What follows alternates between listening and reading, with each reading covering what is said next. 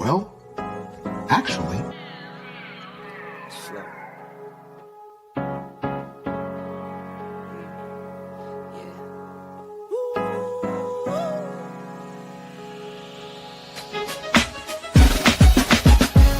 Yeah, I'm watching the rise, and I wouldn't say I'm shocked cause I'm hardly surprised.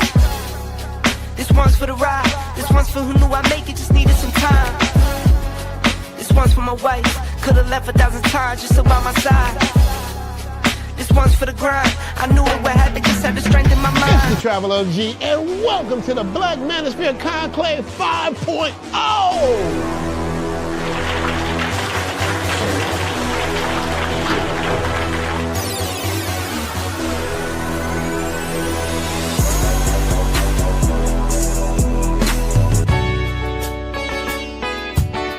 We got started in 2021 in Atlanta, united in the pursuit of excellence in all things. It's been one hell of a ride. Can I tell you what's on my mind? Cause I've been thinking about it for quite some time. Hey, can you give me a moment to declare my love? Can I tell you what's on my mind?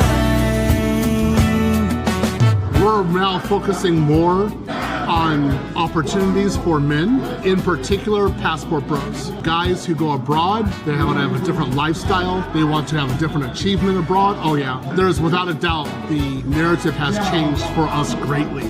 I just finished speaking and having a chance to tell individuals about how to live the American dream outside of America. And I was here to help so many men when it comes to understanding what they need to do in order to relocate. With the political climate, things that are happening worldwide, guess what? Nobody's coming to save us.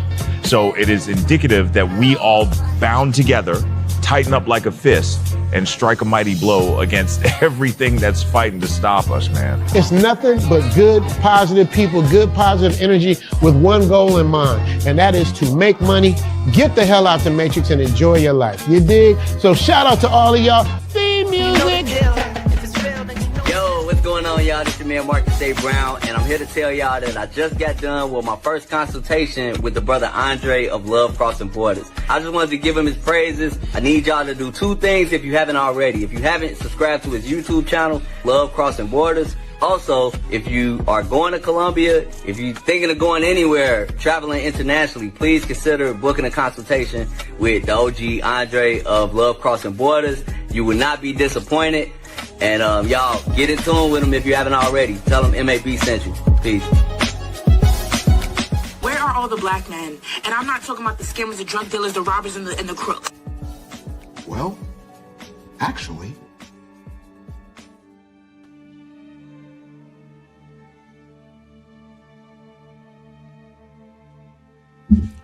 What's the difference between the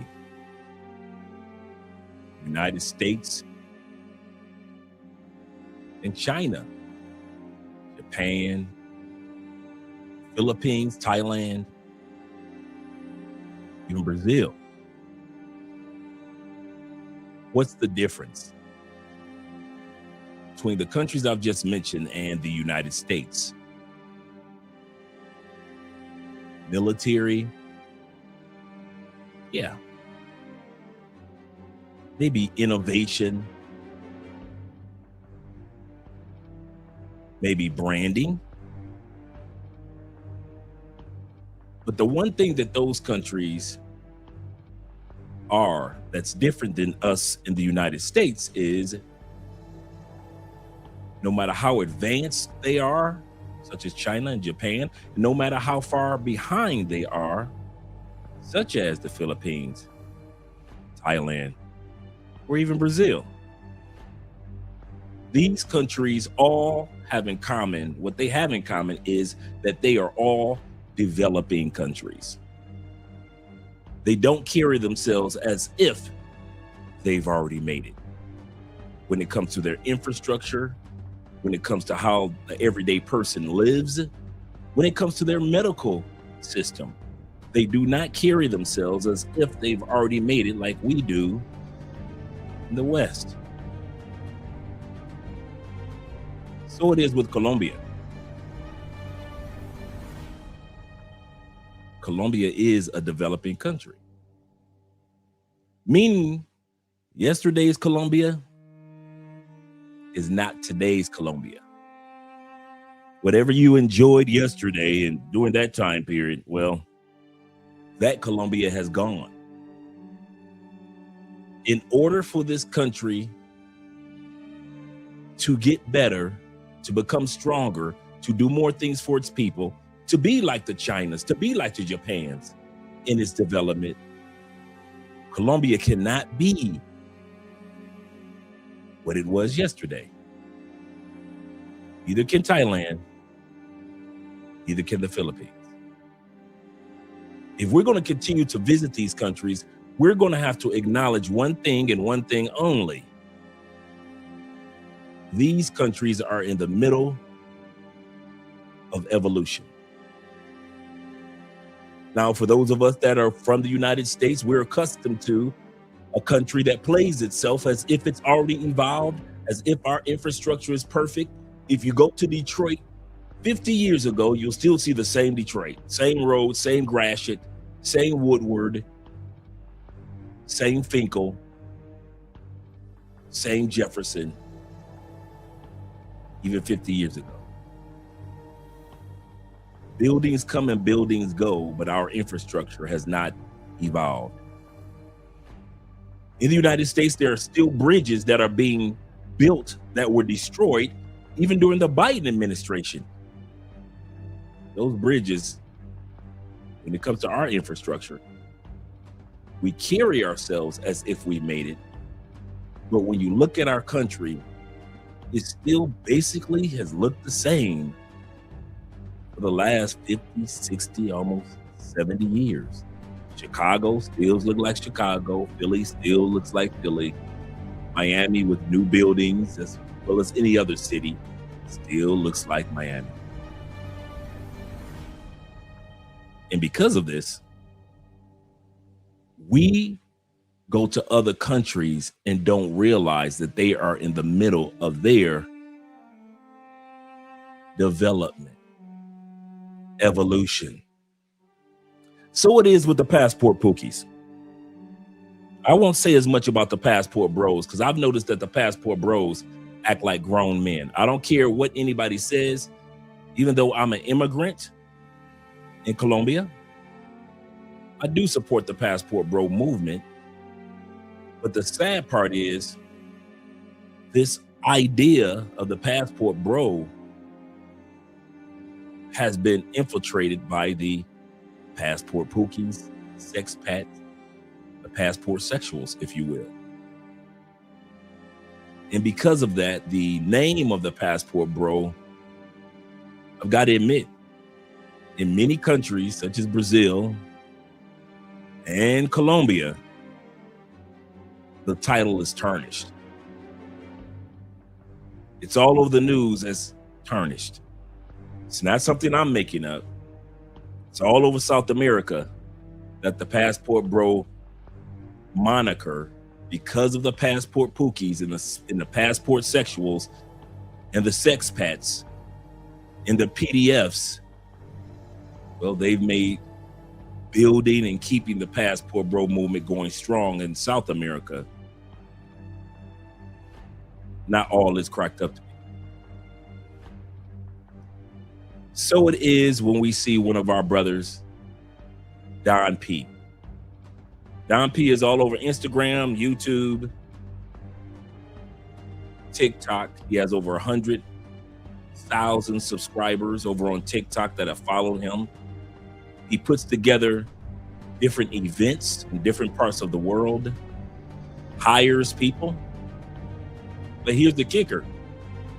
A lot of us don't realize that some of the actions that we do, well, they are illegal in other countries.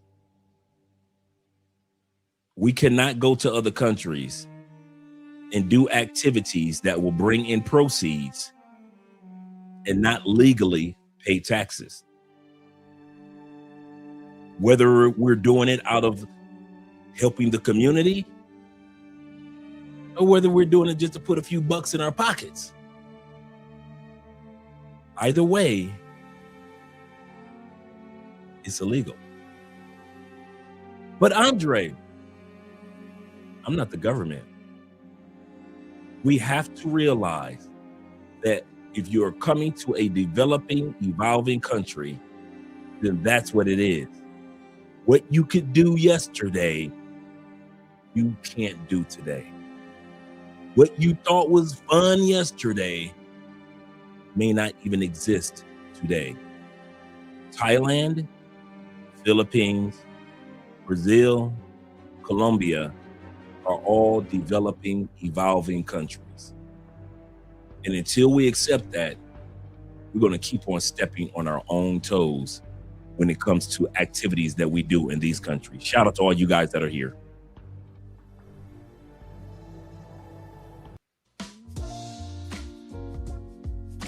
Shout out to all you guys that are here.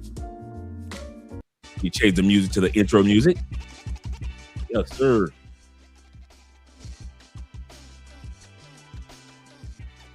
I know that there's shout out to all 46 in the building. I might not give a chance to get a shout out to everybody because I do want to get directly to this topic.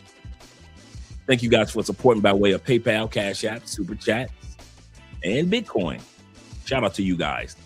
Love that we are here on a wonderful Monday night, starting this up and coming week. Will be Petronio Alvarez week. We're going to be talking about Petronio this week because next week is Petronio Alvarez celebration here in Colombia, in Cali, with over 600,000 people that will be here. A lot of those people will first be in Medellin, Colombia this week for the Flower Festival. If you have not been, do not let the name fool you. If you have not been to Medellin during the Flower Festival, you are doing yourself a disservice. You should be there every year. If it were me, if I had only one time of the year to come to Colombia other than December, it would be during the month of August. I would spend my first week of celebration with the Flower Festival in Medellin, Colombia, and then I would just take a flight directly to Cali and enjoy the Afro-Colombian Festival, Petronio Alvarez. 2 weeks of non-stop high-energy music, concerts, parades, celebrations, food, the ladies. Everything is going to be taking place first in Medellin starting this week, and it's been like that for years.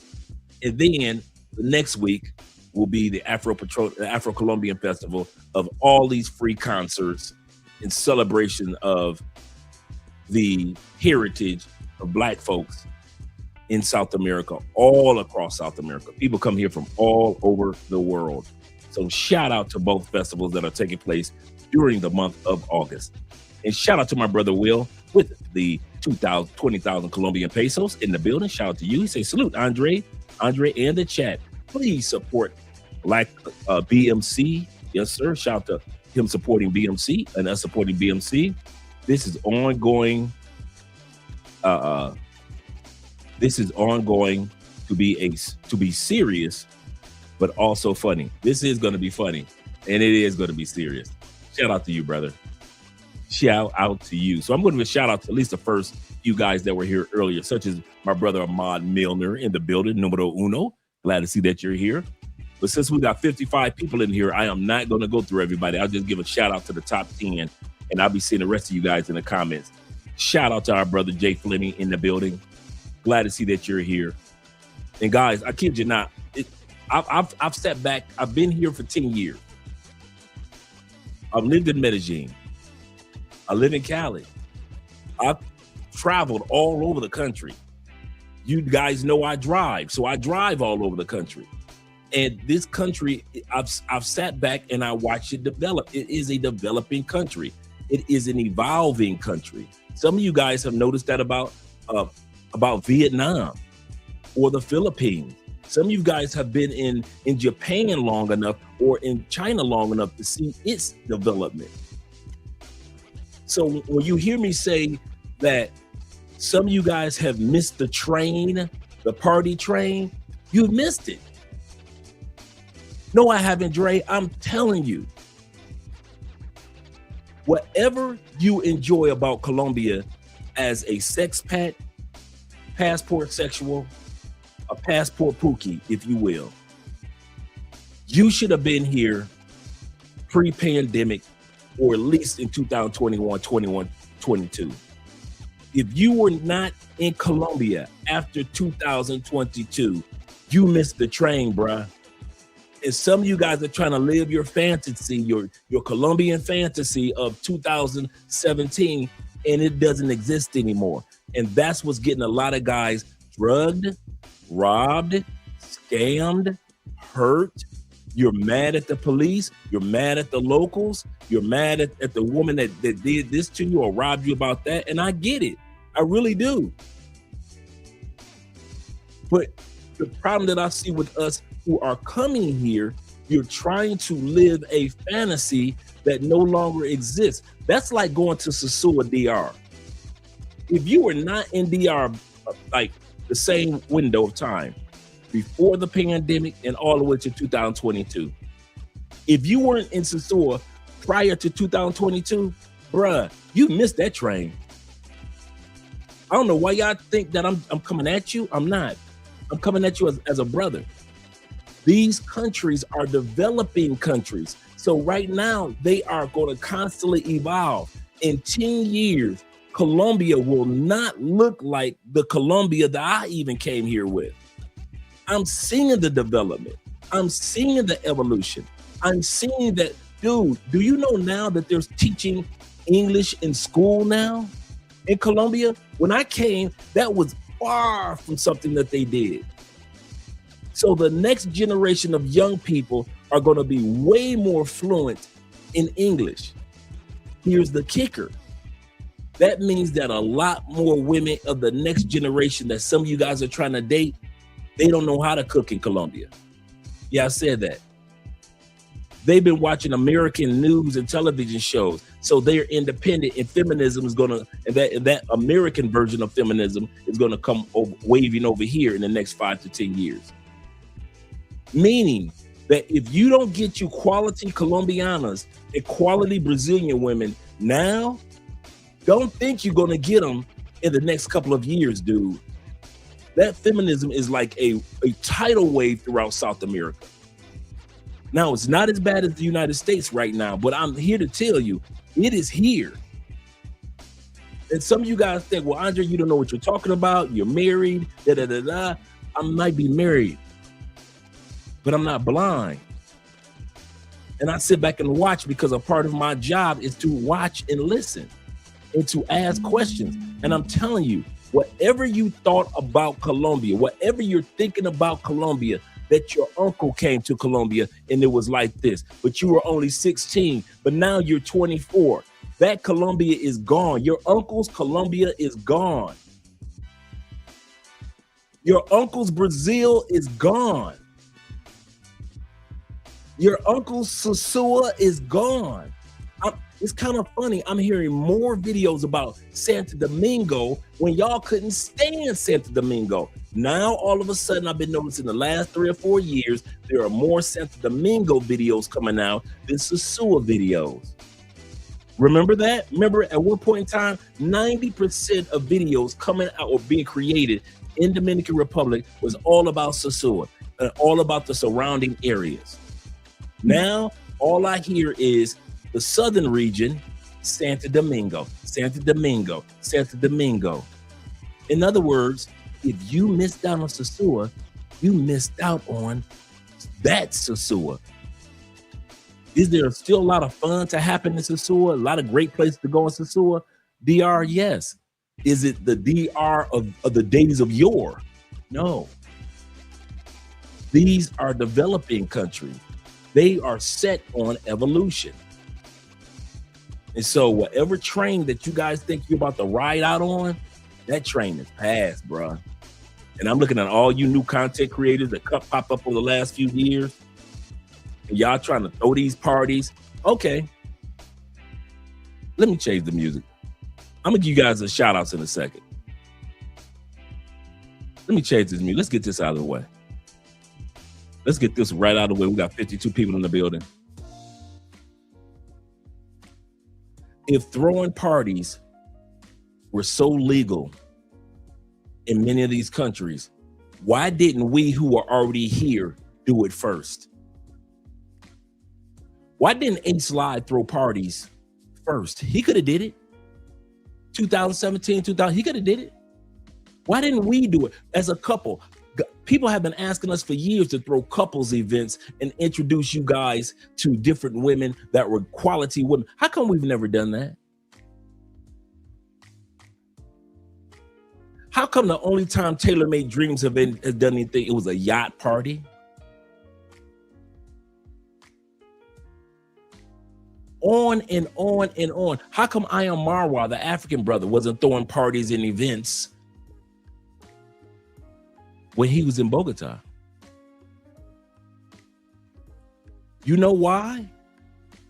Because those guys knew they weren't residents and they weren't citizens, therefore they weren't taxpayers. In other words, any activity that they did could have been deemed as illegal. And that's why the first wave of us, of social media content creators, you never heard any of us throwing parties or hosting parties or co-hosting parties, did you? Name a party that Ace Live co-hosted. Name a salsa club I've ever co-hosted. Okay, what about I Am Marwa? What about Jabril, Passport Heavy? He was here in 2017, 18, 19. How many parties did Taylor Made Dreams co-host when he was in DR? How many parties did he co-host? Oh, none? You didn't hear us, none of us? So if the original guys realized that it was not legal or we were not in the position to do this, what makes you think that you guys who came after us, you can do it? And this goes for you ladies that's doing tours in Cartagena. You're not taxpayers. You're not a resident. So you don't have your residence visa. And you're not a citizen.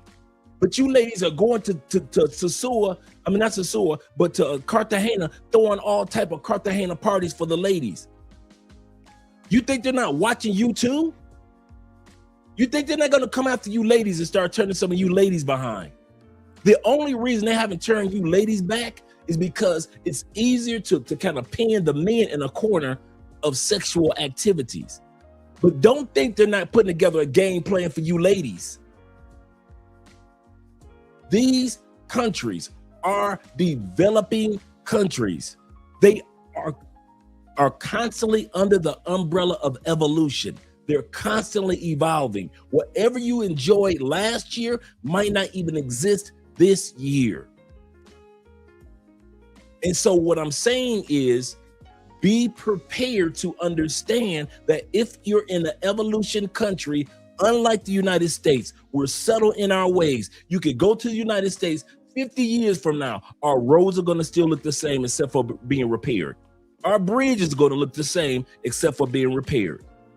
Most of our buildings are going to look the same except for being repaired or even replaced with a little modernness, but America is going to still look the same in 50 years. It's going to look like China. It is not going to look like Japan.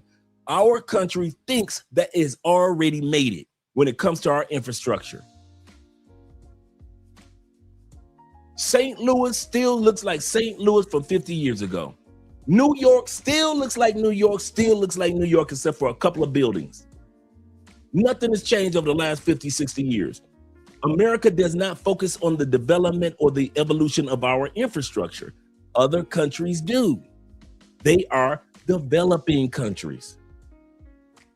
They don't want their country to look the exact way that it did before. So it is with Colombia. I'm not trying to throw shade on dudes. I'm trying to give y'all a heads up. I've been saying this for almost 10 years. And you guys, I've been saying this for almost 7 years. And you guys still think I say stuff because I'm a hater. I live here and I see it every day. I read the newspaper. I'm invest in the Colombian stock market. I'm telling you, this country is not going to be, Medellin is not going to look the same in the next 10 years. You better believe that one. Cali, dude, I'm watching this country, I'm watching this city literally change. If y'all think Cartagena is not going to bring more improvements, y'all got Cartagena effed up. Same thing with Brazil. Same thing with DR. Enjoy Thailand while you got it, because Thailand is going to evolve also.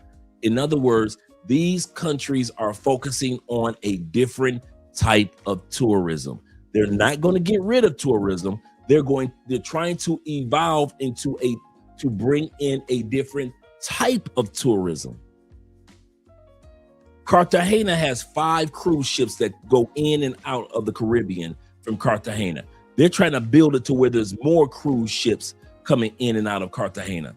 A lot of you guys don't notice that because you've never taken a cruise outside of Cartagena. So you didn't know they had cruise ships here. They're going to develop. You know how many multi-millionaires live in Barranquilla? They're about to take Barranquilla to a whole nother level.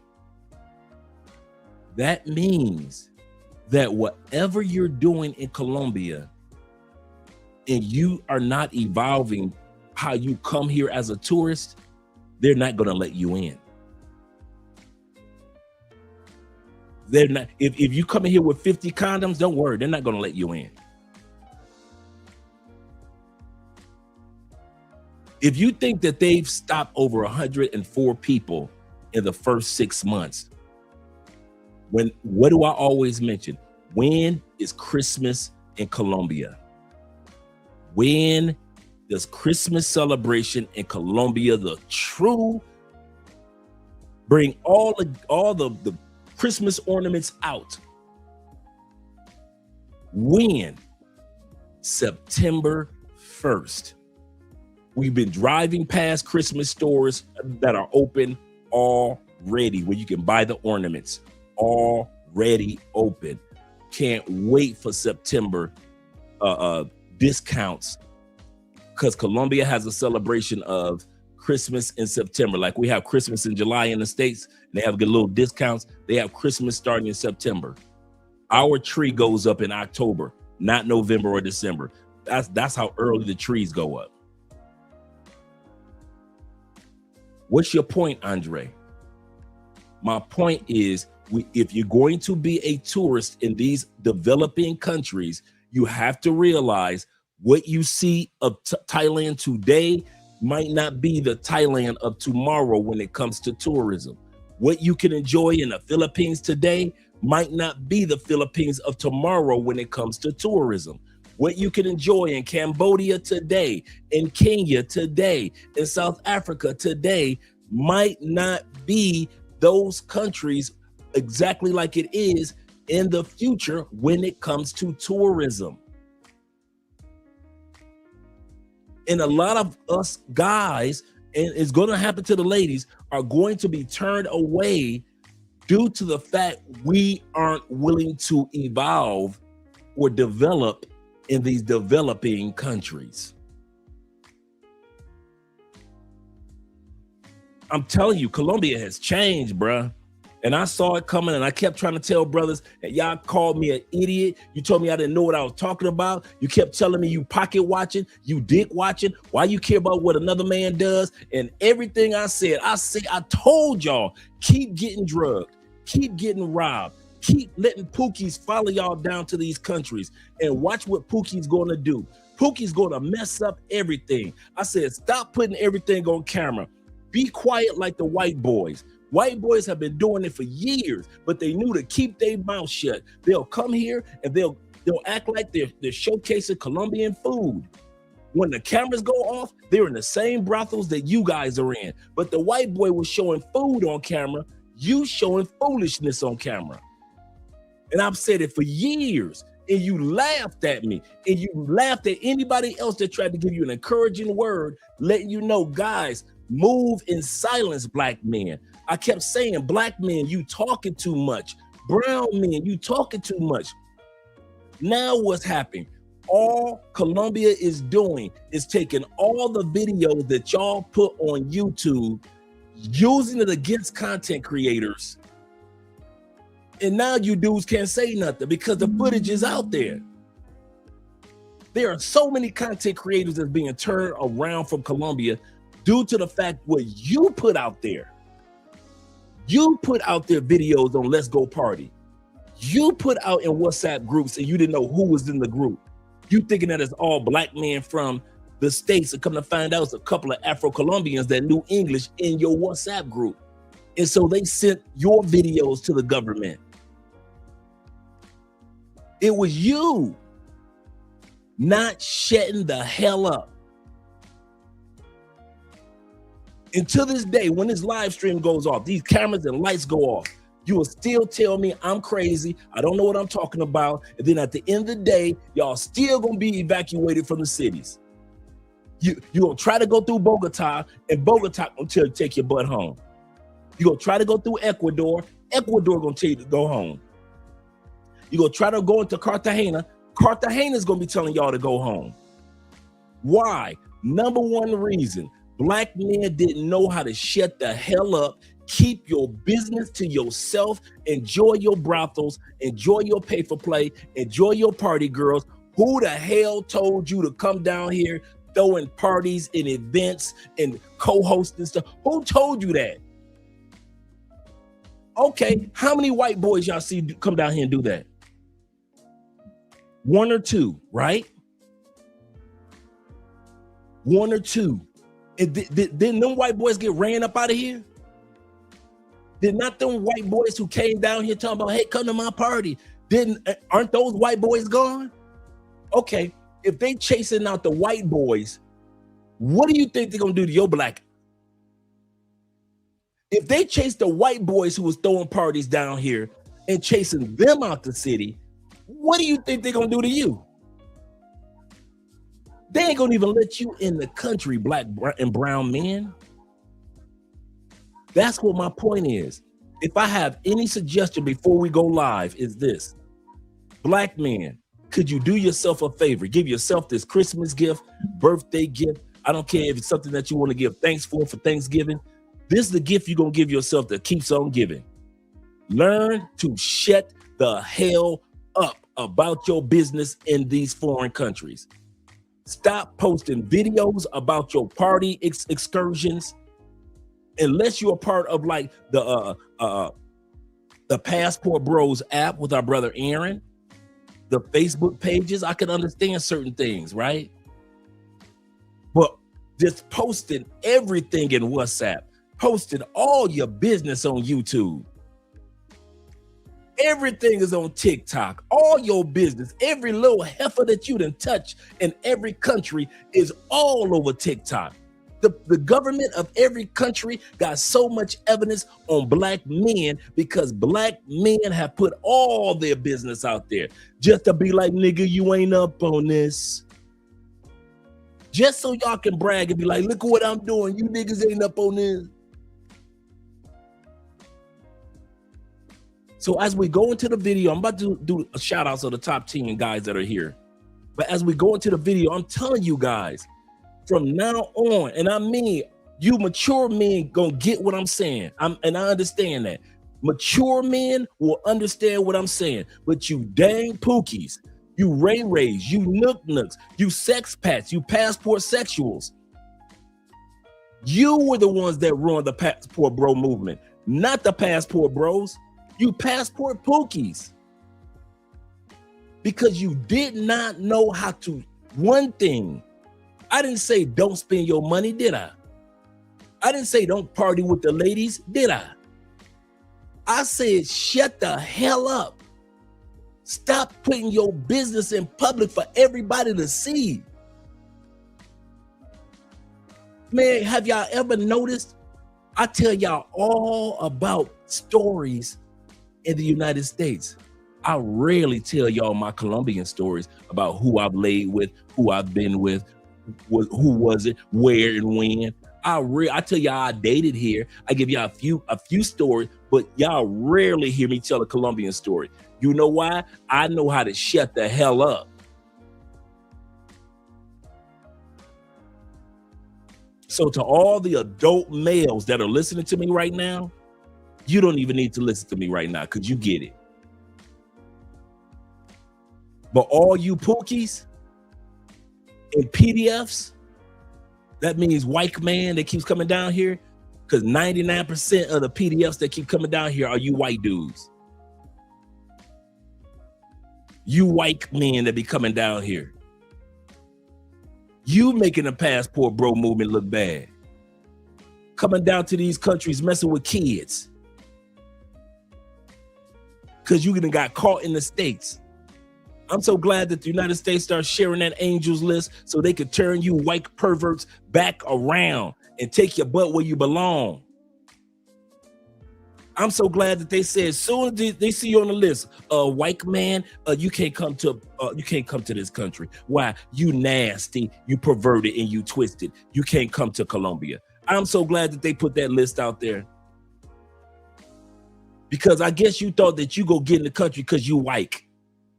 You thought because you was a white man or a white woman, they was gonna automatically let you in, but they weren't gonna let the brothers in. When the last people over the last couple of days, they just turned around. This man looked like he was an 80-year-old white man.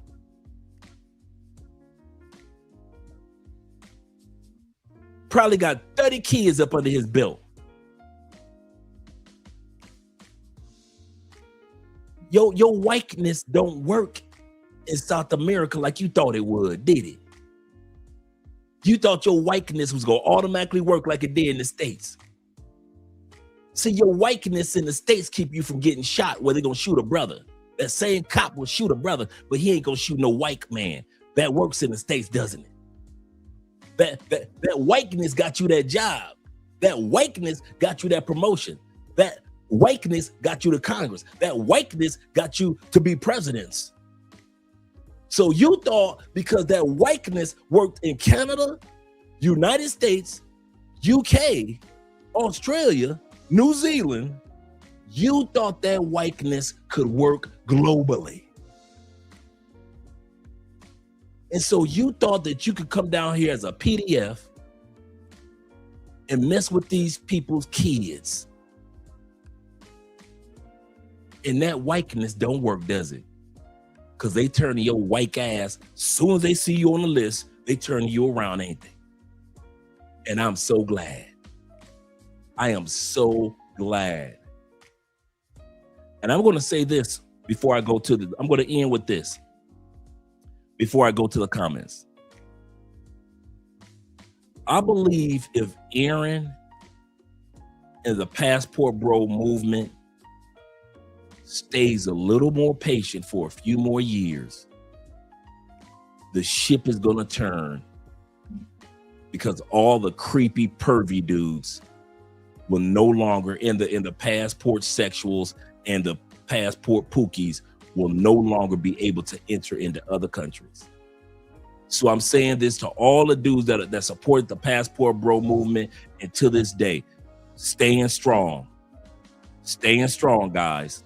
You're going through a storm right now, but it's just a cleansing, and it's got to be done. I'm gonna say this again: Passport Bro movement.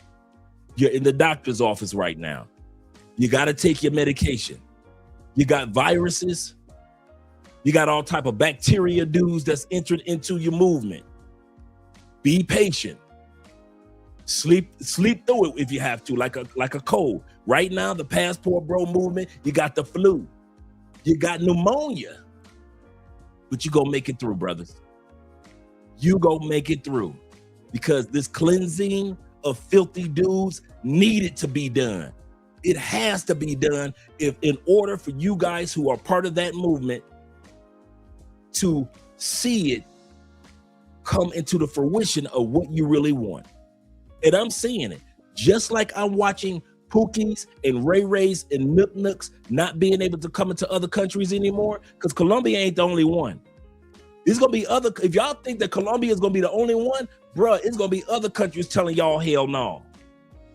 So don't think you're gonna take them 50 condoms and go into Thailand. The day will come when Thailand start telling y'all can't come here. There's gonna be a day when the Philippines start telling y'all can't come here. So if y'all think this is a one country, a one-off, oh hell no. Y'all should know by now. Countries imitate countries. Countries imitate countries just like states imitate states. One law passed in one state, and the next thing you know, in the next 5 years, it's all over all 50 states. It's the same thing with countries. So passport bros, staying strong, brothers. Let this cleansing take place. Let this cleansing take place. It might take a couple of years. Passport bro is young. You're young. You're like a young infant child that's got his first cold. You're like an infant baby that's called its first cold. It's not going to be comfortable. You got to take your medication. You're going to cry. You're going to be upset. It's going to feel like your body is just going through things that you never experienced because this is your first cold as an infant. Don't be upset about it. Let this cleansing take place so you never have to worry about it again. So in the future, when somebody says passport bro, they will not be thinking about it in a negative connotation. Let the Floyds get arrested. Let the other dudes get ejected. If you want the passport bro movement to be what it actually was supposed to be about. And here's the beauty of it. I'm starting to see the flowers come from the concrete already because I'm starting to see more past dudes that started as passport bros now married. I'm starting to see more passport bros with kids. I'm starting to see more passport bros that own businesses. I'm starting to see more passport bros that found a home country. Instead of going from country to country to country, they've got a home country, and now the other countries they visit. So I'm watching y'all passport bro. I see what y'all doing on the positive side. Nobody else want to acknowledge that they see all that y'all doing. All these women getting wedding rings. All these guys, you're having your first kid outside the United States. All you guys that got a solidified lady on your side, may not be a wife, but she's solidified on your side. Some of you, all you guys that have started a business, all you guys that have got your certifications and got your and started getting your tech jobs, all you guys that are doing contract work in other countries, I see you, brothers. I see you, sisters. So let the cleansing take place. Let the cleansing take place. Shout out to you guys.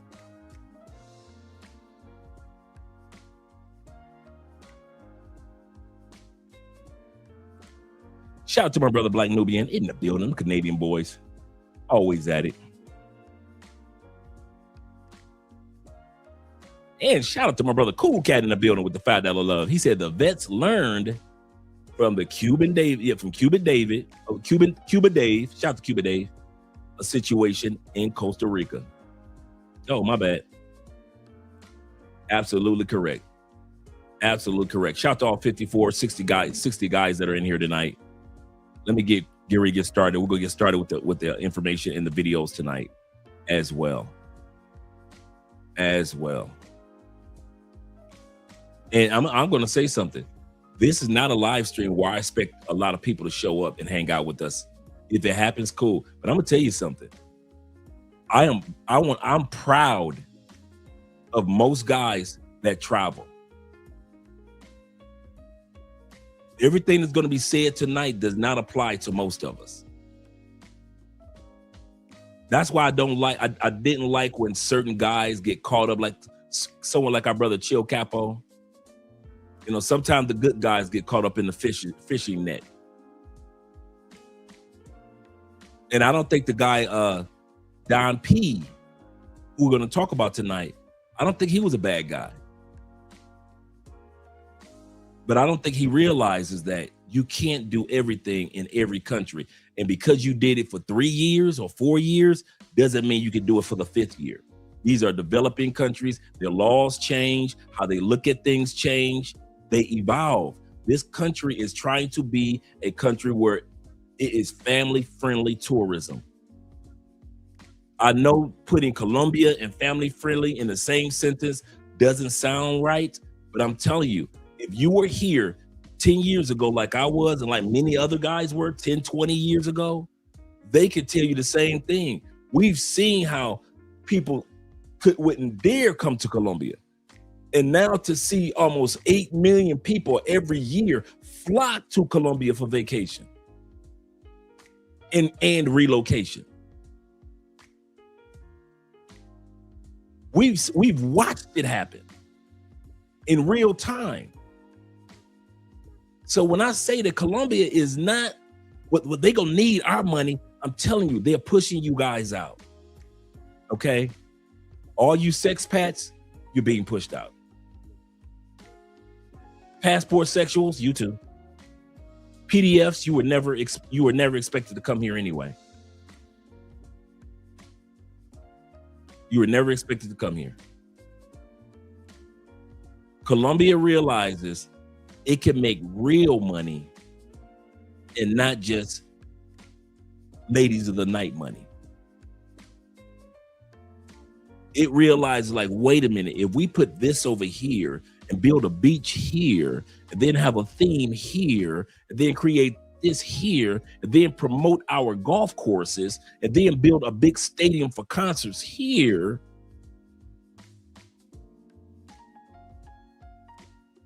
if you notice, everything that they're building in Colombia has nothing to do with the nightlife. You notice that?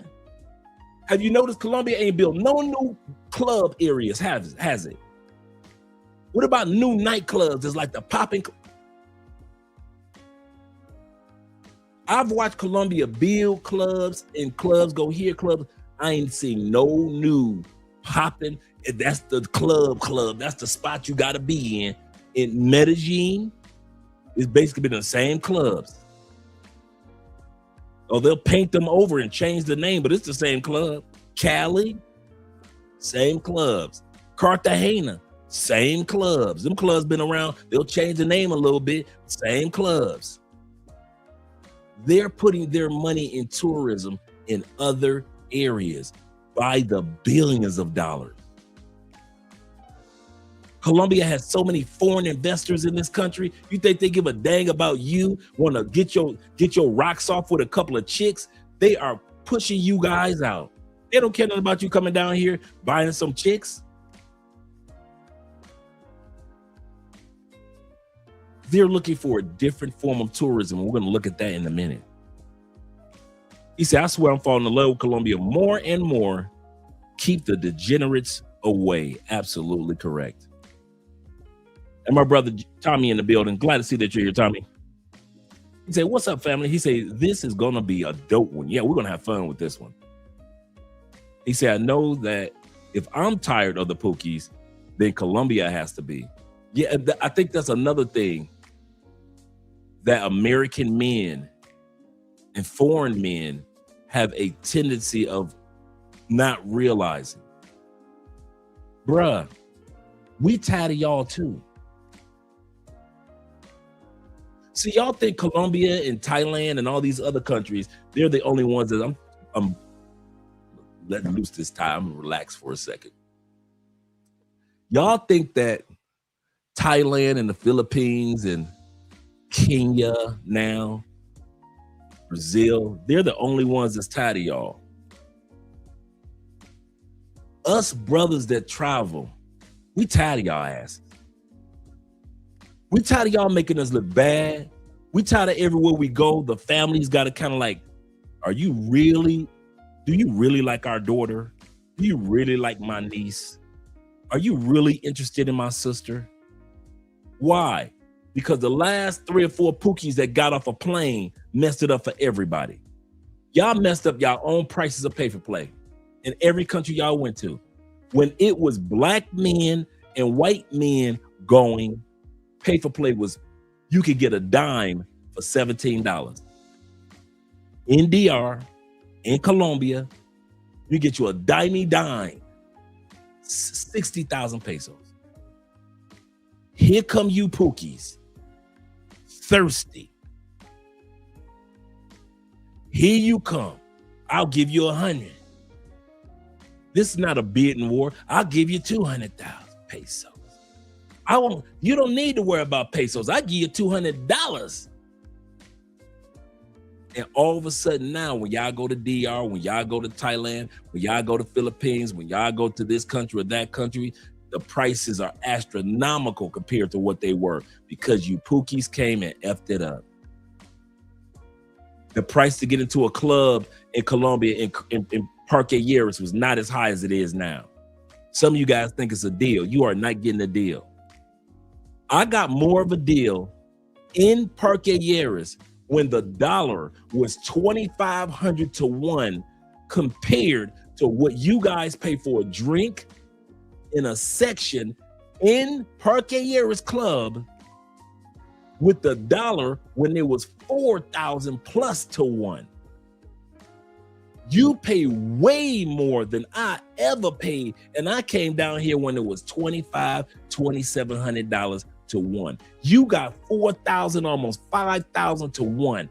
And you are in there popping bottles and you're paying for that drink 400,000 pesos for a bottle, 500,000 pesos for a bottle.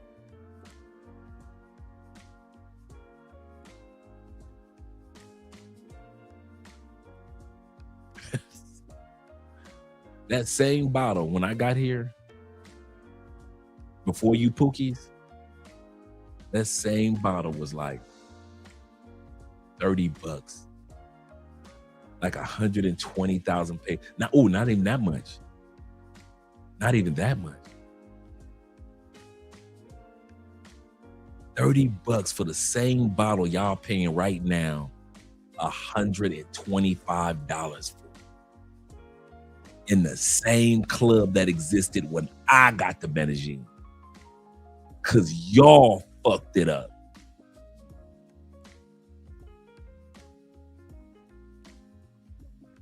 I swear, if I had a time machine, I would go back and I would put a cloak over Colombia when it comes to tourism and Pookies and sexpats and PDFs. I would put a cloak over Colombia. You would think it was Rwanda. You know how in the Black Panther movies, you can't see Rwanda where it is. All you see is jungle. And then all of a sudden your plane just fly through this barrier. And all of a sudden you see this giant cities and everything come. I would do that with Colombia when it comes to you creepy, foolish tourists. I would put a cloak over Colombia if I could go back to 2011. When none of you dudes see this country. Except for us men that act like we got some dang sense in our head. Y'all messed up everything, bruh. Shout out to my brother Rico in the building. And my brother Florida Gator. Them Florida boys, them Tampa boys in the building. Yes, sir. Let's get it, Tampa. 813. And shout out to them, the Detroit boys, my brother Nate. You know how them Detroit boys get in public. You know how we get in public. And shout out to David Dice of the Dice family in the building. Glad to see that you're here. Salute to you as well. As my brother Mom Spaghetti is back in the building. Yes, sir. Glad to see that you're here. And shout out to Omarel. Omarel, hope I pronounced that correctly. Peace to you as well. Glad to see that you're here. I'm glad you like the intro. I'm glad you like the intro. Welcome to the family. Welcome to the family. And shout out, the last person I'm going to give a shout out to is T-Mac. Shout out to T-Mac, who always introduces me to some of the subject matters, as well as you other brothers, such as Kenny Peoples, that introduce me to subjects in which we share on our channel. Let's get ready to get started. Let's get started right out the gate. Let's talk about tourism in Colombia. Where is tourism going in Colombia? So let's take a look. Leisure tourism in Colombia for vacation people that go to the beaches, the bars, the food, the coffee region, the culture. Those people that are coming here for festivals make up 35 to 40% of the tourism here. Of those people, they are not majority pay-for-play dudes. They are not majority pay for play dudes. So all you dudes that come down here for the party and pay for play, you think, well, Colombia is going to collapse if they stop doing pay for play. No, they won't. No, it won't. I'm gonna say that again. You only make up a percentage of the 40%. You pay for play dudes that come down here, you think that Colombia is about to collapse because y'all not coming to the brothels? Who was already coming to the brothels, keeping it going? Long before you got here, black man, the white boys, the locals. So if you think that pay for play that was here in Colombia long before y'all came along, brothers, is going to end because you brothers ain't here and you PDFs ain't here, it ain't gonna end. You know what's gonna happen to it? It's gonna go back to being quiet. Yeah. Only people that know how to shut up are going to be going to the brothels. All the people that know how to shut up, they'll be the ones that's doing pay for play. Yeah, it'll go back to what it was. It's going to go back to people not sharing all their business. So you only make up a percentage of a percentage. So if you think that this country is going to collapse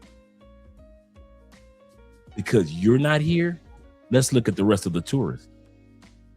The other people that tour Colombia are remote workers and digital nomad, makes up 15 to 20%, meaning for lower cost of living, the favorable weather climate, reliable internet in major cities, and the ability to work remote. There is a huge pool and is growing of remote workers. And the more people get off into AI and doing online work, such as what Theo's teaching us, there are going to be more individuals that'll be living in other countries, and this percentage will grow. Most of you pay for play dudes are not coming down here as remote workers and digital nomads. You're not coming down. You're coming down here as weekend warriors.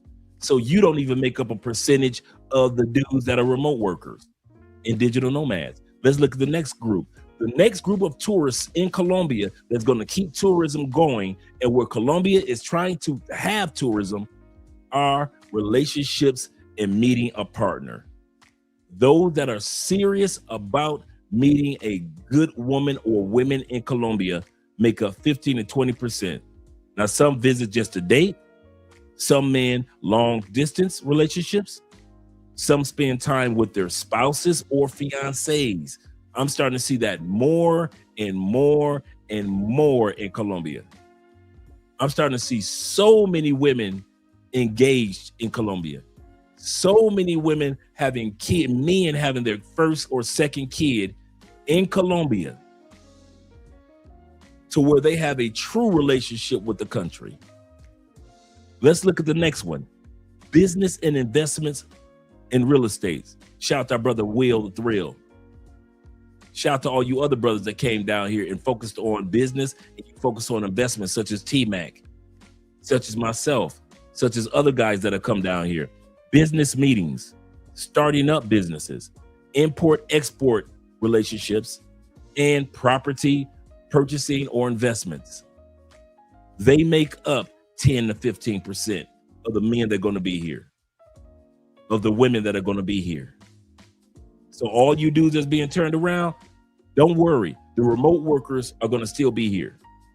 The ones that are looking for meaningful relationships are going to still be here. The ones that are doing business with Colombia will still be here. The ones that are leisure vacation tourists that have nothing to do with sex, they'll still be here. And the last group that'll still be here, that make up 10 to 15% of the visitors of this country, visiting friends and family. A lot of guys come down because, hey, they got a cool dude like Dre down there. A lot of guys come down because they got uncles down here. They've got cousins that live down here now. A lot of us that live down here, we've got, how many of you guys had a sister come down because you lived here? How many of y'all had your boys from back home come down because you live here? So a lot of those tourists that come to Colombia, they will come down because somebody's got a wife down there or a family member down there, those tourists will not end. So if you ever wonder, well, if we leave, us brothel boys leave, us pay for play boys leave, Colombia visitation or tourism is going to collapse. I just showed you statistically, it is nowhere near collapsing. If all you guys that do party, pay for play, if you think that you're going to even collapse pay for play has been around since the dawn of time. Name the country that collapsed when pay for play ended or stopped. There's not a country, because pay for play doesn't stop. It's the oldest profession on the planet. You have no control over it. So yes, you can go to another. We ain't coming to Colombia no more. We're going to another. Go. I'll say this again. I've been saying this for years. I've been telling y'all, don't come to Colombia. You ain't built for it. I've been saying this one for years. I don't know why y'all try to look at me like I'm crazy. I've been telling y'all for years, do not come to Colombia, Brazil. Do not come to Peru. Once Venezuela gets on its feet, don't go to Venezuela. You ain't built for these countries. Some of you guys are great for Thailand. You're built for it. Some of you guys are great for Portugal. You are built for it. You are built for Nigeria. You are not built for Kenya. You are built for South Africa. You are not built for Ethiopia. You are not built for Cape Verde. You, just because you got a passport and your passport allows you into a country, a lot of us are not built for that country. And we hate to hear it. And then when you go to that country, such as Colombia, and everything turns out to be topsy-turvy, you want to look at me like, F you. I told you 3 years ago, don't come here. Taylor Made Dreams told y'all 5 years ago, stop bringing your asses to DR. You ain't built for it. You ain't built for that type of motion. Yes, I is. I got money and I got a passport. You can't tell me you pocket watching. Okay, go on, come. Leave in a coffin. So many of y'all leave these countries in a coffin. Why? Because you ain't built for it. You don't know how to be around beautiful women. I'm gonna say this again. Many of us in the States were so accustomed to being around obese women. I get it. 70% of black, white, or whatever women in the United States are considered fat or obese. So when you come to a continent or a country such as the Philippines, an island, if you will, or a group of islands with such beautiful Asian women, you ain't used to being around that. I don't care if you're from California, and you know California and Oregon and Washington and Nevada, they have the hugest Asian population. You ain't used to being around some of them fine women like you are in Cambodia / Thailand / Korea / Vietnam. You ain't used to it.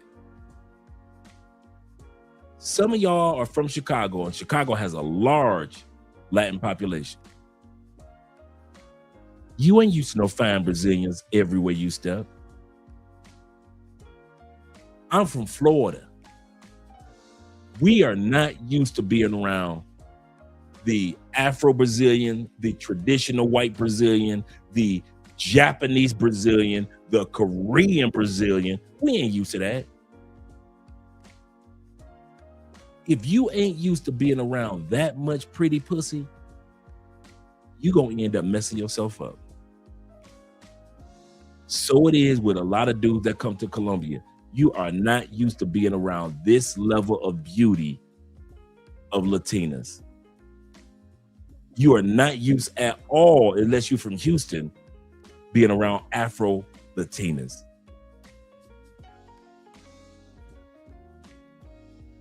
So I'm telling you guys now, don't come here. I know all the other content creators gonna tell you, come to my country, come to Thailand, come to the Philippines, come to. I'm not. I'm gonna tell you the truth. If you're not built for these countries, don't come here. You're gonna end up wasting your time, wasting your money, and you might end up wasting your life coming here. Will says this. He said, "Yep, that part. They are not used to being around beautiful women. They're not." And I get it, guys. If you're from the United States, you cannot lie. Come on, Americans. Let's be brothers. Barbershop talk real quick. Let's not lie. Going to the average American airport, I don't care if you're looking at black women, white women, most people in there fat. You know why the American dime is so egotistical? You know why? Because she know most American women aren't built like her. Most American women are not going to go to the gym. Most American women are not going to drink water. Speaking of drink, let me drink my cerveza.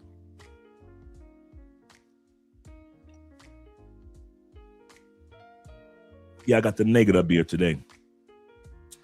Oh, that's good. Most women are not going to get fit because most of us men in the States aren't fit. Right? Let's be real. So when you go to Colombia, let's be real. You get off that plane. As soon as you get off that plane, the woman that's in the donut shop look better than your last 10 girlfriends. And this woman works in the donut shop in the airport in Medellin. As you're walking through the Medellin airport, you're looking at the security guards. You like, God, that's the security guards? Security guards look like better than all the last 5 Miss Universe contestants that we sent from America. The woman that works as a security guard in Medellin looks better than our last 5 Miss Americas. She's working security. You ain't used to that. You ain't used to going to KFC in Colombia and a woman that will melt your heart is behind the counter with a big, beautiful white teeth smile, smelling good. That uniform is holding on to her body and she is humble as can be. You ain't used to being around no humble beauty. Don't nobody that fine in America act humble. Every blue moon, you meet a fine chick in the United States and she got a humble spirit. But that's the norm in South America. Approachable? You are not used to being in a country like Thailand where you can approach women with that level of beauty. You are not used to the Philippines where you can actually approach and a woman will smile and she will be humble and she will help you and she will encourage you like them gorgeous women on the Philippine island. You are not used to that. Stop acting like you coming from America, coming from Canada, coming from UK, coming from Australia, and you was already used to that. You Negroes and you white boys are not used to that. That's why I say don't come here. Unless you already got grown man behavior before you leave. I'm serious, guys. I always say this. If you want to know a man, what type of person you dealing with, give him some liquor, give him some money, and give him a passport. Liquor will tell you what type of man you dealing with. Money will tell you what type of person you dealing with. And a passport will tell you who the hell you are dealing with. If you are a thirsty motherfucker in the States, that's going to amplify when you leave the States. If you're a cool, calm dude in the States and you don't let women and coochie control you in the States, it ain't no coochie on this planet that can control you when you use your passport. You don't come off as thirsty like that. And I've met plenty of you dudes that don't move with thirst. You don't move like you even notice the ladies. No thirstiness involved. You've dated plenty of these women when you come down. I know guys that come down here so often, date Colombian women, and you would never know that these guys were dating somebody because In the reals, in the States, they're not thirsty. And when they use their passports, they ain't thirsty. So if you ever want to see who a man is, go and give him a passport. All the truth about who you are gonna come out. All your insecurity. I know dudes that got money and showcase women all over. I'm dating a woman here, dating a woman, and you can see the insecurity. They doing too much with it. Look at what I can do. Look what I got. The thirst is real. The insecurities are real. If you ever want to see an insecure motherfucker, give him a passport. Give him a passport. He will show you all his business. He'll show you every chick he fucking. He'll show you every dollar he spent. He'll show you him partying like a rock star. He'll show you around that he's around the ladies all the time. I'm telling you, if you want to see how insecure a motherfucker is, give his ass a passport and a few dollars in his pocket and watch the insecurities bubble out that dude. I see it all the time. There's plenty of dudes. I see that shit. They always want a pat on the back. They always need you to whistle for them. They always need you to be like, oh man, you killing the game. I see what you're doing, dog. They need that. Because they needed it back in the States. Because they was insecure in the States. And now you gave them a passport and a few dollars? Shh. Them some insecure motherfuckers, I swear. So we already looked at the stats. Let's get started with the video. Let me pull this down. And let me be quiet. Let me try. I already got everybody on super chats. I'll go to the cash apps in a moment, gentlemen. But let's get started with the video. Guys, come join my mansion party, man. You can pay like $1,599, $2,000 for the luxury package and join my party here in Medellin. Or wait a minute. Actually, no. Migration said no. Yesterday, you guys were asking who is the leader or one of the founders of the passport bros that migration did not allow into the country. This is who you guys were asking about right here. Migration made sure to post it today, and I think they're sending a very clear message now, man. They took his whole post here. And yep. I think this white dude name is Steve, and I think Steve tries his best, even though he fumbles a lot when it comes to his content. He fumbles a lot when it comes to his content, but I think in many areas he tries his best to showcase information that'll help people when it comes to travel. He's 100% correct. What Colombia did, all they did was go to this brother's Don P. They went to his Instagram posts. All that you just saw, all him partying and everything, all that's on his Instagram. The prices for the parties in Colombia in which you are not a citizen or resident, meaning you are not paying taxes off the money you make off these parties in Colombia, which makes this illegal. It was already on his Instagram. They didn't have to invent nothing. They didn't have to make up nothing. Like I said, Steve ain't one of my favorite content creators, the white dude. But when he right, he right. All Colombian government had to do was just go to where we talk it too much. TikTok, Instagram, YouTube, X. We put all our business out there for Colombia to use. And put it up on their page. I'm literally sharing a video from what they shared. So migration is making it crystal clear, guys. If you're coming into Medellin to party, to try to monetize your experience, to exploit people, man, you might as well take that ticket and go somewhere else because you are no longer welcome. Okay, gentlemen, we are officially sold out of Passport Bros trip number 4. But don't worry, because I'm announcing Passport Bros trip number 5 today to Medellin, Colombia. And this was in December. Just in case you guys were wondering, this was in December. He said he's done this before several times over. Oh, okay. That still didn't make it legal. It's just that Colombia was like, okay, we haven't caught up with him. But you cannot do this, guy. I'll give you a perfect example. Some of you guys have asked me with the Petronio Alvarez Festival, Andre, how come you don't put together a package for individuals to come down to Colombia? You have a tour, you have a medical tourism set up for them, a regular tourism, showing guys the club. Put together a package for like my man doing 2,000, 1,500. How come you've never done that?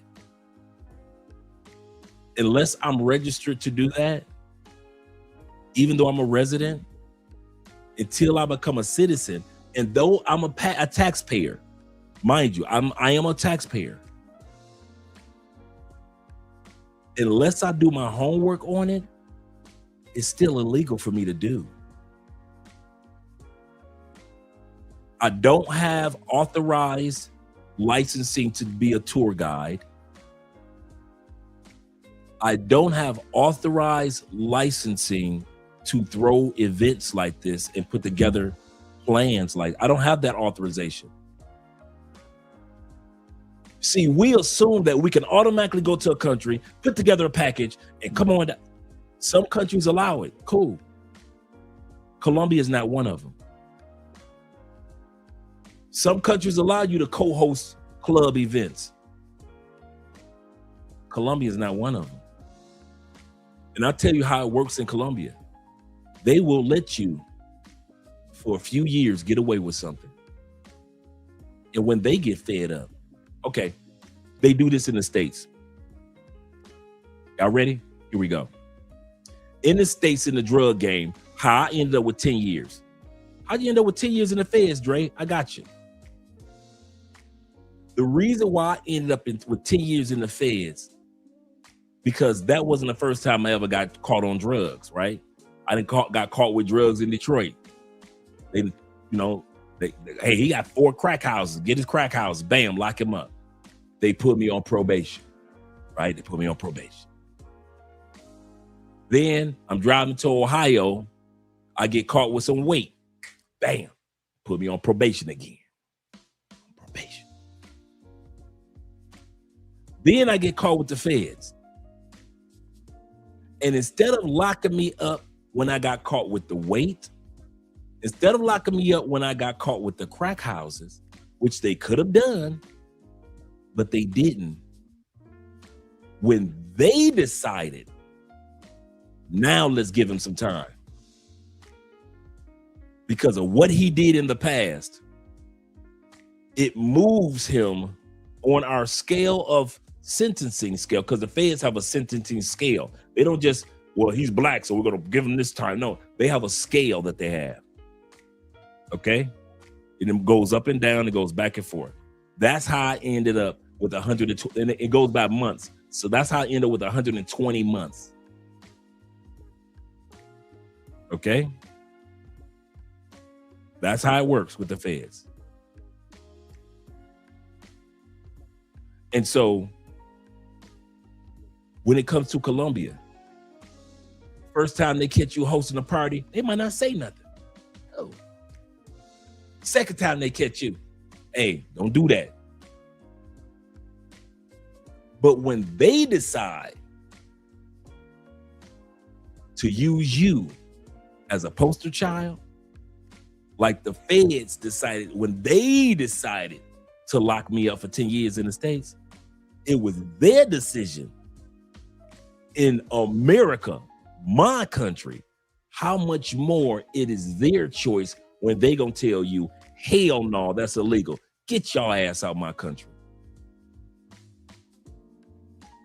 It's illegal, guys. I can't talk for other countries and other guys that are throwing events. But I can tell you about Colombia. Unless you paying taxes, unless you have a registered business, unless you are a citizen, unless you have the proper licensing, you ain't got no damn business coming to another country talking about I'm hosting anything. You are not a resident. You have not been here 5 years like me and T-Mac. You have not been here to get your residency. You don't have your citizenship. You don't have a license. You're not prepared to pay taxes off the money that's made. Colombia wants to know, are you going to give us our share? You're not? Okay, keep your tail out our country. If we can't get money too, by way of taxes, why should we let you make 10,000 off of a party in our country? But you let us do it last year. You let us do it the year before. Yeah. America let me sell crack last year and let me sell crack that year before. But when America was tired of me, when America got fed up with me and selling drugs, what did America do? Locked my black ass up. What is Colombia doing? Kicking y'all black asses out, and you white boys too. It's the same thing. So if you think America doesn't do it, I'm living proof that America does it. Stop coming to these countries assuming that you can do stuff just because they let you get away with it once, twice, a couple years. At the end of the day, it's gonna catch up with you dudes. Shout out to Top Gun in the building. Yes, sir. Glad to see you. Let me put the right on there. Put some respect on that man. Hey, sexy boo. How was church? All right. He say, Dre, you may have answered this before, but what Fed was your Fed case RICO? Yeah, it was. Mine was a conspiracy case. I had co-conspirators, 2-year investigation. It was guns involved. I've talked about it before. It was guns involved. Fortunately, we didn't get sentenced for the guns because they couldn't prove the guns. But the drugs were eyewitnesses, snitches, if you will. So that's how we ended. And I end up with the most time. Why? Why did I end up with the most time? Back to what I was saying. My co-conspirators had never been arrested before. I had. So it was called the federal, and any of you guys can look it up. It's called the Federal Sentencing Guideline. Federal Sentencing Guideline. It's a book that you can order. And in the Federal Sentencing Guideline, the judge has the book. Even if the judge wants to give you, you know what, you had too much to do with it, I'll give you 3 years. Even if the judge wanted to do that, the Federal Sentencing Guideline book says if you have a criminal background, okay, you go down to level 3.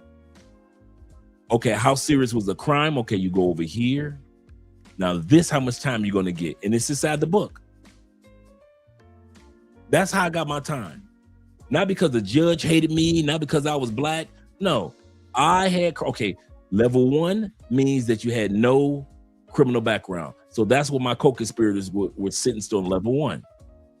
Level 2 mean you committed a crime before. So, okay, mine was like level 4. I had did so many crimes. They're like, oh, mother, you all down here, bro. We sentence you on this list right here, on these numbers down here. Even though it was conspiracy. But at the end of the day, that's how Colombia is doing it. They may let you get away with something once, twice, 3 times. But they have the right as a country to tell you it's over. Just like the United States did me, they have the right to tell me, Andre, it's over. And this was in 1989. 1989. Man, that's a long time ago. Woo, 1989 I got locked up. Ooh, you in the Bobby Brown era? The beginning of the New Jack Swing? I'm talking about DJ Quick first album just came out. Boys to Men wasn't even out yet. I got locked up with Boys to Men? Motown. I'm in MCC Chicago federal prison. I'm listening to Motown Philly. Motown Philly back again. It's 1990. He say, facts, Dre. He say, a 13-10 for, yep, for $50. Yeah, $13 for a 10. Back in the day. Now it's 2 fit, bruh. Dudes have messed up the price of everything, man. Everything. Oh, it's Rob, not Steve. Thanks, T-Mac. That's Rob. His name is Rob. Okay, cool. I don't know why I always thought his name was Steve. Yeah, and Don P is not one of the leaders of the passport, bro. I don't know why they keep trying to sell that narrative. These dudes don't get the passport bros have a leader. Don't have a leader. It's a mindset. Absolutely correct. What I get from Rob is this. Rob, one of them white boys that think if I show Colombia I'm on their side, they'll never come after me. Now, mind you, Rob is married in Colombia. Stable. I'm not sure if he has any kids or anything. But like I say, I weigh his content with a grain of salt. I have nothing against with a lot of what he has to say because he shares a lot of positive information. But sometimes you're like, Rob, you're doing too much. Sit your butt down. You're doing too much. Every once in a while, I'll see him and I'll be like, you're doing too much. You think you're a white dude in the States. Sit your butt down. Sometimes my white brothers, listen to me for a second. Sometimes y'all go to other countries and do not know how to sit down. Whiteness does not work globally the way that it worked back home. Yeah, whiteness will work like in the sense of, yes, there are more women that want to date a white man than a black man type of thing. It works on that scale. But as far as like you interrupting and being nosy and everybody business, being a white Karen in another country don't work. Some of you white boys need to sit your ass down. Rob, you one of them. You give some really good content, but every once in a while, man, you go overboard. And most of it is because when you was in the States, that whiteness allowed you to talk the way that you want to talk. You can't do that out here. And you think that the Colombians gonna have my back because I'm going against the passport, bruh. You don't even know what a damn passport bro is. Because if you knew it, that was a mindset and an ideology, you would have shut up. None of us talk about passport bro leaders that know about the passport bro. But you just making up stuff so the Latin man could love you more. Sit your white ass down somewhere. Like I said, a lot of your content is really good, but most of it, when you go overboard, that ain't nothing but your whiteness showing. That ain't nothing but you being another white boy trying to show your whiteness in another country. And I'm gonna tell you this, it don't work, Rob. Rob, it don't work. So keep giving the positive content that saves lives. But all of that attacking the passport bros and look at this dude, look at that, shut your ass up. Thanks, Kings.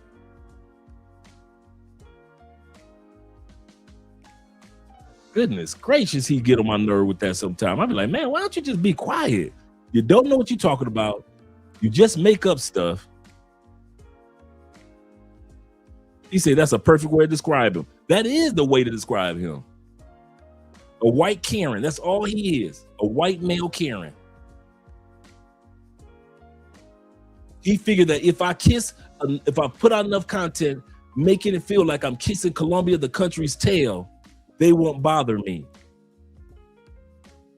Because I can be a Karen. That's all you are. Like you the only one in this country that's married. You got people like me that's been here, that been knowing about Medellin long before you even knew how to spell Medellin. You didn't know Medellin was even you never even considered this country when we were already here.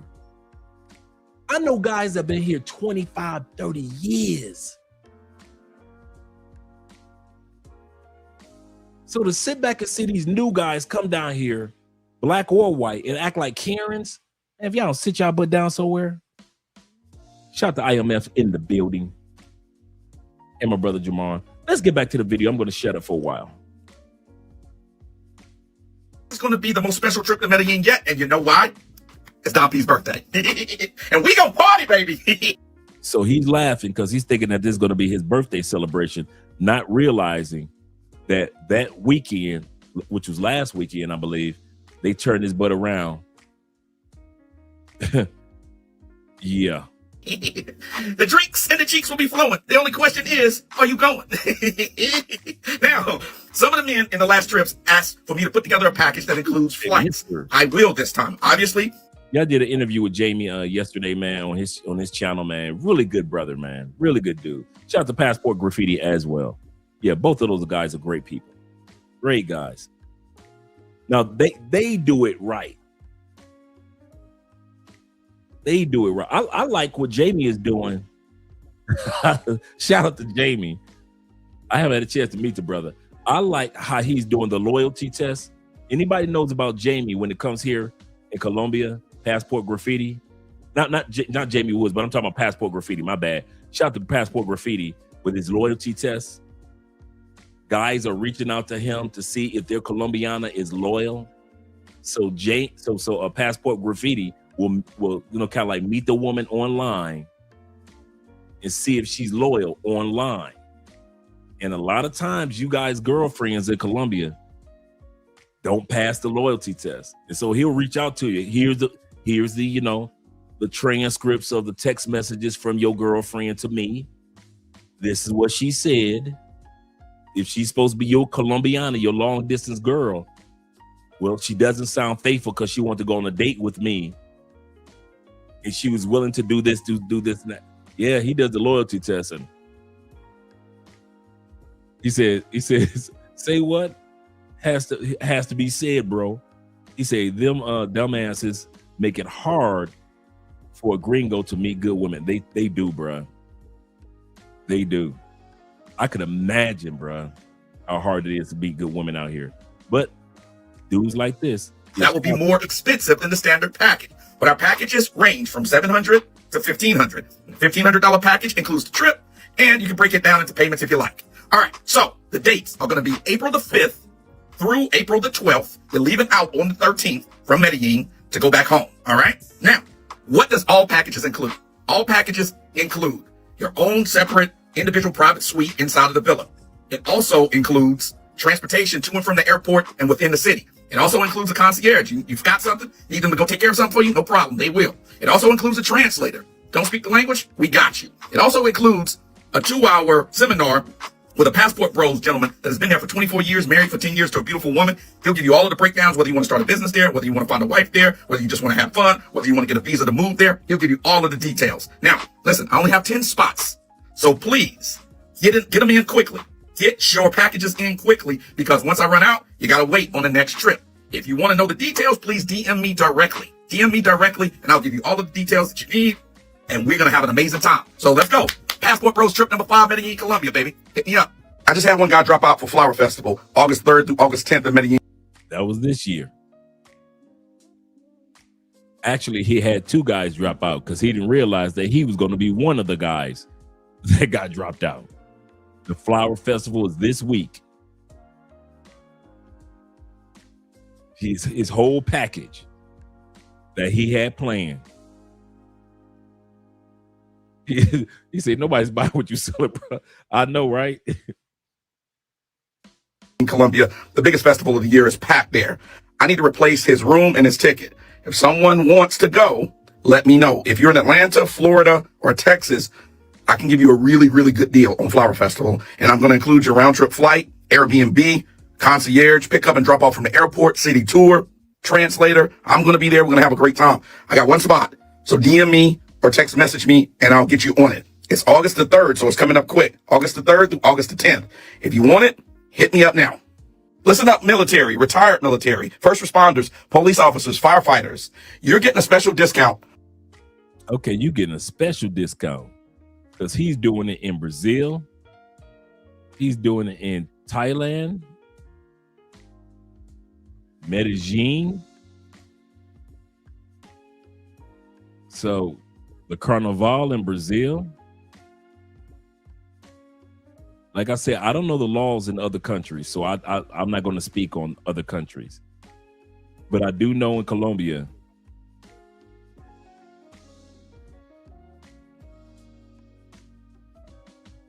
Right, absolutely correct. Big difference. Big difference. Shout out to International Quiet Storm. Notice how Richie Mack does not have to advertise like this for Zoom Fest. Absolutely correct. The results speak for themselves. That's a good way of putting it, brother. Good way of putting it.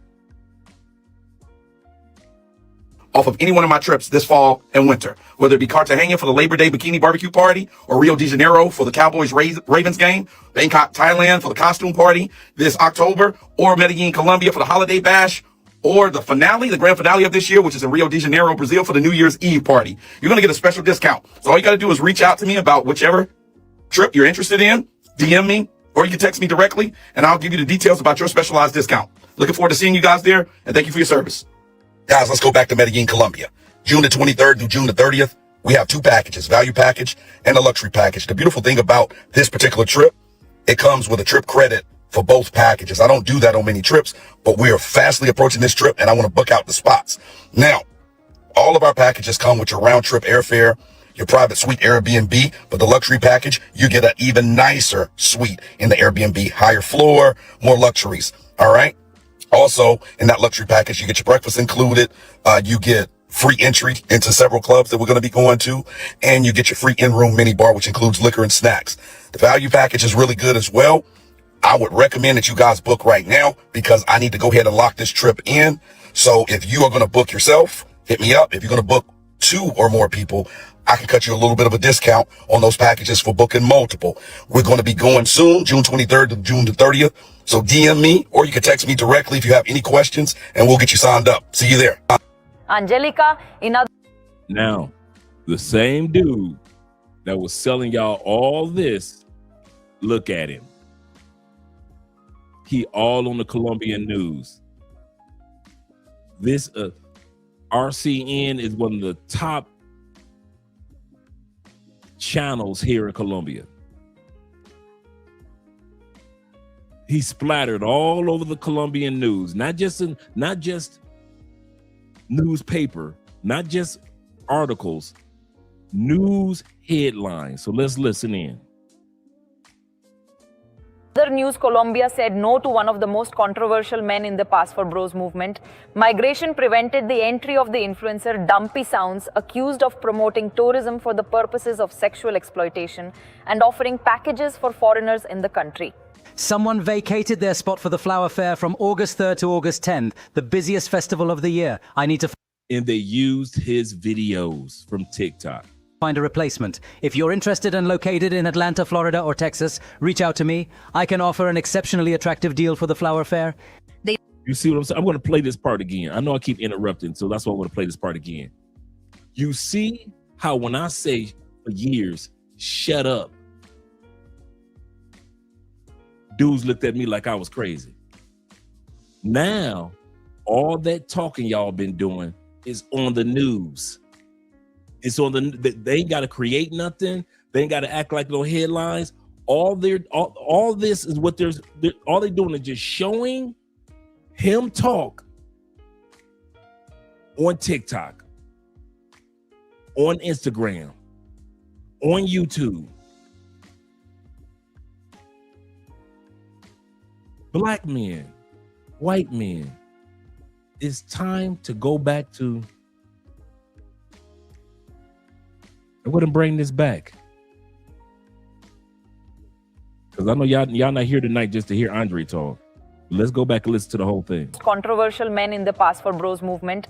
Migration prevented the entry of the influencer Dumpy Sounds, accused of promoting tourism for the purposes of sexual exploitation and offering packages for foreigners in the country. Someone vacated their spot for the Flower Fair from August 3rd to August 10th, the busiest festival of the year. I need to find a replacement. If you're interested and located in Atlanta, Florida, or Texas, reach out to me. I can offer an exceptionally attractive deal for the Flower Fair. The invitation seems harmless, a foreign influencer promoting the most important fair in Medellin. But according to official investigations by Migración Colombia, behind this tourist advertising there would be a much darker reality. The alleged all this from his TikTok, all this from his TikTok, all this from his Instagram.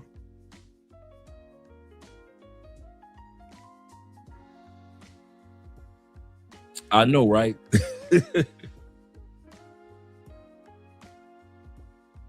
promotion of travel for the purposes of sexual exploitation. The man was identified by the Immigration Authority as one of the founders of the Passport Bros movement.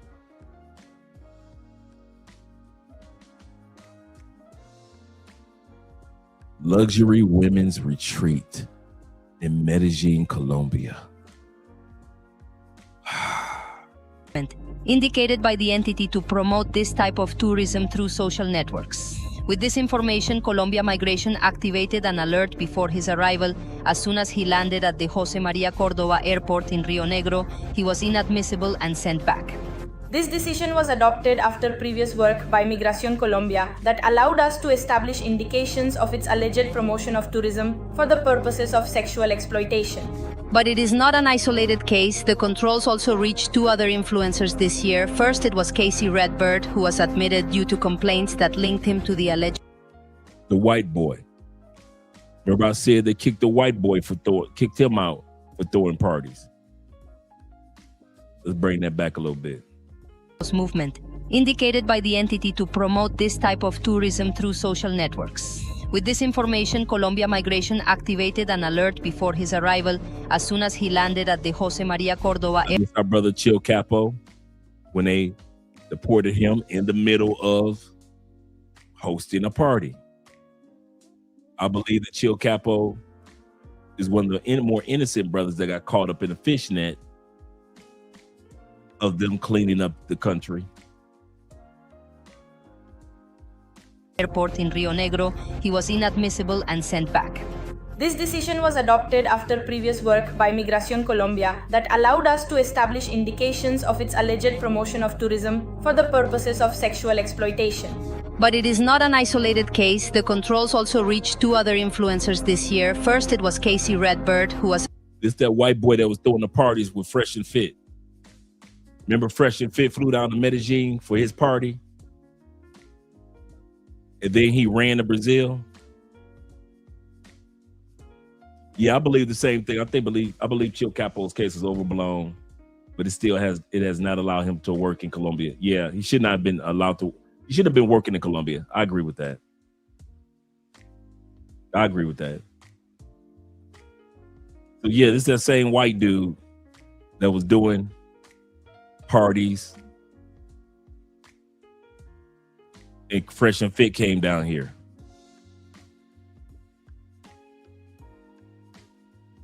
Admitted due to complaints that linked him to the alleged promotion of private parties for foreigners in Medellin. Then Chilcapo, deported after an investigation that, according to Migración Colombia, established that he offered tourist packages for apparent purposes of sexual exploitation and even disseminated advice to evade the authorities' controls. The figures show where the focus of the problem is. This year, nearly 150 foreigners have been inadmitted to Colombia for this reason. Woo! So far, 150 across the country in 2026.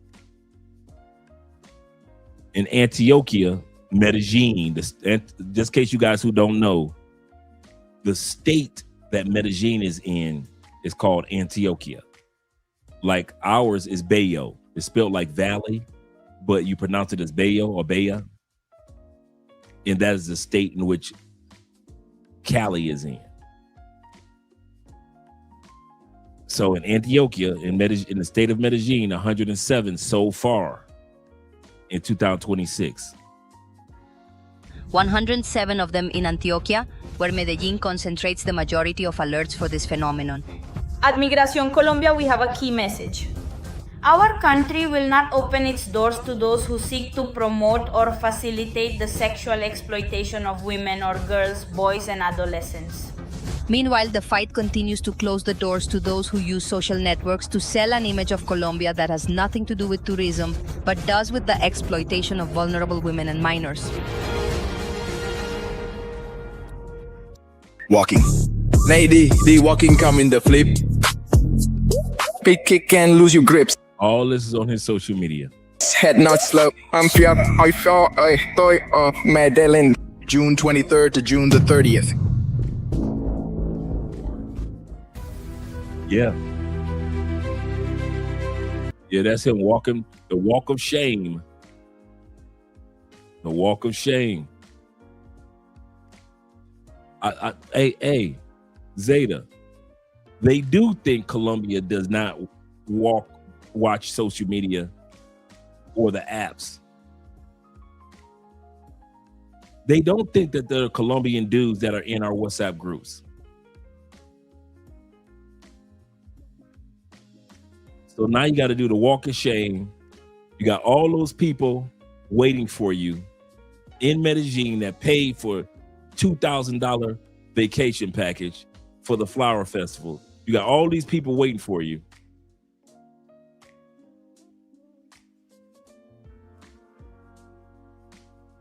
And now you got to go back with the walk of shame.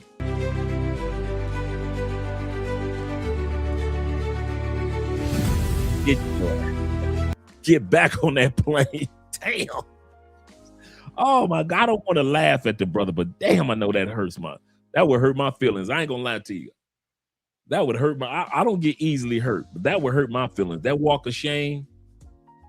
If I knew I had 10, 15 people waiting for me that paid $2,000 a piece for me and others to show them around and show them a good time, and I got turned back around, nah, bruh. And it's on national television and in the newspapers, and they use my clips of my packages that I sold, and I got people waiting for me at the flower festival, stuck in hotel rooms waiting on me, thinking they're gonna meet me. Watch me on social media for a whole year, paid for their package, just so they could look at the news and see you do the walk of shame back on the plane. Damn. Jay says this. He said almost 2 years. He said, I left Facebook and WhatsApp groups. He said, I'm glad that I made that decision. Man, I used to be in 33 WhatsApp groups. I'm down to 11. And most of them are about investments. And many of them are the groups that we started ourselves. For example, all you guys that are in our Colombian mastermind group, you know our rule: nothing to do with women. Any of the guys that are in our group that we have with the remote working has nothing to do with the ladies. I remember when I first started the Colombian WhatsApp mastermind groups, and the first couple years, guys would try to test it. So they would post women, and I would pull them to the side, take the photo down, brother. You know the bylaws that we don't do unless it's a woman that you are in a serious relationship with, and you're giving us an opportunity to celebrate with you, like our brother Zay, who just got engaged last week. We celebrate that. Now you can post your woman because we're all celebrating, or you and let's say you're dating somebody serious, like serious dating, and you post that, we can celebrate that with you. But posting pay-for-play women or party girls, before you even enter the group, I'll always let guys know what the rules are. Do not talk about, don't ask about anything that got to do with party girls, ladies of the night. You can ask about a club and all that, but don't ask nothing about ladies of the night in the group. In the beginning, when I first started the group 6 years ago, every once in a while, somebody would try to test the envelope, and I kicked their ass right out the group after warning them 2 or 3 times. So out of the 250 guys that are in our group, I've only had to kick out in 7 years, only 3 guys. 3 guys, because they thought I was just playing when it came to posting late. Dude, we don't want to know your business. We do not want to know your business, man. Our group is about helping guys have a good experience in South America, and of course in Colombia. So that's why it's called Colombian Masterminds. Keep your business to yourself. Some of y'all can't do that. Y'all need to show somebody your business so you can feel good about yourself with the bragging rights. Stop putting your business all over WhatsApp, man.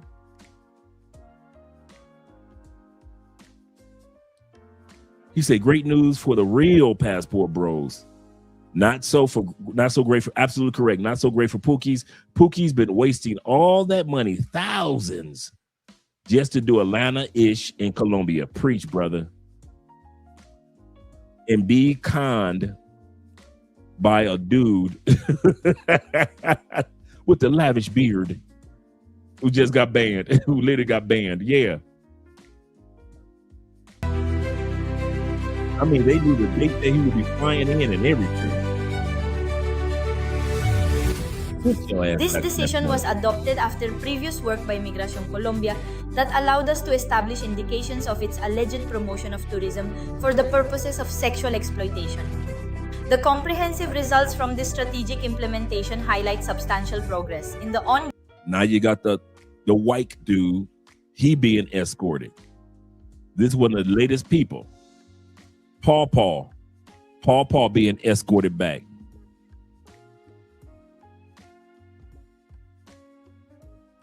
Going year of 2026, the country has successfully rejected almost 150 foreign citizens for related infractions, with 107 being part of this specific group. Now, mind you, she said that we noticed 150 people have been deported. Remember, Colombia has, on average, 7 to 8 million people that visit the country.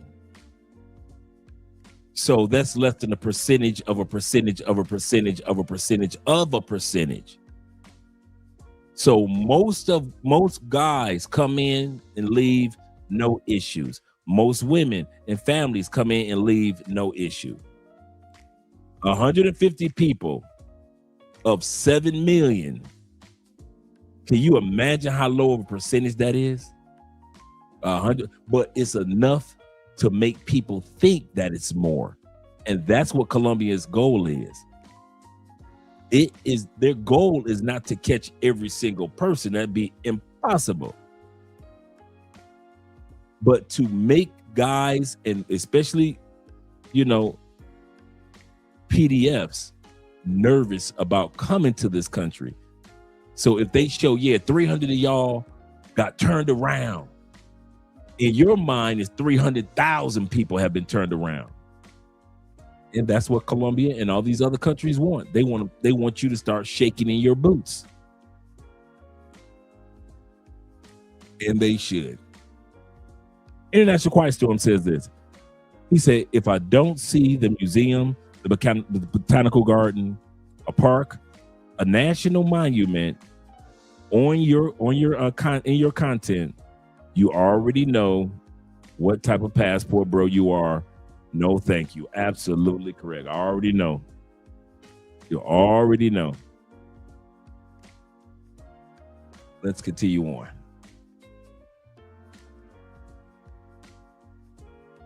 At Migración Colombia, we have a key message. Our country will not open its doors to those who seek to promote or facilitate the sexual exploitation of women or girls, boys, and adolescents.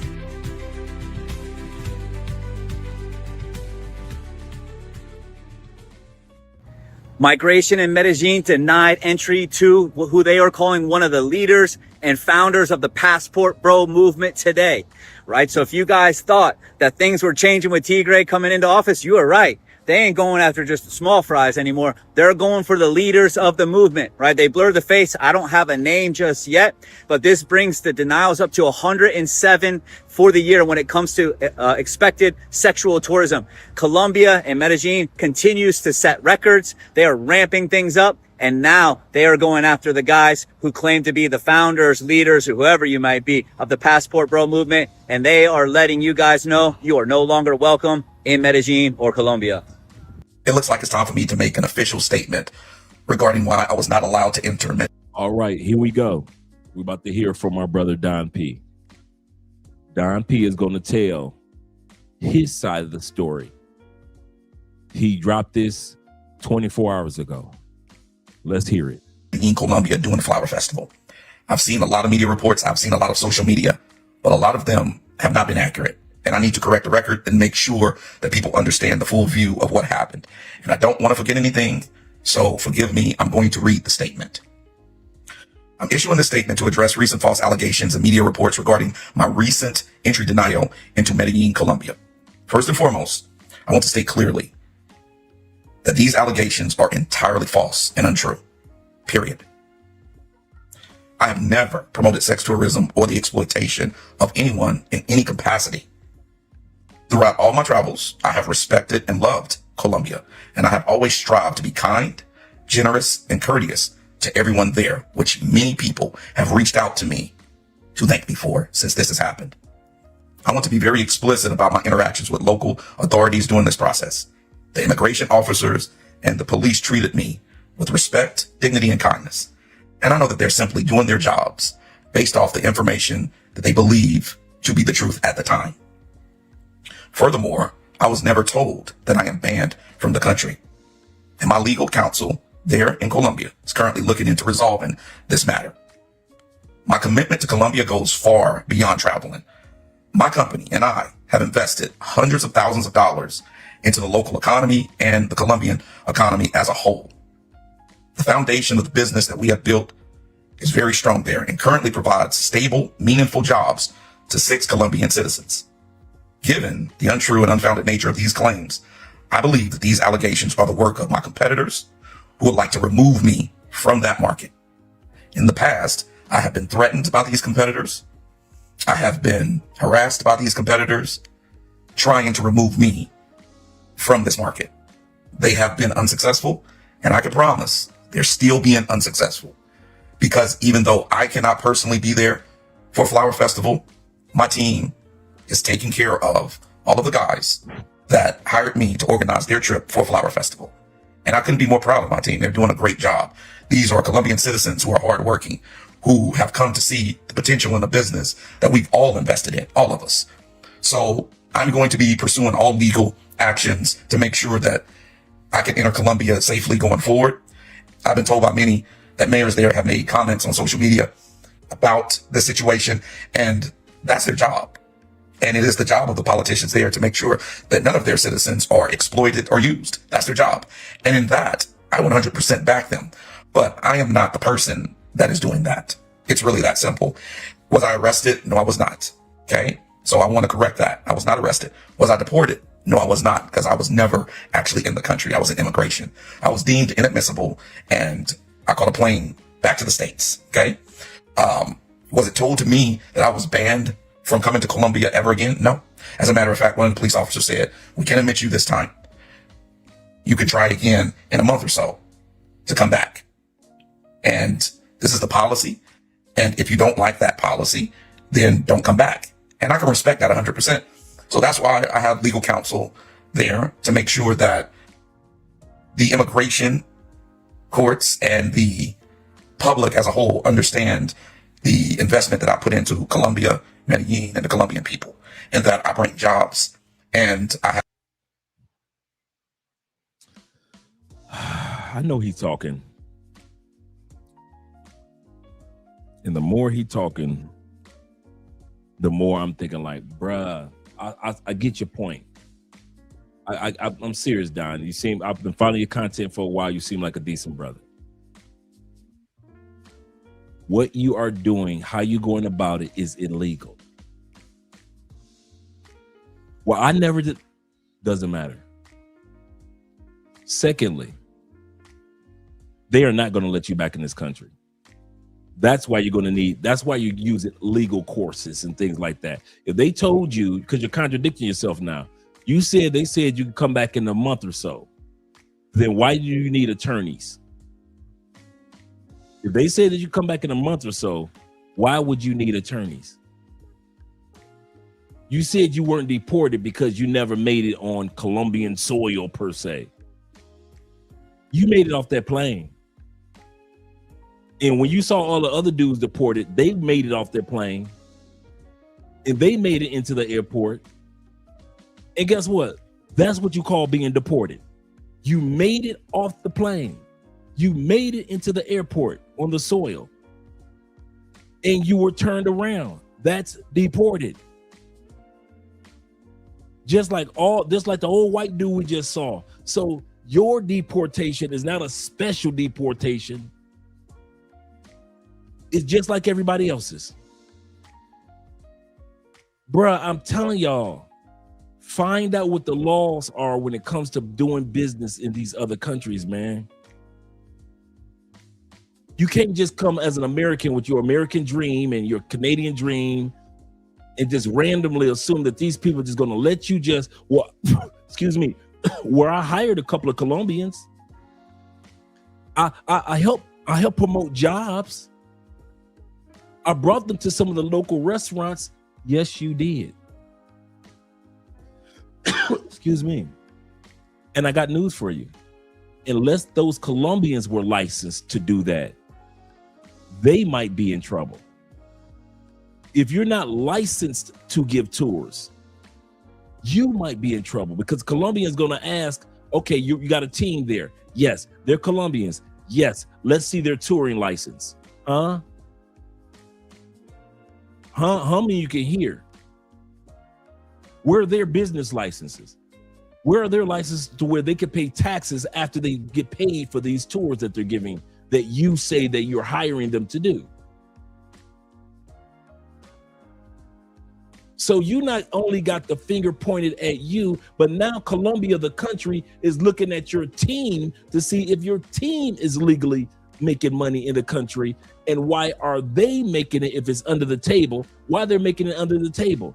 And if they are making it legit, are they paying taxes on whatever they're doing for you, your team? And the reason why they're not going to let you back, love you too, sexiness. All right, have fun.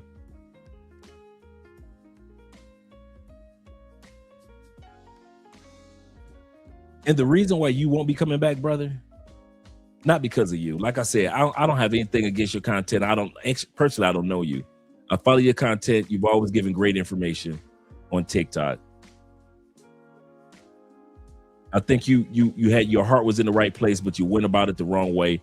And I still think you should check out other countries, because if one country come at you like that, other countries may eventually, after a while, come at you like that too, if you're not licensed or any way to do business in particular countries. You're not a resident there. You don't stay there. You ain't got a visa there. But Colombia's already sold the world that you are a sexpat, that you have guys come to Colombia or help guys come to Colombia for exploitation.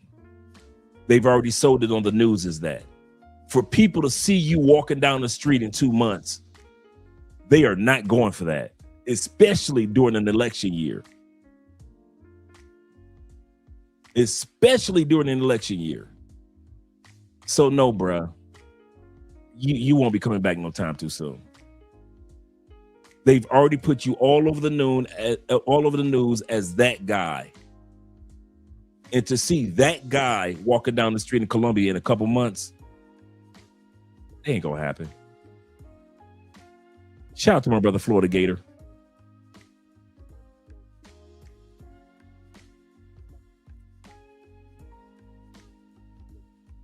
Florida Gator says this. He said, Dre preaching tonight. He said, you want to do this, then you need to become an undercover lover. I know, keep your mouth shut with certain things. I'm with you on that one, Florida Gator. Dudes are talking too much, man. Loud mouths. All over social media. You know how I know how this works? I'm going to tell y'all something about the feds. How I know how this works. Feds kicked in the door when I got arrested, right? There's feds coming out the basement. They've been in the basement all morning. We didn't even know. They had broken in the house through the basement, and officers had been in the basement all morning. So they were coming out the basement. They were coming through the stairs. I'm ready to jump out the kitchen window. There's officers right there by the window. And the officer says, son, don't do it. Don't do it, son. And I'm looking down at him like, damn. And I remember it was an officer and it was his police dog right there. And he had that rifle aimed right at me because I jumped on the kitchen table. I jumped on the kitchen sink and I'm ready to jump out the window in the kitchen, right? And that officer said, don't do it, son. Don't do it. You see, I'm saying it in slow motion because that's how I heard it, right? You know when they came in, they didn't arrest us first? I'll say that again. House full of people. Nobody got arrested first.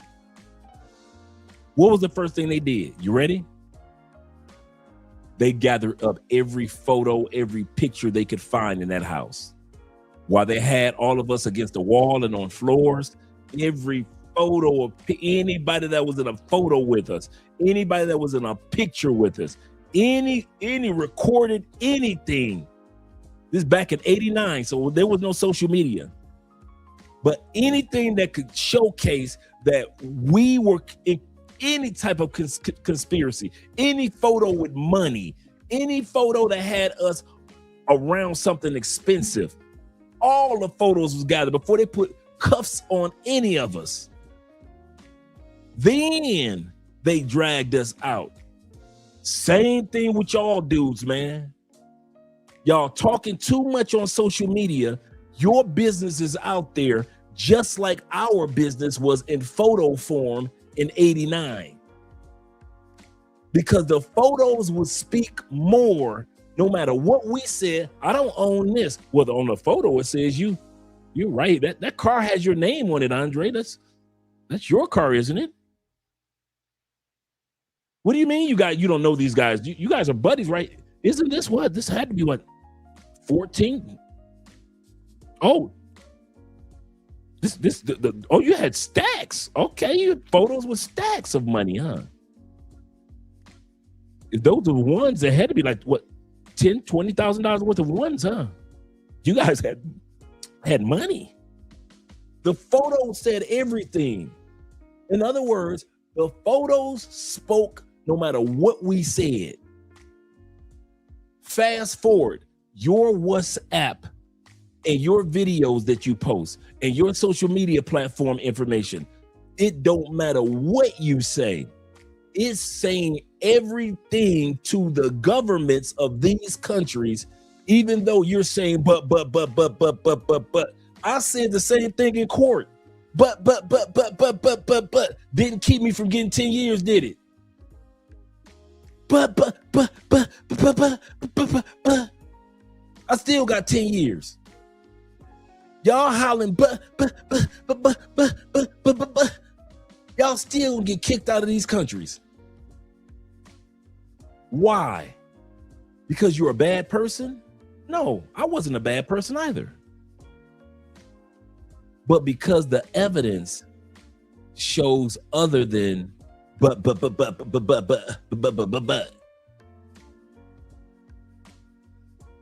Stop putting your photos of your women on everybody's WhatsApp. Stop putting every club and party that you go to on social media. You guys are doing it completely different from Check and Effect and Ace Live. They go to different countries. They showcase the countries. They showcase the locals in those countries. You guys aren't doing that. You guys are showing club to club and booty to booty to booty to booty. And so when they use your footage against you and find you guilty to kick you out the country, you can't do anything but go but like I did. You guys are no more than what I was. And my situation was in 1984. This is 2026. I understand I was stupid. I was 22 years old. I was 22 years old. At least I was young, dumb from the streets. You grown ass men being stupid. Grown adult men with careers and kids and responsibilities and bank accounts and investments. And y'all the dumbest motherfuckers that ever walked the earth. Stop putting your business out there on WhatsApp. Stop putting your business on social media. Let people think you come to Colombia for the kite flying festival. When people come, because right now Colombia is windy. So everywhere you go, people are buying kites. You come to Colombia and you flying kites. And every corner you go to and everywhere you go, you out there with the families and you just showing on social media, you flying a kite and shit. You showcase that. I don't care what happens after the kite. But on social media, all they know is that you buying kites. You are coming to Colombia for your stamp collection convention. You coming to Colombia to go to Bogota for the Comic-Con. There are Colombian books and artwork that you want to buy. You better show that and stop showing your damn business like a little ass boy. Grown ass men don't know how to sit down and shut the fuck up. And I'm tired of repeating myself year in and year out. Y'all laughing at me all the time. Cameras go off. And then you wonder why I laugh at y'all when y'all get drugged and robbed and hustled and scammed in all these countries. And why people like me don't feel sorry for y'all no more. And when y'all sit back and be like, but the Colombia should do something about these ladies that's robbing and scamming us. I don't give a damn no more. Cause you hard-headed. These women wouldn't have known who to rob and who to scam if your business when it came to pay for play and regular women was not on social media. Some of y'all favorite YouTubers put out all the time pay for play chicks on their social media and try to sell it as if they're getting real regular women. You got some of your favorite content creators on on TikTok, such as my man Don P. That's con these dudes into buying this package. Con the Colombian people into thinking that every year we do these tours when you are not legally allowed to do any of it. If you don't know how to sit your ass down and shut your mouth about your business, don't come to Colombia. That's my greatest advice for you. I got content creators that you guys are very familiar with that say, Andre, how come you don't talk about Cali that much? Because dudes don't know how to shut the fuck up. I stopped talking about Cali 4 years ago. You know why? I discovered dudes don't know how to shut the fuck up about Medellin.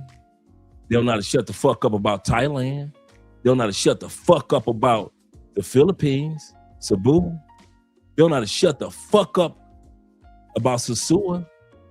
What makes me think they know how to shut the fuck up about Cali? Y'all have all type of ignorant motherfuckers coming down here to Cali. All type of Afro-Colombians down there. It's 40% black. If you want to go to a city with all black women and sexy black women, go to Cali. I am not going to tell you motherfuckers to come here. No, hell no, I ain't gonna do no Cali videos for y'all asses. For the grown men, yes. For the rest on Patreon, yes. For the rest of you motherfuckers, hell no. I'll let y'all ass think that motherfucking milk and honey still flow from Cartagena and Medellin before I let y'all ass know anything about Cali. And what I love about Cali, if don't nobody tell you about Cali, you don't know where the fuck to go. It's set up like that. You cannot walk into Cali and be like, well, you about to what? You about to what? Cali is wired like this, even though we're the third largest city in Colombia. If don't nobody tell you shit, what your ass will be so bored in your first 2 days, you will leave Cali fast. And I see dudes do it all the time. That's why when it comes to Pookies and Ray Rays, I never worry about Cali. Never. Y'all motherfucking Pookies make it down here. Y'all come down here for like 2 days, 3 days, maybe a week. You motherfuckers gone. You know why? Because if don't nobody tell you where to go in Cali, you don't know what the fuck to do, where to go, and you're going to end up with your ass coming up missing. And that's why we don't, plus we ain't got no red light district. Ain't no Parque Yeris. Ain't no Sosua area. Ain't no walking street in Cali. And so where do you go? If I don't tell you, or somebody else that been down here for a while don't tell you, you don't know where to go get no pussy in Cali. And since y'all don't know how to sit your ass down after somebody tell you where to get some pussy, I'm not about to sit up here and put my citizenship in jeopardy for you ignorant motherfuckers that don't know how to shut your mouth. You think I'm about to get my citizenship? You think I'm about to jeopardize my citizenship being here almost a decade for you motherfuckers that don't know how to shut up on WhatsApp? You'll come down here with your cameras in Cali and shit. You think get the fuck out of here. Y'all think I'm funny? Boy, watch this shit, how funny style I am doing Petronio. Y'all think I'm playing? Shit, don't be in my face. Do not be in my face. If I don't know you already, don't be in my face, because I do not mess with you Pookies. Y'all come on down for Petronio, 600,000 people next week, have your fun, and get the fuck out of Cali, because you talk too much. Number one reason why I don't fuck with a lot of dudes. The reason why I mess with the T-Max, the Kings and Dreams, the J Flemings, the J Clydes, the Horaces, my brother Troy. A lot of guys that come down here to Cali all the time. You wouldn't even motherfucking know that these dudes have been coming down here on a regular basis, 5, 6, 7 years. You know why? Because men in Cali shut the fuck up about our business. That's why you don't hear nothing about Cali. Because we shut the fuck up. Y'all dudes in Medellin talk too fucking much. That's your problem. That's why y'all getting deported. That's why y'all getting kicked out. It ain't happening here. You know why? Because we shut the fuck up.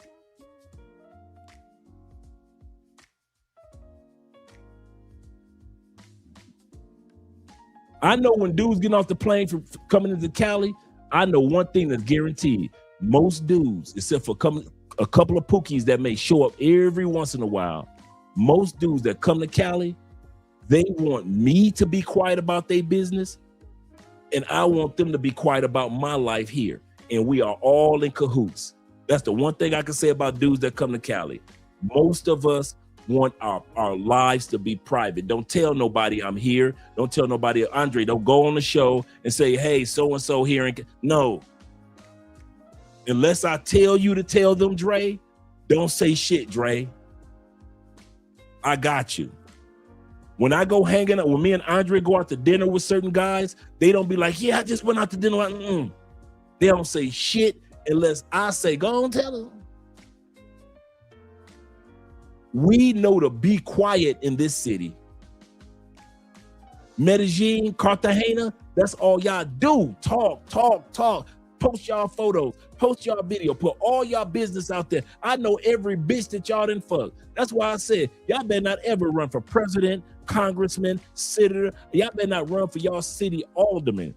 Y'all better not run for city council. I'm blackmailing all you motherfuckers. I'm telling y'all that right now. I got too many motherfuckers, dude, in the last 10 years, and I mean this from the bottom of my heart, I've got at least 500 bitches that y'all done fuck from around the world in my phone right now. Butt naked bitches in my phone from all the WhatsApp groups, all y'all putting y'all business out there. I got at least 2,000 photos of naked bitches in this phone alone. Yo bitches.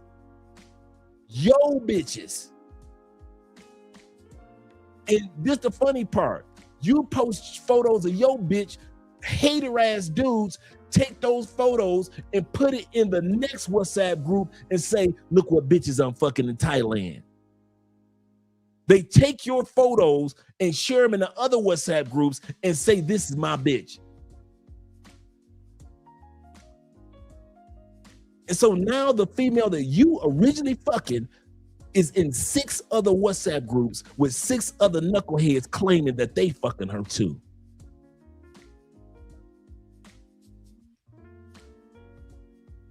Hell yeah, I'm putting the case on all you motherfuckers. Hell yeah. I'm calling King Kong. King Kong ain't got shit on me. I'm telling you, I'm blackmailing all you motherfuckers. I had all y'all in the shoot. All y'all be in the hole. Hell yeah, I'm serious about that one. Don't you run for city council. I don't care. You barely better ask for a promotion on your job. I might just send your boss some of these motherfucking photos I got in here. I'll be man, I will blackmail you motherfuckers so much. Hey, wait, what that nigga? He's a truck driver. I'm blackmailing all these damn truck drivers. All these goddamn railroad workers. You ex-military. Hell yeah. I'm sending your shit to the goddamn general. I'm sending it to your former sergeants, to your former captains. I'm just sending out your shit just to send it. Ain't no damn way is a man who is married, a married man, is supposed to have 500 of your bitches in his phone, 2,000 naked photos in his phone, and I'm fucking married. That's how much y'all talk too motherfucking much. Y'all talk too fucking much. Shut the fuck up. Act like y'all ain't never had no pussy before. Lame ass niggas. Lame ass white boys. Don't think I'm just talking about black people. I got your white boy shit up in here too. I got more shit than Epstein in my motherfucking phone. Ignorant asses. That one white boy that sat back there and deleted that young lady in Bogota, the DJ. I got all, how the fuck did I end up with all the videos of her cheating on him? Remember the white boy that chopped up the girl in Bogota a couple years ago and they gave him 47 years in Medellin? Gave him 47 years in Colombia? How come I got in my phone 3 of the videos of her just shit? She like a cowgirl. She riding it. She's sucking away. Even, dude, the sex videos were so crazy. Even I got jealous for the white boy. How the hell did I get the photos and the videos? Because y'all talk too motherfucking much. Y'all talk too much. Everybody got to know y'all business. Y'all so fucking insecure. Everybody know y'all business. Everybody.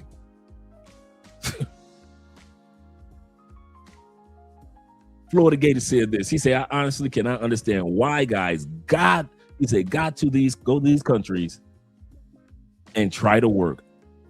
You supposed to be on vacation. Preach, brother. Florida Gator. They supposed to be on vacation.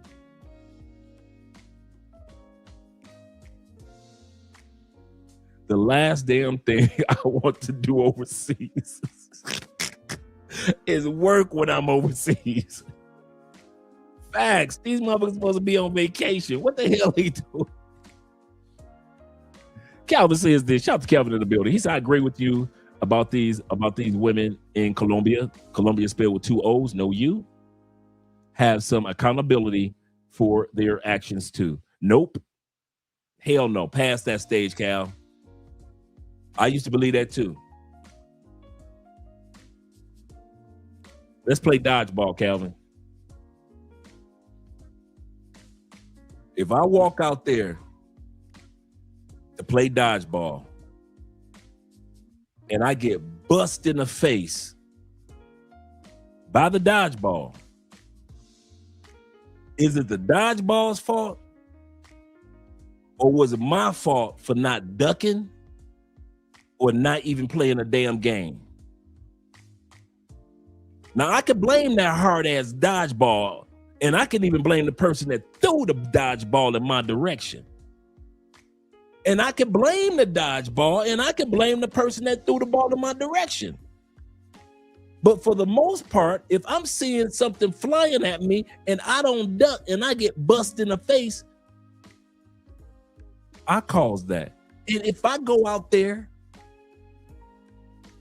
to play the game and I get hit by the dodgeball, did somebody put a gun to my head to go play dodgeball?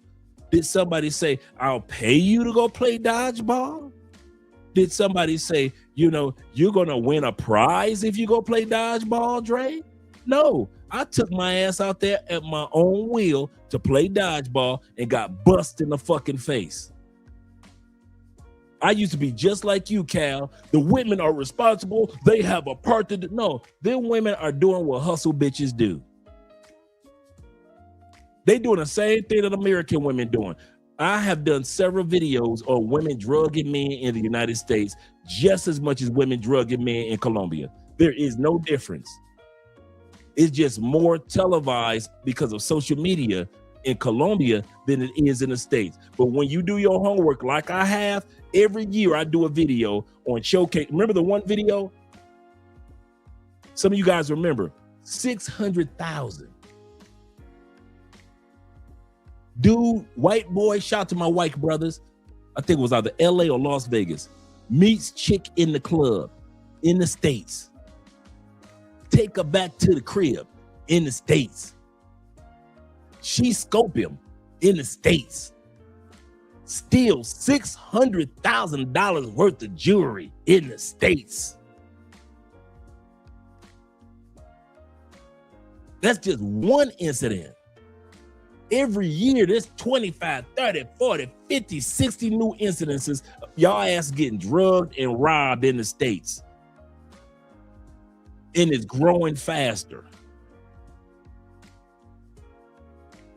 So when it came to the women, whether it was in the States or whether it was out of the States, I stopped blaming the women because I realized that y'all don't listen to sound advice. Y'all don't give a damn. So I blame you for getting hit with the dodgeball. I blame me for getting hit with the dodgeball. I am not going to blame the dodgeball anymore. If you don't want to get hit with the dodgeball, what you need to do, either don't play the game or motherfucker learn how to duck. We better learn our asses how to duck. We can blame the women all we want, but that dodgeball still coming at your face. What you gonna do? Stay in there and blame the dodgeball? Or learn how to duck or don't play the game? Me, I don't play the game.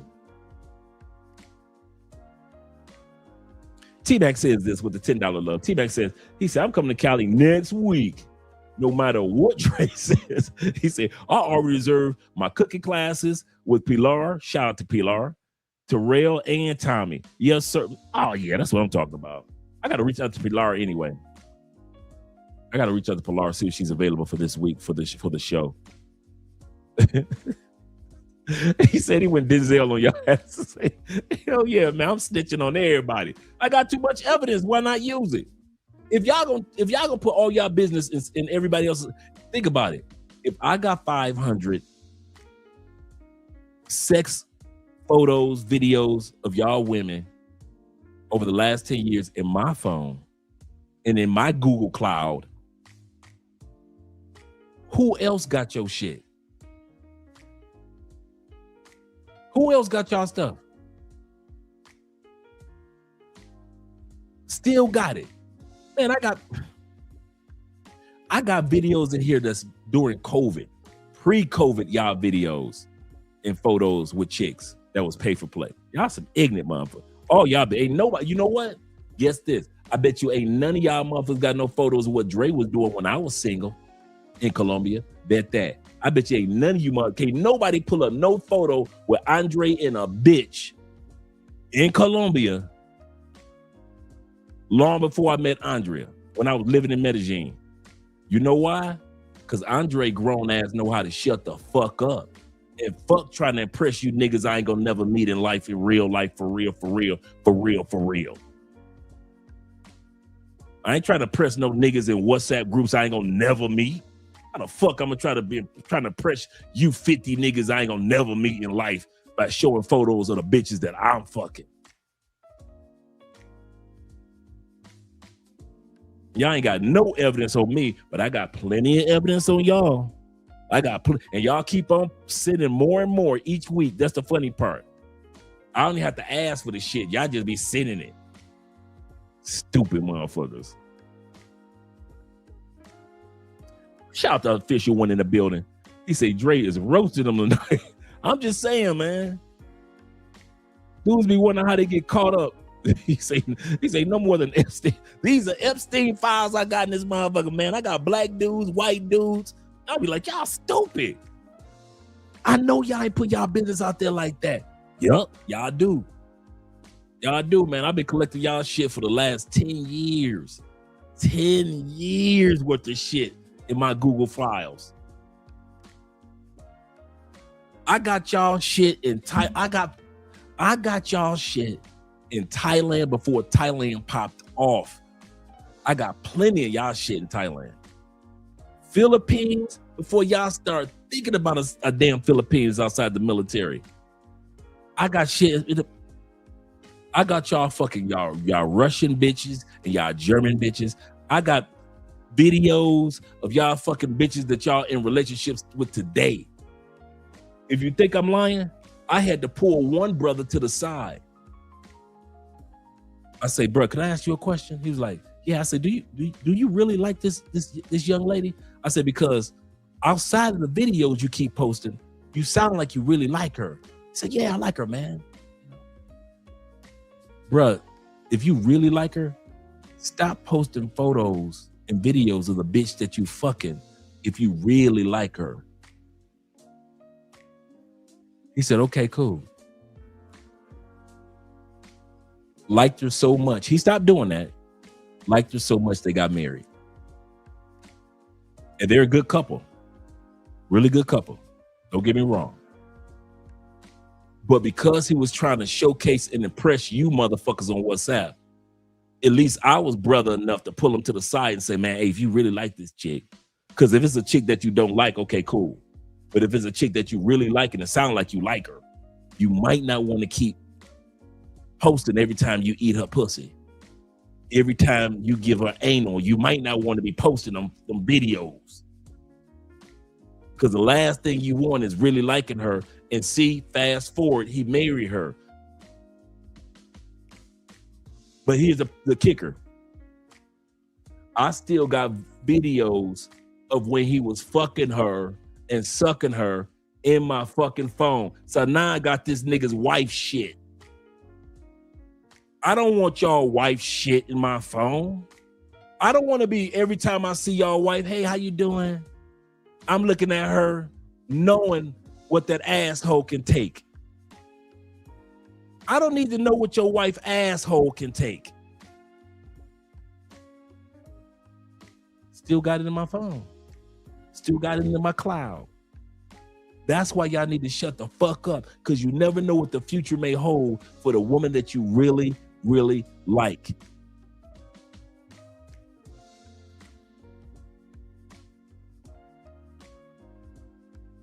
Y'all, yeah, wild, man. Wild with it.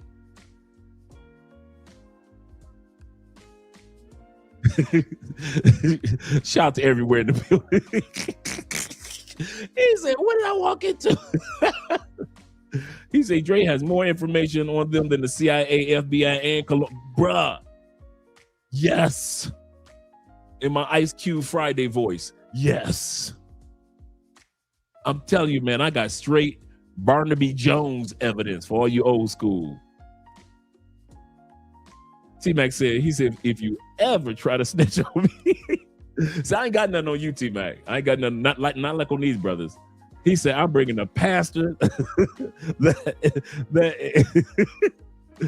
excommunicate you to to discredit guys for real. I'm telling you, man, it's crazy. It's crazy. Let's go back to the video, man. But I'm just telling y'all, man, stop putting y'all information out there. I'm telling y'all, if I got a collection of y'all shit, it's hundreds of dudes that got collection of y'all shit. It's crazy the videos that y'all post, man. Y'all have no discretion. Y'all don't have no discretion on what y'all post.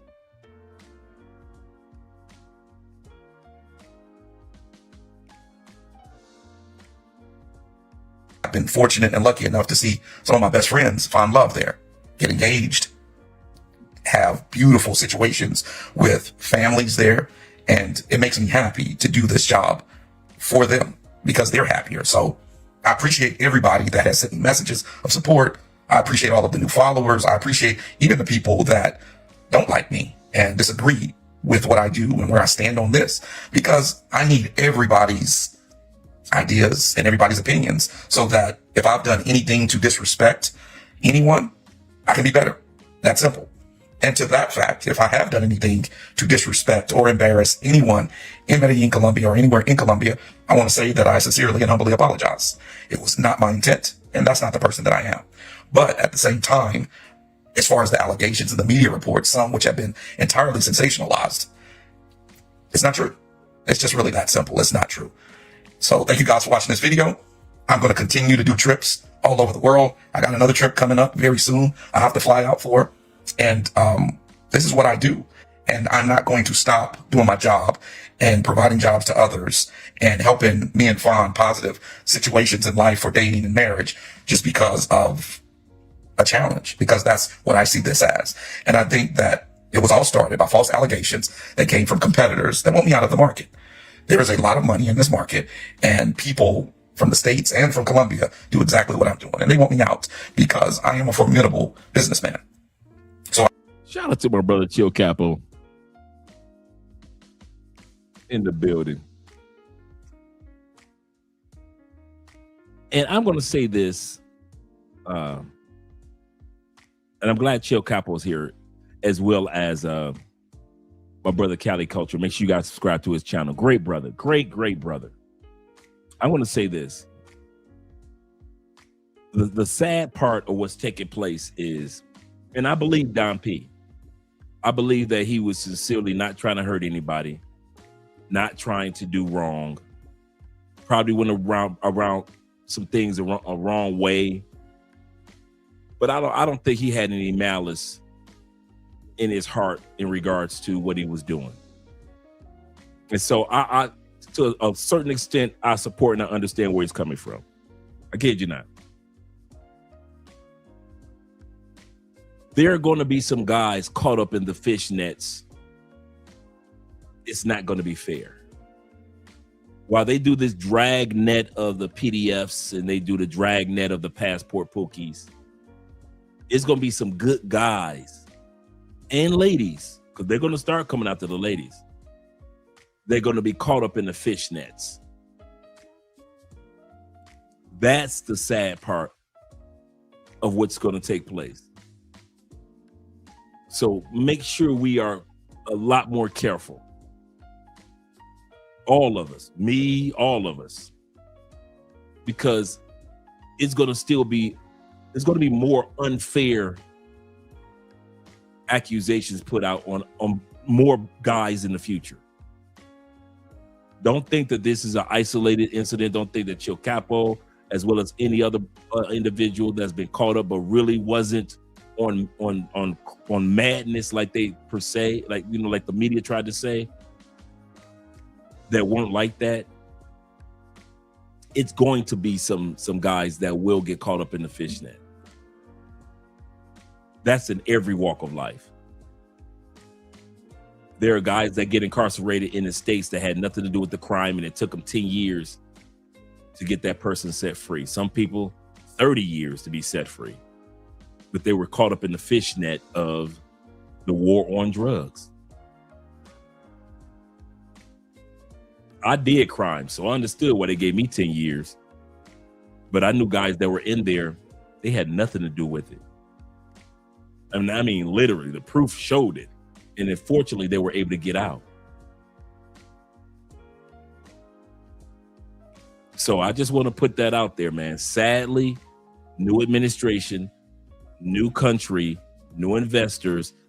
Colombia is a developing country. So the country that you saw last year won't be the country that you'll see next year. Developing means a country that's always evolving to get better, to get better, to get better, to get better. Even China is evolving. Even though we look at China like it's 50 years ahead, they're still doing things to evolve, to develop. The problem with us in the United States, our infrastructure and our government and our bureaucracy it's a lot slower with the development. We treat our country as if we're already there. And that's not true. We still have a lot of growth to do as a young country. And we need to stop carrying ourselves as if our infrastructure is good enough. It's not. Our roads, our bridges, our houses aren't made for the natural disasters of the United States. Our buildings are not made for earthquakes. We don't have earthquake-proof buildings. We don't have hurricane-proof this, hurricane-proof that. We aren't ready for major floods. We don't have locations where people can go to during tornadoes. Our infrastructure is behind even our own elements. We still have a lot of growth to do as a country in the United States. These other countries are developing. And like I said, in my 10 years here in Colombia, I've seen it go from this Colombia completely to a completely different Colombia. And in another 10 years, it'll be a different Colombia. So let's just be ready for that.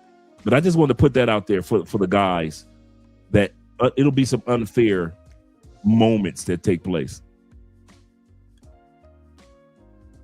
And shout out to my brother in the building. I'm 313 boys, Detroit. And Gabriel says this. Shout out to Gabriel in the building. You say these chicas that brothers are pressed about have their own WhatsApp. Yes, that's another thing that guys don't realize, that the pay for play and the party girls all have their own WhatsApp groups, and they all share information about all of the guys, about every one of the guys that's out there in that party circle, that the weekend warrior circle. They know how to basically maneuver and move. Our WhatsApp groups are just men just talking to men. Their WhatsApp groups are like workshops. This is how you scam a foreigner. This is how you drug a foreigner. This is how you hustle a foreigner. This is how you rob a foreigner. Their WhatsApp groups are like workshops. They share all type of information about all of us. How to hustle, scam, rob, drug, how to get away with this. But what do I sell the cell phones? Well, how much money do I get if they go into his crypto? How much money do I get if they go off into his bank account? How do I do this? How do I do that? They share all the information on scamming all of us, any of us that want to deal with those type of ladies, those beautiful bottom feeders. So he's 1000% correct. And it's been like that for years. They have one thing about Colombians, and T-Mac can attest to this. Colombians have a WhatsApp group for everything. Anybody that lives in Colombia. My wife's family got a WhatsApp group for the ladies. Then they got a WhatsApp group for the aunties. Oh, for all of the cousins, there's a WhatsApp group. Oh, they're going on vacation. They create a WhatsApp group for only the people that's going on vacation. Oh, they want the ladies to be in on the family gossip, but they want the men out. They got a WhatsApp group for that. They got a WhatsApp group for like, okay, grandmama gonna get mad, so let's start a group. My wife gotta be in 60, 70 WhatsApp groups just with her family. I'm not talking about outside. I'm talking literally, they categorize WhatsApp groups by whatever topic is they talking about. They create WhatsApp groups, man, like we create a love letter, like we create an email.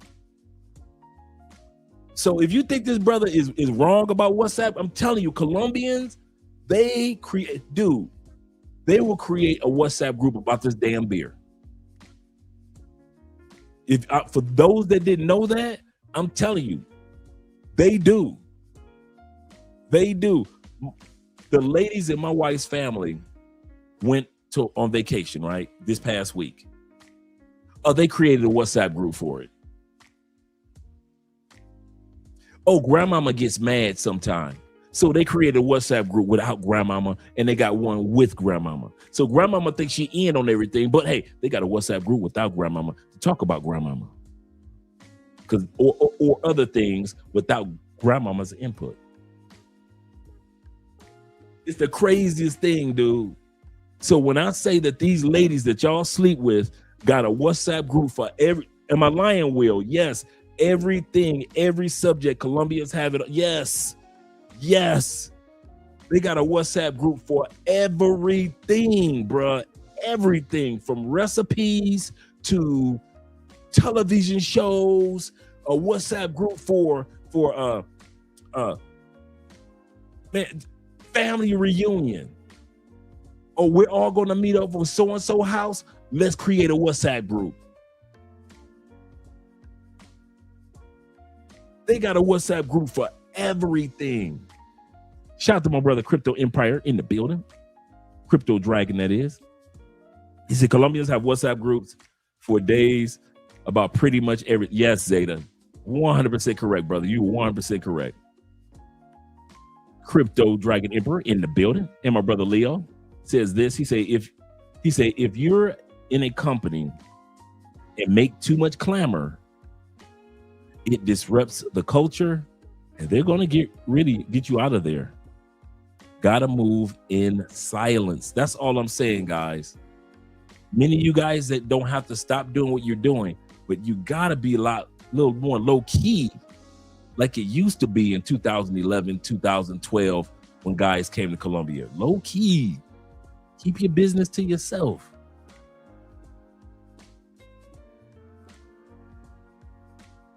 I know. That's a fact. Let's go back to the video. So like I said, I don't think Don P's a bad dude, man, at all. And I think he had a good heart in what he was trying to do. But yeah, we got to be a little bit more wise in regards to it. I appreciate their compliments in that respect, but I don't appreciate them writing and sending false reports to try to get me banned. Thank you, guys. It looks like it's time for me to make an official statement regarding why I was not allowed to enter Medellin. My brother, you know I love the way you have taken the Passport Bro movement, organized it, cleaned it up, and done it well. I applaud you, I support you, and have supported you since your very start. We went through this whole thing with Brazil years back with the Austin Holloman thing, and we learned then that you had to move in silence. Wow. Some of these hyenas, these women, know women in other countries and will pass on information to attack. Yo, so this is fresh off Migración Colombia's Grand page. I'm going to paraphrase this all for you in English real quick. 4 Americans were inadmitted by Migración Colombia at the Medellin airport after strict controls by the part of our officials were allowed to determine the intentions of the entrance for tourism with plans of exploitative behavior. I changed it a little bit. I didn't want to say the S word there, but this is getting out of hand, guys. This is crazy. They really are trying to send a message, and I hope people who are in town to get in trouble are getting the message, because this is getting out of hand. Part 3 to bringing a box of rubbers to Colombia will get you denied entry into the country. And I mean what I said. Now, if you look at part 2, I talked about how a lot of the times the search is random. They have to suspect you of coming here for that purpose. Now, what are some things that will lead them to... Okay. Before our sister continues on, let's look at this list of countries when it comes to tourism. Countries that are losing tourism. Of course, Israel, Ireland, Argentina, Peru, Thailand has lost tourism 17% in 2020. This is a 2026 list, guys. I'm sorry, it's a 2025 list. This is between 2019 to 2025. You would think Thailand was gaining, and we all know that Thailand is one of the most visited countries in the world, and they've lost 17% since 2019. Estonia, Hungary, I can see Lithuania, I can see that. Latvia, with all those beautiful women, not enough men. USA has lost 14% and Canada 11%. Yeah. Now let's look at countries that have gained tourism since 2019 to 2025. Saudi Arabia, Morocco, Egypt. Brazil is number 4, 46% increase. Colombia, number 5 in the world, 45% increase. Japan, Chile, Norway, Serbia, Denmark, Turkey. All these countries have had increases. Saudi Arabia at the top at 67% since 2019. America plummeting. This before Trump. Well, Trump too. Trump was president in 2019. But yes, shout out to Bronx in the building. Yes, Saudi Arabia, Morocco, Egypt, that whole region. Tourism increased. Brazil, I can see that. Colombia, that's what I'm telling y'all. Just because y'all coming here for the sex tourism, Colombia is not gonna miss y'all. If y'all think Colombia is gonna fall apart because y'all not coming down here to buy coochie, y'all got Colombia effed up. It's gonna always be somebody down here buying coochie. The difference is they know how to shut the fuck up about it. You don't. I'm gonna say that again. The men that know how to shut the hell up gonna be all right. It's gonna be business as usual, if you will. All you dudes that talk too much, that's doing too much, y'all gonna be the ones missing. Y'all gonna be the ones missing. And all the other tourists that we're talking about, the other 7 million tourists here in Colombia, they ain't going nowhere. They're gonna keep coming. Yep. So let's continue on. Listen to the sister. Respect you for coming for that purpose. I'm going to be purposely honest. A huge group of men, particularly a huge group of... All right, let's take a look real quick. This was a 2025 of the tourism that came to Colombia, the top 4 cities. Bogota got almost, the yellow is Bogota, almost 2 million tourists in Bogota 2025. Medellin, 1.1 million, almost 1.2 million, 2025 alone. Cartagena was next in the red with almost 870,000, almost 870,000. And Cali is the green at the bottom with 200,000 plus tourists. And I'm glad. We don't want you here anyway. We don't want you here in Cali anyway. Keep it low, Cali. Keep it low. darker complected men. I'm just being honest. Why do I say that? Well, your common sense will tell you that. If Colombian tourism revenue hit US 11.2 billion. And these numbers were from 2025. 11.2 billion in 2025, surpassing coffee and coal for the GDP. If you go to Parqueyeres, that's all that's up in the park. And some of y'all will be like, yeah, well, other groups of men do it too. They not doing it like y'all. Another dude. They not doing it to the extent that y'all do. They're not coming in these big groups and then wilding out when they get here. They either come solo dolo or like with one other friend. And that is not the majority of what's. This is what I was telling y'all about Colombia as well. Colombia gonna keep making that money because they got cruise ships coming through Colombia. Cruise ships have been coming through Cartagena for a while. Barranquilla for a minute. If y'all think I'm playing, okay, cool. Represented in these areas of these. These are cruise ships that are based right now outside of Cartagena. They gonna get that cruise ship money too. Colombia is not playing with y'all, man. They don't care to give a damn about y'all buying some coochie. There's gonna always be somebody here to buy some coochie, but they trying to get that other money. Working girls, y'all are the majority of what's represented within these working. All these are cruises outside of Cartagena. Girls. So when y'all are asking, are they racially profiling? Let your common sense answer that question. Let your common sense answer that question. Furthermore, the argument of, well, it's legal. Look, I'm not here to tell you what you should and should not be doing. I don't care. Royal Caribbean in Cartagena. Here, I never see y'all out here because I don't go into areas. The times that I have gone into those areas, I do see that it's majority of y'all. I'm just being honest. But for the most part, I don't see y'all on a day-to-day because I avoid those areas. But at the same time, This is another ship that's right outside of Cartagena. And if you can recognize the background, that's Cartagena.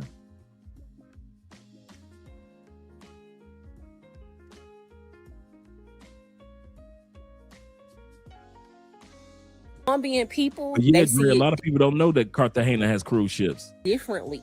You have to understand the places that y'all are going and partaking in these things used to be places where they could go with their families, and they feel like it's being taken over. So this argument that, you know, they're only looking for people who are coming here to traffic children.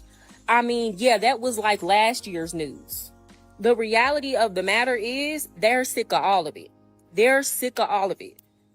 They're sick of all of it. And the news here might not portray it as that. But again, this goes back to a lot of y'all not being able to speak Spanish. I give travel Spanish classes. You can register with the link in my bio or text ready in the description. Okay, shameless plug. But anyway, because a lot of y'all can't speak Spanish, y'all are not getting it. Y'all are not understanding that these people really do not want y'all here. The only people that want y'all here are the girls who are working girls. The Fiscalia, the DA, also seized a motel property last week in Medellin, which is tied to sex exploitation. 80 foreigners have been denied entry at the airport this year for sex tourism, already matched all of 2025, and we're in the middle of the year. They're catching people flying into Bogota and taking local flights to Medellin to dodge the checks. They caught 5 doing that this year so far.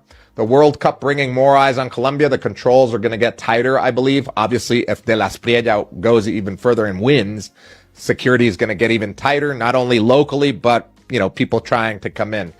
So this year they've denied the same amount. It's half of the year, and they've already denied the same amount of foreigners that all of 2025 did. Medellin, Colombia, Antioquia just turned away 15 different Americans in the past 7 days. I cannot believe you guys think that this is a lie, that this is not really happening. Like, I'm just making this up, like these videos are fake or something. I don't understand people, but you guys be safe. If you're new to what's going on, if you're wondering, the country does not want people coming in just to hook up with their women, all right? So if you're going there for what they call tourism, they're going to try to turn you away. Now, how can they prove that? If you're bringing like protection, or they might go through your phone if they see like nudes or something like that. And I've even heard stories of if you're talking about what you're about to go do there, people have even been turned away for that. So, yeah, y'all just be safe, man. It is what it is. None of the gentlemen stopped from entering Colombia. Listen, I'm not here to even talk about it, why he got stopped or whatever. Don't matter. One thing I think is very strange about people on TikTok, I think it's mostly TikTok, right? People keep saying that this is not true. This is. Oh, that's easy. Glad that you said that, because a lot of guys feel that because it is illegal, not informed or not, how can I put it, not enforced form of prostitution, that Colombia can accuse a person of exploitation. You ready? Here we go. Colombia is only legal The only legal form of prostitution in Colombia is, you ready? Brothels. Street meat is technically illegal in Colombia. The chick you meet in a bar, unless you meet a chick in a strip club or a brothel, it is technically illegal in this country. You can look it up if you want to. It's illegal. So all you street meat dudes, it's illegal. Well, why don't they lock everybody up then? Got you. You ready? Why do people get locked up in the United States? Other than the crime itself, why does the United States is the most locked up people in the world? 2 million US citizens are in jail in one way or another in the United States. Why? Follow the money. It's profitable. It's a $1 billion industry to lock up American citizens. A multi-billion-dollar industry. Let's go to Colombia. There's no money made off of locking up every prostitute and every trick. Colombian would lose money if they had to lock up every time a dude got off the plane and went to Parque Lleras and went and picked up a chick from a bar, a street chick or whatever it is, went to the clock tower in Cartagena and picked up a chick. Ain't no money in it.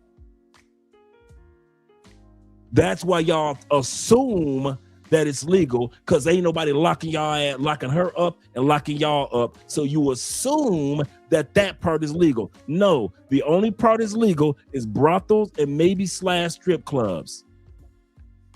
But street meat has never been legal in Colombia, ever. But because they don't make money off of locking y'all asses up and locking her up, Colombia is not going to waste money locking up every time some young woman wants to give her body to you dudes. You know how many times they would lock somebody up if they had to do all that and they don't make no money from it? America makes money from locking people up. Pimps and the prostitutes and the tricks, America makes money off of it. That's why America's always doing tasks or stings of neighborhoods and like, yeah, we're going to pretend like this woman is a prostitute, but she's a police officer. And we're going to lock up at least 25 guys today. You know how America does that sting of locking up 25 guys and having a fake police officer? Because there's money in it. It's money made from locking up all the tricks that they can. Government contracts, the stocks, the privatized prisons. It's money made. In Colombia, nobody makes money. The taxpayers lose out if they had to lock up every prostitute that was selling you some coochie in front of Exito grocery stores.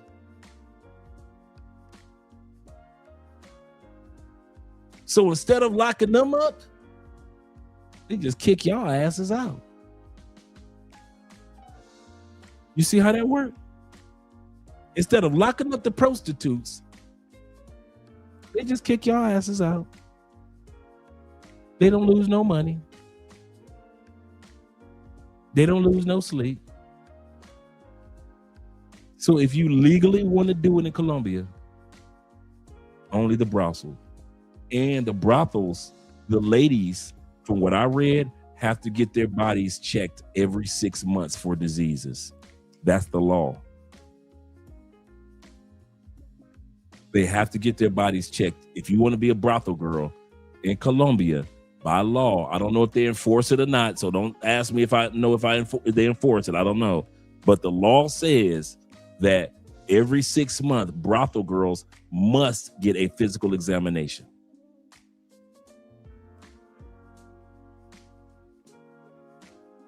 So this is why they kick y'all asses out when they want to, or let y'all asses in when they want to, because they know we ain't gonna lock up all the pay for play, and we ain't gonna lock up all these tricks that come to our country. But when we get tired of the tricks, we got a choice: lock up the pay for play, which we don't have the infrastructure for, we're not an incarceration country, or keep y'all asses from coming into the country. That's free. And so what they do is keep y'all asses from coming into the country. But that's not fair, Andre. It's their rules. It's their country. It's their rules. Life ain't never fair to men. Don't never put that in your mind that life has ever failed to men. You were living as a man your whole life. Life ain't never been fair for you. And you've been successful in spite of. So when you go to another country and it's not fair, chalk it up to being a man, okay? Chalk it up to being a man. International Quiet Storm says this with a $10 love. He said, exactly, Dre. He said, I quietly watch the stocks of the companies who profit off mass incarceration.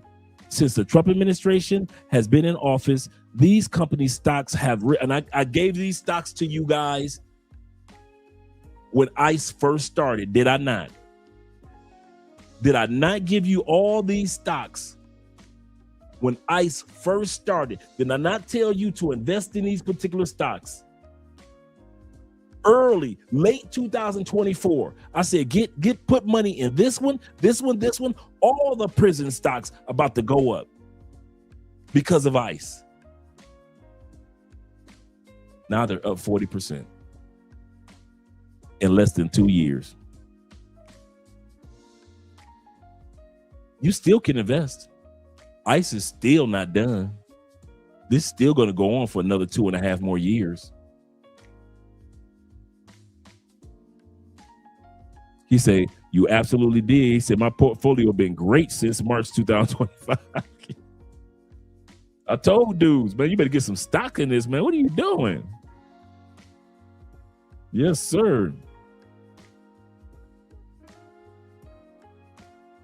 Yep, he said Kamala Harris didn't even release the early release of the didn't do early release in California because they used the labor to fight the fires of in California. Absolutely correct, and I knew that. I know where he said, "Where's Drake cut?" Yeah, where is my cut? Where is my blessing, International Quiet Storm?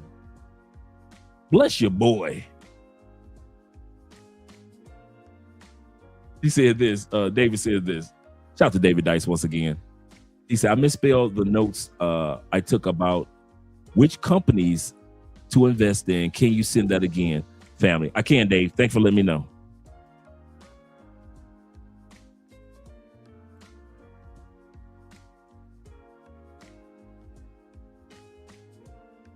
Actually, you know what?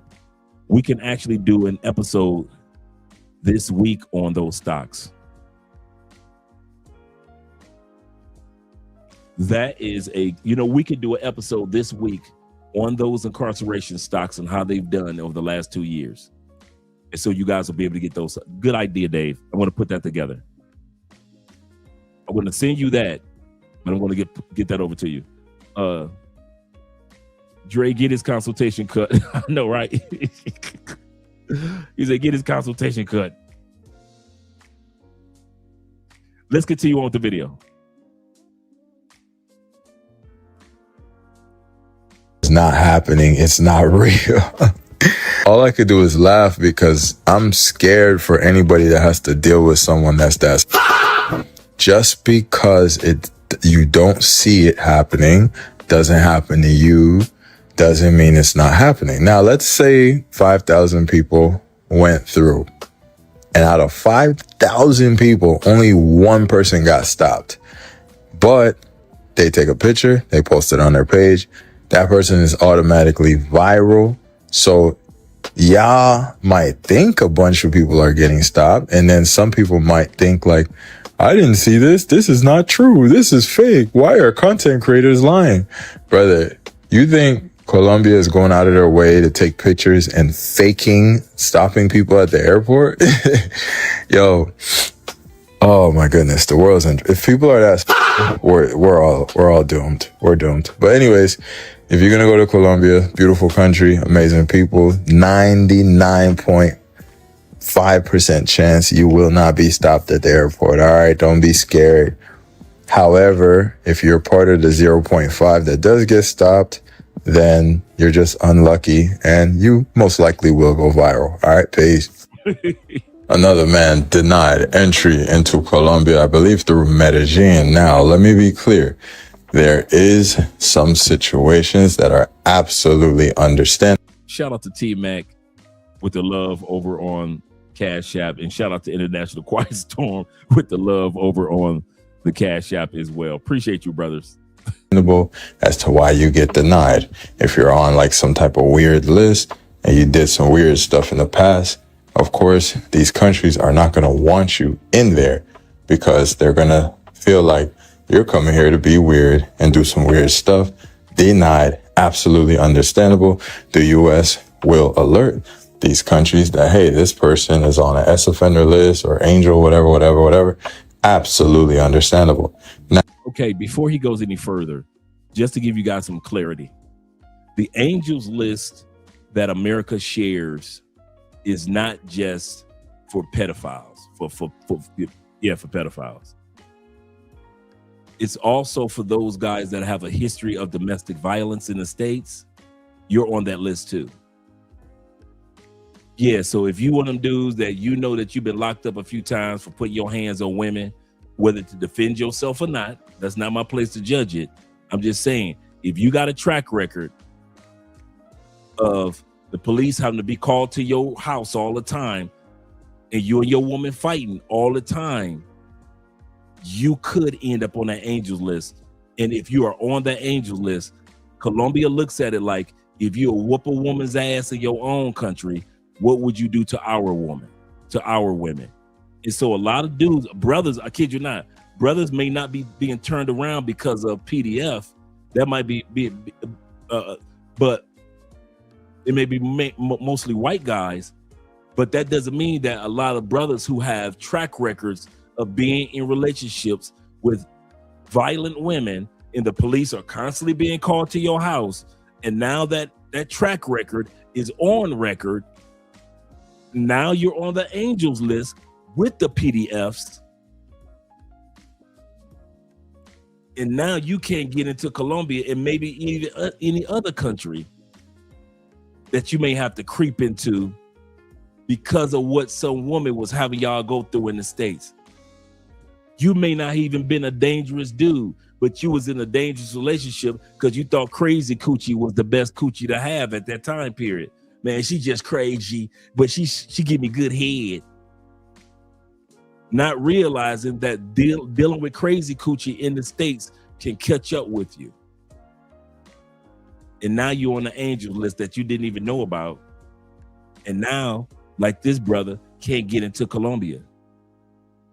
Not because he was a sex offender, not because of he wanted to come down here and do some crazy stuff, but because he has domestic violence situations in his record.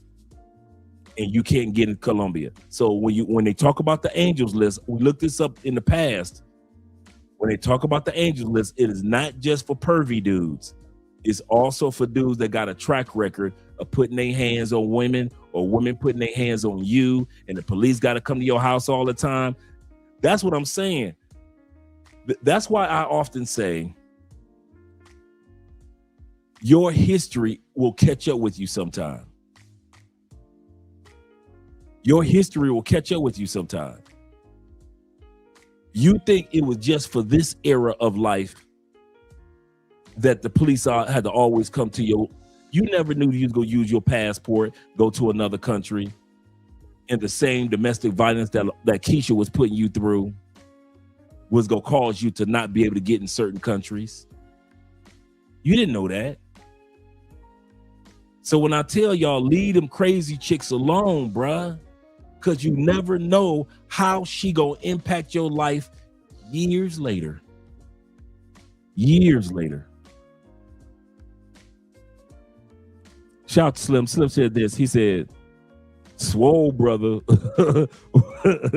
skip leg day before his trip. You stupid. Shout out to Dre and Shaq. Leave that man alone, man. He doing a walk of shame. He said, I already knew International Quiet Storm was going to come through. Yes, sir. Both of you brothers. came through on the Cash App. Let's continue on. Now, I think the thing that bothers some brothers is that every race, every color has a small amount of people that do terrible things. And we don't agree with those terrible things, those crimes that can land you in prison for a long time. We don't agree with that. But when you have all these people plastered on the internet, and you got some guys that are innocent that just want fun, and then the other guys that are doing weird stuff that is absolutely illegal, then you bunch them all together. Now, the people that just came to have a little fun because they work hard and they want to have some fun, you're bunching them in a group with other people that are S-offenders, and that is terrible, and it sends out a bad message to the world. That's why brothers get offended when they see stuff like this plastered on the internet. But hey, they're going to do what they want to do. If we plastered a bunch of people from y'all country over the internet and showed all the crimes that they do, and we focused on that, y'all could be like, wow, why y'all showing this? You know, most of us are good, right? So can you understand why that would be offensive? I hope y'all do. Anyways, I'm out. Oh, and to be clear, I'm not saying news reporters should not report news. Absolutely, you're going to report the news. But when I scroll, and every day I scroll, I keep seeing a similar type of an image. It's like, wow, come on, this is crazy. Making us look bad, man. But it is what it is. Brothers, please be safe. And if you're on some weird list, just give up traveling, man. Bro, I think I'm in love. With who? With this girl. Her name is Yoseris. She said she really likes me. She said I was different from all the other tourists that come here, bro. Dude, I promise you, she is saying that to every American that comes through here. Nah, bro, this is different. This is real, bro. She keep calling me Poppy. She's just trying to get money out of you. I promise you, she's saying. Nah, bro, she got her own job. She said she's a chapeadora. Bro, that means like a gold digger, dude. That's what that means. Nah, bro, I don't think she works in the mines, dog. There's no way you're this stupid. There's no fucking She even got a cute little nickname for me, too. She called me Puta. This might be the one, bro. I promise you, not every girl that calls you Poppy is the one. All right, bro, I'll be right back. I gotta go to the ATM. For what? Marisol needs a retainer, bro. Her teeth are fucked up. Who the fuck is Marisol? Her daughter. Well, I guess she's my daughter now, too. Jesus Christ, this is why I cannot take you anywhere, bro. I'm just trying to be a good dad, bro. You're That's not it. a fucking... The criminals from episode 3 last night here in Medellin. All right, these are updated guys that want to be simps. All right, guys. These are some of the latest of the last 2 weeks of women that have drugged guys in Colombia that you might want to look out for. Have been found. The people that are used to hiding and working in the shadows, not able to be found, drugging, robbing, leaving people for dead. Well, the table has been turned now, guys, because you are being brought into the light. We are finding you, and we're getting everything that we need to turn over to the police. So the man that was in the video last night, your name is David Manrique. Nice to meet you, David. And the bottom right corner here, I have it blacked out because I can't get myself jammed up, but I have your address here, David. It's already been turned over to the police. But just know where you lay your head at night. And the top right corner, Michelle, we have your phone number, but is your name really Michelle? Well, let's look down in the left corner here. Jennifer Castro, that's your name. You're from Venezuela, but you live here. We got your cedula. We got your ID number. We know where you guys are laying your head at night. We know your names. We got your phone numbers. The police have all of it. So you will no longer be able to go drug, rob people, slip away, steal their phones, hope that no one will ever find you. We got you. And for the rest of you criminals that are out there doing this shit right here, this is what we're going to continue to do. The community of tourists, foreigners, locals, working and banding together to go out, to find you guys, to expose you guys, to turn you into the police and let the justice system take care of you guys and pulling you off the street. This man flew to Medellin to celebrate his 40th. He didn't receive the birthday present he'd been asking for. He got much worse. He'd been talking to the same woman on Tinder for over a month. This wasn't a random hookup. It was their third date. They ordered sushi, opened a bottle of whiskey, and after his very first drink, he remembers absolutely nothing. He woke up almost 15 hours later. His cash was gone, credit cards, 2 phones, jewelry, electronics, everything of value. But that wasn't even the worst part. When he got back to Chicago and recovered his accounts, he discovered over $19,000 had been drained from his finances. His Google accounts compromised. Recovery information changed. They allegedly attempted to access his crypto, use his Airbnb account, and because his entire painting business lived on the phones, years of contacts, estimates, schedules, and projects were gone overnight. Damn. There is no way that phone should have left the United States. Said he was a painter, and all of his contacts, all his business contacts, gone when that phone was gone. Whoever even still owed him money, all that information gone. Man, y'all got to start putting stuff up in the clouds, man. Y'all better get y'all some drop boxes. Man. Or carry a spare phone. Take a spare phone. And it'll never be no hot chick. It'll always be some average looking chick that get y'all. It'll never be a hot chick. Y'all always get drugged by some average little raggedy looking Colombiana. That one I don't get. First Class says this. Shout to you in the building, brother. He said, guy must have failed as a cop in the States to move to Medellin to live out his detective dream. Oh, John? No, John. Yeah, John. John is married in Medellin, though. He better be careful with his issue. Yeah, they be coming. The Colombians are looking for him. John does get some death threats. I give him that. Yeah, he talks about that all the time. He talks about that all the time. So I'm not going to deny that part. If I'm not mistaken, he recently just had to move too. I mean, Rob. I keep saying John and Steve, but his name is Rob. Thank you very much, Rob T-Mac. Yeah, I think recently he had to move too. But he talks about the death threats that he gets. This is why I keep saying the danger isn't just getting robbed, it's losing your entire digital life. Here's some red flags, guys. The first one, you meet on a dating app. Most drugging start on dating apps. Don't use them in Medellin. It's that simple, guys. Number two, she gained your trust over multiple dates before making her move. It's in our nature. We want to see good in people. Trust them. You can't let your guard down after hanging out a couple times. These girls are good and they prey on the mistakes that we make. Number three, never leave your phone, banking apps, email accounts, or financial information exposed. Your phone isn't just a phone anymore. It's the key to your entire life. If you're traveling, bring a separate phone that does not have any financial info on it. This way, if they get your phone, that's all they get. A cheap phone is worth nothing. Carrying a phone with all your personal finances could cost you tens of thousands of dollars. Don't do it.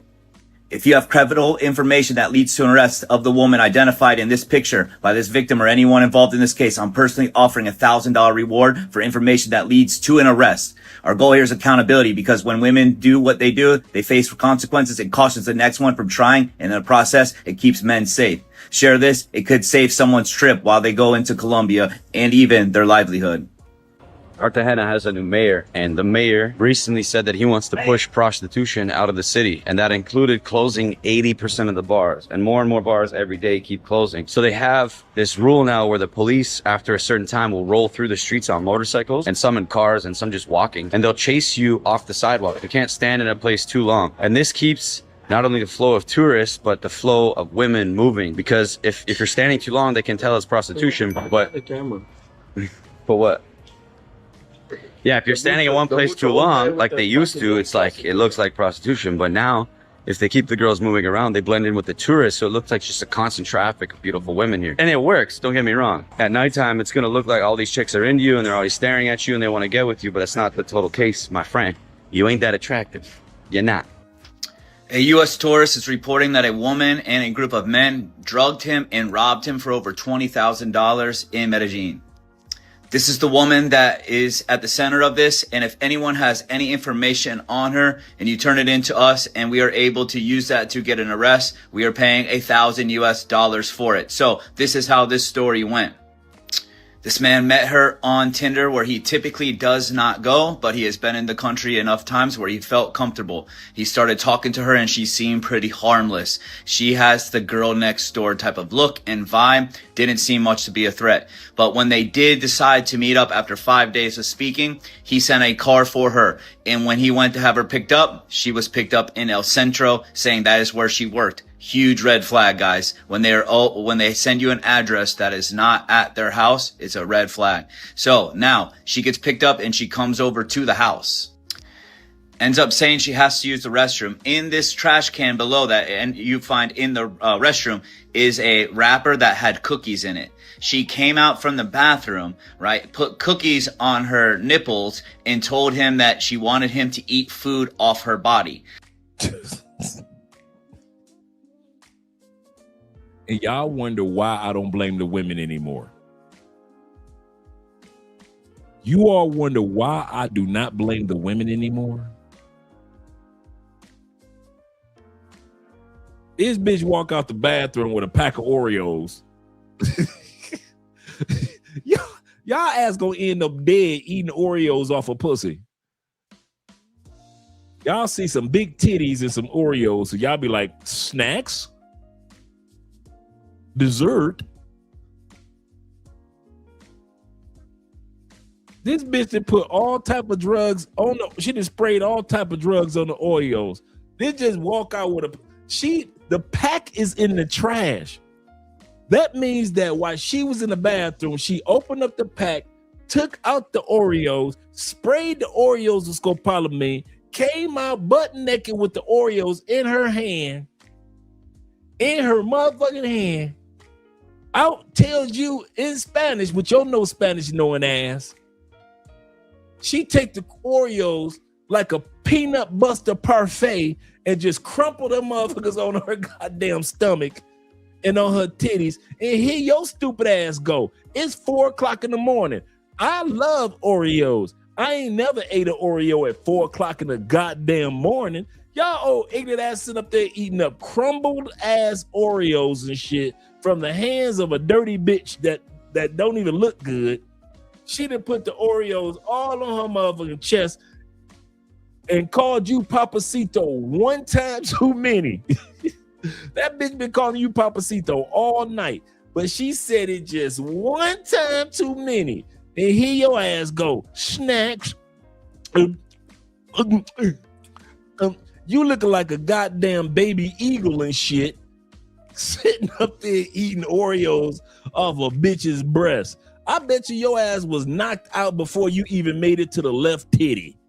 You started eating Oreos off her right titty. By the time you got done with them Oreos on her right titty, you just looked at the left titty and that was the last thing you saw. You was knocked the fuck out. Just on her motherfucking titty, just shaking. You ain't even make it to the right titty. You just looked at the right titty like, I wish I was a little bit taller. You singing to yourself and shit. I wish I was a baller. I wish I had a girlfriend. I would call her. I wish I was a little bit taller. Stupid motherfuckers. And y'all wonder why I don't blame the women. Really? I don't blame the Colombian women, the unattractive ones, for drugging y'all. Because first of all, how the fuck y'all letting these ugly ass Colombian women into y'all homes? I don't get it. Y'all getting drugged by Colombian tools? How do you get drugged by Colombian? How does a Colombian tool even get your attention? You are on a continent of 8s, 9s, 10s to the extreme, and you get drugged by a Colombian tool with some Oreos on her titties? There's a Colombian tool to pour some damn Oreos on her motherfucking titties. You start sucking that left one real good, and by the time you look at that right one, your ass ain't got no energy for the right titty. That's a damn shit. And y'all wonder why Andre, he'll never talk about what the ladies do. I don't have to. I know that you eating Oreos off of a bitch at 4 o'clock in the morning. If you don't get your fat ass in somebody's gym, eating Oreos off of titties. Knocked out before they left the left one. Before they left the left one, they was knocked out. We'll say, damn, these dudes. Come to Colombia, work on yourself. Be in reputable places, man. The women will find you. Get your teeth and your body right. For real. Work on getting your money up, man. These cats, bruh. Will, I don't get it, man. The jokes tell themselves. The jokes. Could y'all imagine what Kevin Samuels would talk about you motherfuckers? If Kevin Samuels was allowed to talk about you niggas, man, oh my God. Even Grover from Sesame Street calling these dudes, these drug dudes, dumb motherfuckers. Hell yeah. Cookie Monster ain't eating motherfucking cookies that he don't know about. Cookie Monster be like, I ain't eating them damn cookies. Anytime Cookie Monster and Grover not eating them and y'all wonder why I be laughing at y'all asses. Ain't nobody gonna feel sorry for y'all asses? Hell no. Y'all better, hey, y'all need to go to DC Rob. If y'all want somebody to feel sorry for you, better run your ass over there to Razor Ray channel. Razor Ray always got your back. Shout out to my boy Ray. But don't be thinking you gonna come over here and I'm gonna feel sorry for y'all dumb asses. The bitch that win the bathroom. This bitch, where you going? I'm going to the bathroom, get myself ready for you, baby. You papacito. She done brought the drinks. You over there drinking and shit. This bitch come out with 6 cookies in her motherfucking hand, thinking she's strutting like a motherfucker. This bitch is a Colombian too. She don't even look good naked. That's the fucked up part. This bitch don't even look good butt naked. This bitch look better with her clothes on. You got a Colombian too with cookies in her motherfucking hand, strutting and shit. Look at me, Papacito. Here I come. And your dumb ass all on the bed. It's 4 o'clock in the morning. You sitting up there on the bed, drinking and shit. At 4 o'clock in the morning, drinks that this bitch brought. And the bitch started just crumbling up cookies on her fucked up, awkward looking body. And you start sucking motherfucking Oreo chips off her chest. You couldn't even make it off the left titty. By the time she pushed you off, the right titty was still full of cookie crumbs. Stupid motherfuckers. Oh my God. Every time I think I heard it all, man, it's some new shit. Every time I think I done heard everything about how you can get drugged in Colombia, y'all do some new shit that I ain't never heard of. It's like y'all purposely invent new ways to get drugged. It'd be like y'all be sitting around, if I get drugged, it ain't gonna be like anybody else, how everybody else got drugged. I'm gonna come up with a new way. You stupid motherfuckers, I swear y'all dumb as fuck, boy. I swear. Oh my God, y'all making my stomach hurt. My stomach is hurt just thinking about how stupid you motherfuckers are. I swear. Oh my God. Shout out to Obi being in the building. Hope you're having a great evening, brother. T-Max said, he said the dudes who took the pay for play on a weekend date was the funniest episode. Yeah. Oh my God. The old, he said the old Oreo on the napkin trick.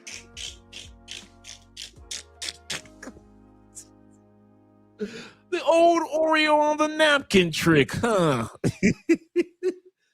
The classic Oreo on the napkin trick. That'll get him. She's sitting up there twirling her hair and shit. Oh my God. Didn't even wash her nasty ass hands because she didn't have to. Because she knew that you was nasty. He was never let that good cookie go to waste. Hell no. I bet you that motherfucker don't even walk down the cookie aisle in Walmart no more. That motherfucker traumatized now he see cookies. That nigga do not want to see sandwich cookies. He don't want to see no goddamn lemon cookies. The cookies that you know when you was a kid, you put them in your finger because got the hole in it. He don't want to see them cookies. He don't want to see no goddamn Girl Scout cookies. He don't want to see no goddamn the chocolate peppermint Girl Scout cookies, the peanut butter Girl Scout cookies. He don't want to see none of them motherfuckers no more. That nigga Cookie traumatized for life. He taking therapy and shit. He don't want to see no goddamn cookies, ice cream with cookies in it, the Oreo flavored ice cream, none of that shit. No peanut butter parfait, none of that shit.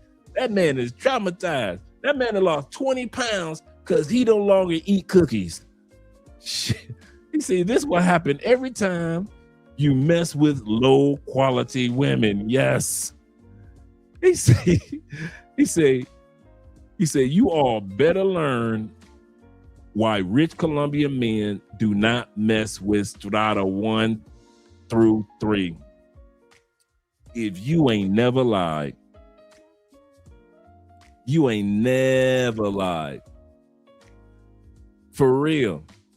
he Cookie traumatized to this day, to this very day. Shout out to Corporal in the building. Corporal said, I was saying the same thing to myself. Do not ever give 2 fucks about those cookies. Damn the cookies. Damn the cookies. he won't even date a bitch named. Oh shit. What's your name? My name Cook, bitch. What's wrong with you? Nothing, bitch. Your name is Cookie. I do not mess with women named Cookie. The last cookie I fucked with, damn, they got me in the morgue. That nigga walked past the Cookie Crisp cereal and shit. He don't even eat the Cookie Crisp cereals. Oh, yes, sir. He say, don't fuck with poor looking biatches or bitches. But don't, he said, and bottom feeders here in the US. So why would I want a cookie? Right. I caught that. Right. Oh man. Let's bring this one back. This one was so good. We got to bring it back. We got to bring that one back. Where he typically does not go, but he has been in the country enough times where he felt comfortable. He started talking to her and she seemed pretty harmless. She has the girl next door type of look and vibe. Didn't seem much to be a threat. But when they did decide to meet up after 5 days of speaking, he sent a car for her. And when he went to have her picked up, she was picked up in El Centro, saying that is where she worked. Huge red flag, guys. When they send you an address that is not at their house, it's a red flag. So now she gets picked up and she comes over to the house. Ends up saying she has to use the restroom. In this trash can below that, and you find in the restroom, is a wrapper that had cookies in it. She came out from the bathroom, right, put cookies on her nipples and told him that she wanted him to eat food off her body, right? So he ate food off her chest and then he ate food off her stomach. Not long after that, he started to lose consciousness. He ended up being down for days. And here you go. You could see pictures of the guys that were actually helping her. This is some of their information here. He was down for days after them damn cookies. Woo. Will says this. Will said, dude is going to turn into straight Cat Williams missing for real with a chick from Oreo land. That is straight up, man. Effing around with them Oreo cookie chicks. So it was a whole group of people that she was working with. Yeah, pictures above here. They were not that smart, right? He had an iCloud that was backed up. He was able to get some of this information. They were able to withdraw $20,000 from his Wells Fargo account. They were using things like Apple Pay and Zelle. You can see here down below, your payment is pending. There was some kind of security. $20,000 over some damn cookies. Oh, them cookies better been good than a motherfucker. Them better be some good ass cookies, boy. Them better be some homemade ass cookies. Them cookies better been good as $20,000 just so you can eat some cookies off a Colombian tube. Them better been some scrumptious ass cookies. They better been nutritious as hell. Part of a complete breakfast. Them motherfucking cookies better been full of 8 essential vitamins and minerals. I'm talking about them cookies better have protein in it, vitamin B, vitamin 12. Them cookies better have magnesium, zinc. Them motherfuckers better been healthy as hell. $20,000 for some goddamn cookie crumbs. Damn. And y'all wonder why I be laughing at y'all. Man, Dre, you don't show the brothers no love, man. It be the women that be doing them niggas wrong. Like I said, you play dodgeball and you get hit in the face with the dodgeball, then you shouldn't have brought your ass out there playing dodgeball. You better learn how to duck. Some of you motherfuckers be eating cookies, don't know how to duck. Shit. He said, I might not ever eat a cookie again my damn self just from listening to this story. Shit, I might go cookie free. He said better than Chippy Chopping Mall cookies. I know, right? They better been that good. Will said that red flag. He said that's a red flag. He said I never met a chica that asked me to eat something off her bodies. I've heard this one several times. Oh yeah, I've heard this one a couple times, Will. Guys that got drugged like this. This one is not a new one. This one is not a new one. Off her body. That's not a that's not a first time. Absolutely correct. That's crazy. Yeah, you are so correct, Will. Oh my goodness.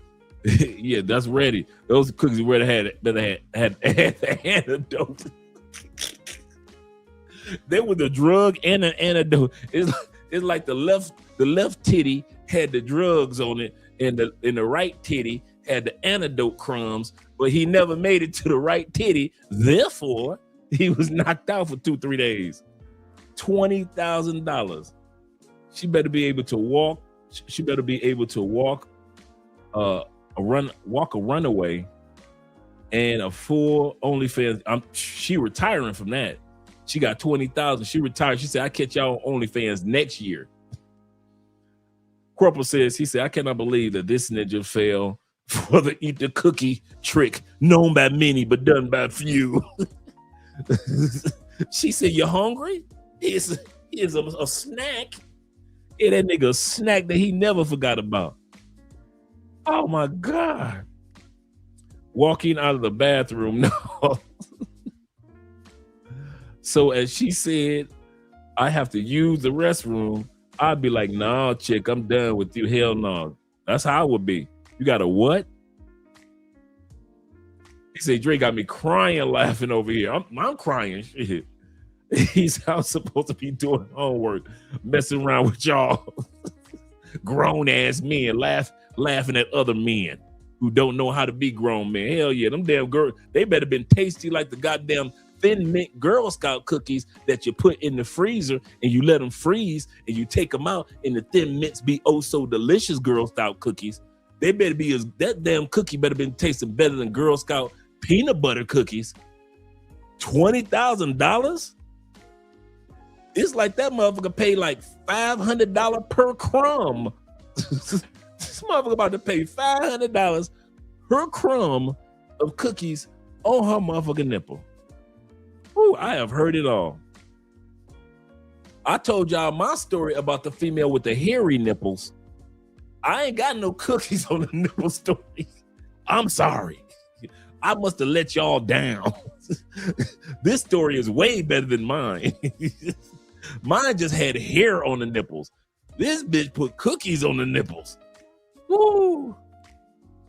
He said I would have been like, bitch, come on. That's how you would have been, Will. That's exactly, if I was there, you was there, any of us with a nipple on them damn cookies, we'd have been like, bitch, if you don't.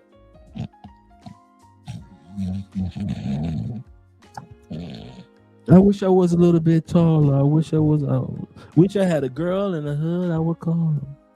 I wish I had a cat with a bat and a hat and a 6'4" Impala. Shit.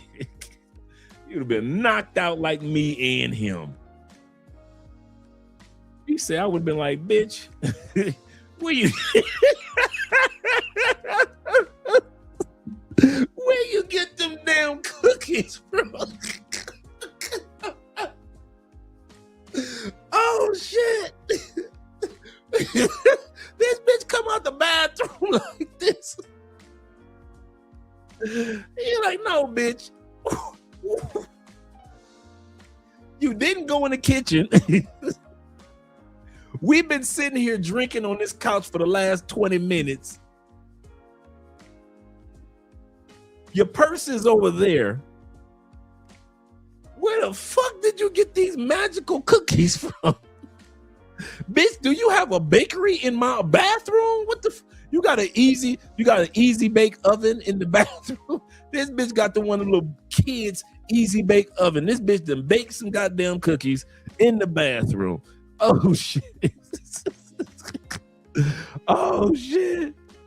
Oh my God, man. Y'all hurt my feelings with y'all stupidity, fellas. We got to do better, man. We got to do the jokes tell themselves. Esco said, damn, he said, I guess chocolate syrup was busy that day. I know, right? I would have fell for that one. Yeah, baby, the chocolate syrup. I'd have fell for that one before some goddamn invisible cookies came from out of nowhere. He said, who the fuck eats cookies off a person? I guess he does. Next level freak body shit. I know. Dre says this. Shout out to Andrew Craig Jr. in the building. He said, well, it's love motels from now on. I was trying to say that. That bitch would have known. Y'all had went to a love motel. She would have automatically knew. I can't drug him because I can't get out without him. I can't drug him because I can't get out without him. Jay says this. He probably side-eyed Girl Scout cookies. like who from who for real? Gotta get her, nigga. See, niggas for real. She got him. Got him. Go stand in the corner. You acting out. I'm just saying, bro. I'm just saying. The jokes write themselves, man. The jokes write themselves. She got those cookies from the drug market. Seriously. Do you got some cookies with drugs already in them? Can I get the scopolamine pack of cookies? Yeah, man. He said I would have been talking like to her, like Burning Man girl. Where you get them damn cookies from? Hell yeah. Hell yeah, man. I wouldn't have fell for that shit at all. Magical cookies. Yes, sir. Just doing magic tricks and shit with cookies. And for my next trick, crumbs. Oh, shit. Only 2 chicks are allowed in my apartment. My baby mama and my side chick. Can't beat that one. Can't beat that one. He said whenever Dre visits, they should bring a pack of cookies. Nope. I'd be like, what are those? What are those? No, that'll be me. Next time I see a pack of cookie, what are those? He said I could get scope cookies. I heard they were a fan favorite this year round. Oh shit. Oh, we can ride these jokes out all night long, fellas. I can tell. Let's get back to the video. We almost done. Oh shit. Measures, but the payments still went through. If you're not already familiar with Colombia, it is considered a passport country. So this dude got drugged. Listen to this dude's story. Mr. 3/4 vest, 3/4 sweater got drugged in Colombia. Listen to his story. My mans were out there having our good time. Wasn't really indulging in the passport activities, but let's say we were having a good time. So we were at this club, as you see.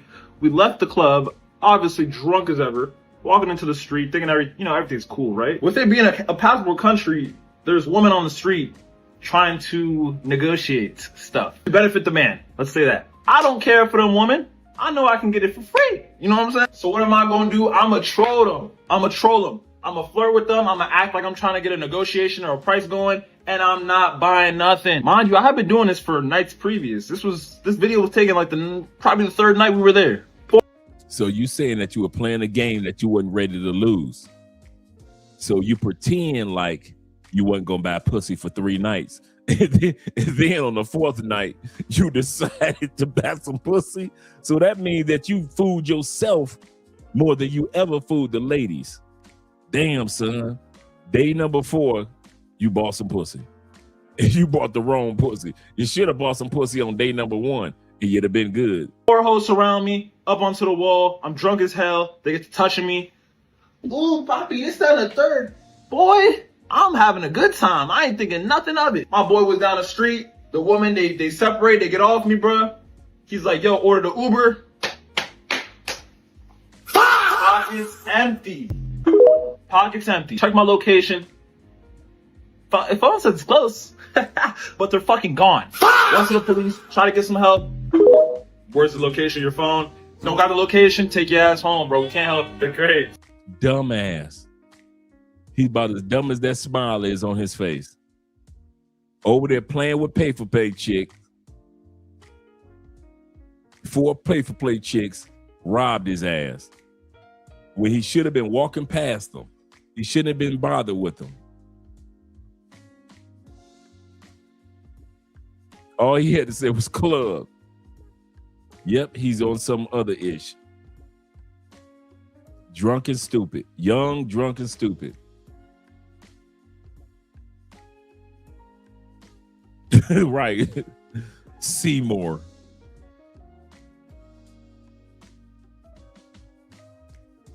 They already separated from you and your boy. You said your boy was down the street. So, Bird's gone. There's a part 2, so go ahead. Comment if you want to see the part 2, man. I'll get into that. Medellin, Colombia. Look, we It just happened last week, I think a week and a half ago. Here come Big Boy. He done found him a Colombian big chick. This is definitely not a Colombian 8, 9, or 10.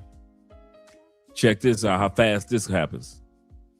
We have another big player here taking the young lady home, thinks he's about to have a great, awesome, successful night. Little did he know he was going to get got. Another one on Demon Time. Drug. Damn, she got the whole bag. She got your hopes in that bag. She got your dreams in that bag. All your dignity is in that bag. I know. I caught that too. Looking like he one of the Fighting Temptations. She got everything. Yep. Got the Norbit look. Norbit got robbed. You say, Dre, they don't buy trim in the U.S. Why come to Colombia and bet against the house? You can't win. You know what? I'm going to say that. It's kind of funny that you would say that today, Will. I thought about that when it came to myself. There are a lot of things that I'm good at when it came to women. By experience and so forth, right? Buying pussy ain't one of them. So I never pretended like I knew what the fuck I was doing when it came to buying pussy. That's why I never got off into pay for play like that. Not because I didn't think the women were attractive. Not because I didn't understand the simplicity of pay for play. I'm gonna tell y'all my number one reason. Y'all ready? I didn't know what the fuck I was doing in the pay for play world. It's simple, Dre. Offer a price. Go for the price. And then fuck. To y'all, it seems simple. For me, the closest that I could feel comfortable with pay for play was brothel because the price is on the wall. Okay, I could choose the woman. It's safe. There's a shower. There's a security guard over there. Okay, I'm good. But like in real life, I ain't never bought no pussy before. I ain't gonna sit up here and pretend like I've been spending all these years buying pussy. So when I leave the United States, I'm so professional at buying pussy that you can't. I know nothing about. It's a lot that I can tell y'all about women and pussy. Buying pussy is not my expertise. Some of y'all are just like me. That's why it's so funny when you get drugged and you get robbed, because you don't know what the fuck you doing either. The difference between you and me, at least I'm willing to admit I don't know how to buy pussy. I don't know nothing about buying no pussy. I don't know if you're supposed to get a refund, hand her a coupon. I don't know if it's do the pussy come with a condom, or am I supposed to bring the condom? I don't know nothing about that shit, bro. I ain't gonna lie to you. I am the most unprofessional pussy purchasing dude that you will ever meet on this planet. I will be horrible at buying pussy on the streets. On the streets? Like I got to walk up. I will walk up to a chick in any country and holler at her, try to get that number and get that pussy on regular, right? Now, ask Andre to walk up to a pay-for-play chick and buy some pussy on the street. My big ass be sitting up there nervous than a motherfucker, like, what am I supposed to do? All of a sudden, I'll go from Superman to Clark Kent in a minute. I'll go from the Hulk to David Banner in a motherfucking minute. If you want to see me shy, go and tell my ass to walk up to a group of pay-for-play bitches at 6'3" and shit, 4 o'clock in the morning. I'm up there just fumbling my words and shit. Bitches, all of a sudden I got a stutter and everything. Bitches, how much for pussy? They could be lying to me. I'll be like, the first number they name, I'm saying, okay, that's okay. We're gonna work with that. Some of y'all are experts at buying some pussy, not me. And from what I see from all the videos, it's a lot of you dudes that don't know how to buy pussy either. Y'all might as well stop these lies. Yeah, I got a pocket full of money. I'm gonna get off the plane, and I'm gonna buy me like 6 bitches in DR. Have you ever bought 6 bitches in the United States? No. Then you don't know what the fuck you doing. Hell yeah. I'll be as dumb as the cookie buying motherfucker. I'll be on the right titty with a cookie in my mouth. I wish I was a little bit taller. I wish I was a baller. I wish I had a girl and I would call her with a 6'4" Impala. I'd be knocked out on the right titty if you ask me to buy some pussy. If y'all say, Dre, here's the money, go buy some pussy, you just wasted your money. I wouldn't know what the fuck I was doing. I ain't never bought no pussy off the streets. Never. I couldn't tell you what it's like to go to a clock tower. I couldn't tell you what it's like to go to Parquet Areas. I can't tell you what it's like to buy no pussy in those. I'm being honest.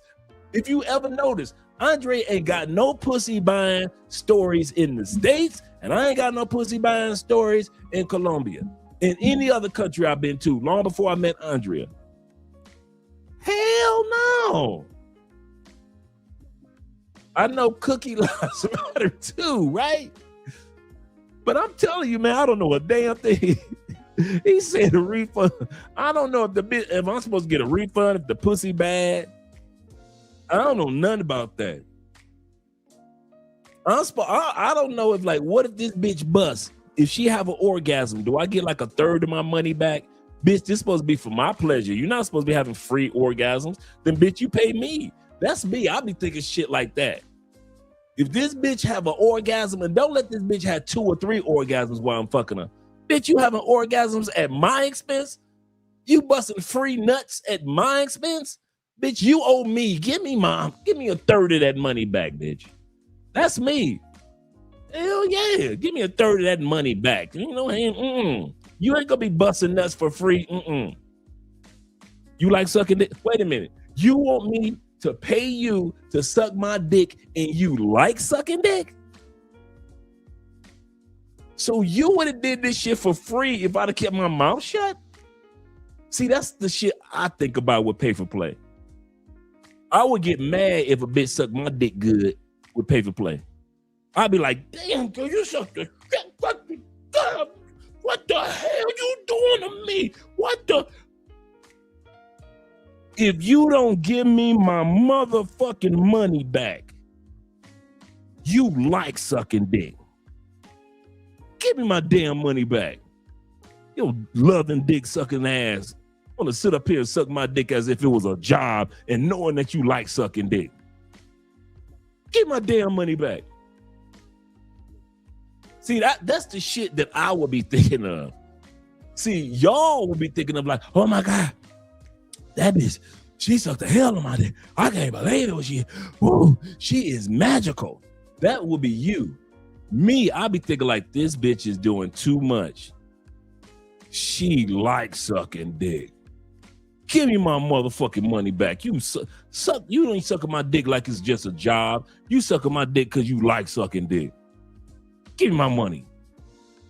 Hell yeah. You ain't about to trick me into you having pleasures. Hell no. Bitches having 3 orgasms and I gotta pay for it. Cause I get one. I get to bust one good orgasm. She get 3 for free? Who's the pleasure giver? Who's the damn pleasure giver? Shit, if you don't pay me. Dave says this with the $5 love. He say the remix. He said, I wish I was a little bit taller. I wish I was a baller. I wish I didn't eat cookies from this girl because tomorrow. Oh shit. He said I would call her. Hell yeah, for real. For real. Shout to 40 in the building. Good morning, brother. Good morning. Man, I don't even know if Ronan is here, man. Shout out to Ronan if he's here. He said everywhere. Everywhere needs to be done with this. Everywhere needs to be done with these Pookies. He said the problem is that they are a virus. They are a virus and contagious. That's a good way of putting it. We need to get rid of all the J-Rillos, all the other just bad examples of traveling, all the guys like the brother that got locked up in Brazil. All these dudes got to stay home, man. He said they spread their bullshit to the rest of us. Absolutely correct. Absolutely correct, 40. Let's go back to the video. This nigga here, this big nigga thought he was gonna do something. Once to the police, try to get some help. Where's the location of your phone? Don't got the location, take your ass home, bro. We can't help. They're great. So, Bird's gone. There's a part 2, so go ahead. Comment if you want to see the part 2, man. Let's get into that. Medellin, Colombia. Look, we have another big player here taking a young lady home. Thinks he's about to have a great, awesome, successful night. Little did he know he was gonna get got. Another one on demon time. Drugged, robbed, scoped. Look at that, leaving out with the bag, making sure she doesn't slam the door too hard and wake him up, and she's gone. That easy. And that's how you lose thousands of dollars worth of stuff in Medellin, Colombia. But on a serious note, guys, this isn't a joke, man. Be safe out there when you're traveling, all right? If it seems too good to be true, it's probably too good to be true, man. Your life come first, man. We out. Peace. An American tourist thought he had a Tinder date in Cartagena. He woke up in a hospital. Mind you, guys, all of these stories happened in the last few weeks. These are not old stories. These are stories that just recently happened. So each one of these stories y'all looking at are not old stories. That's the crazy part. He say whack 100 got by the Colombia. I know, right? Torta. Hospital, and he can't remember a thing. So they match on Tinder. Look at this. Another Colombian 4 tells him it's her last night in the city. She coming with a box of cookies. She coming with the box of donuts. So there's no time to meet for coffee. First, it's tonight or never. And then she invites herself straight to the apartment. Not a restaurant, not a bar, his place. And she says she'll bring the drinks. They're hanging out. Everything seems normal. She goes to the bathroom. A few minutes later, lights out. He blacks out completely. Building security catches her on the way out, dragging a suitcase full of his electronics. She ditches it, grabs his phone, and runs straight to a driver that's waiting for her outside. Now rewind, because from the beginning, there's red flags stacked everywhere from the first message. They met on Tinder, which is extremely dangerous in places like Medellin or Cartagena. She invited herself over straight to this house. First meet, right? That she hit him with it's my last night. That's not flirting. That's manufactured urgency. So you skip every step that you would normally take. And the big one is, right? Bring the alcohol herself and pouring him drinks. Okay, guys? The one thing that he did get right, he stayed in a building with real security. Those guys stopped her before she cleaned him out. And they're the reason he made it to the hospital instead of being found the next day. All right, fellas. So we got another drugging and robbing here in Cartagena. So a follower of mine sent me some. My brother says this. El Grip says, he says, I hope that the airline prices would have knocked the Pookies and them out, right? But they still got Frontier. That's true. As long as there's a Frontier, even though Spirit Airline is gone, these Pookies gonna find a way over to South America. That is true. Shout to Passport Graffiti. Let's hear what he has to say. Information, asked me if I could publish this. He would like to get the message out and also hopefully maybe get this girl caught.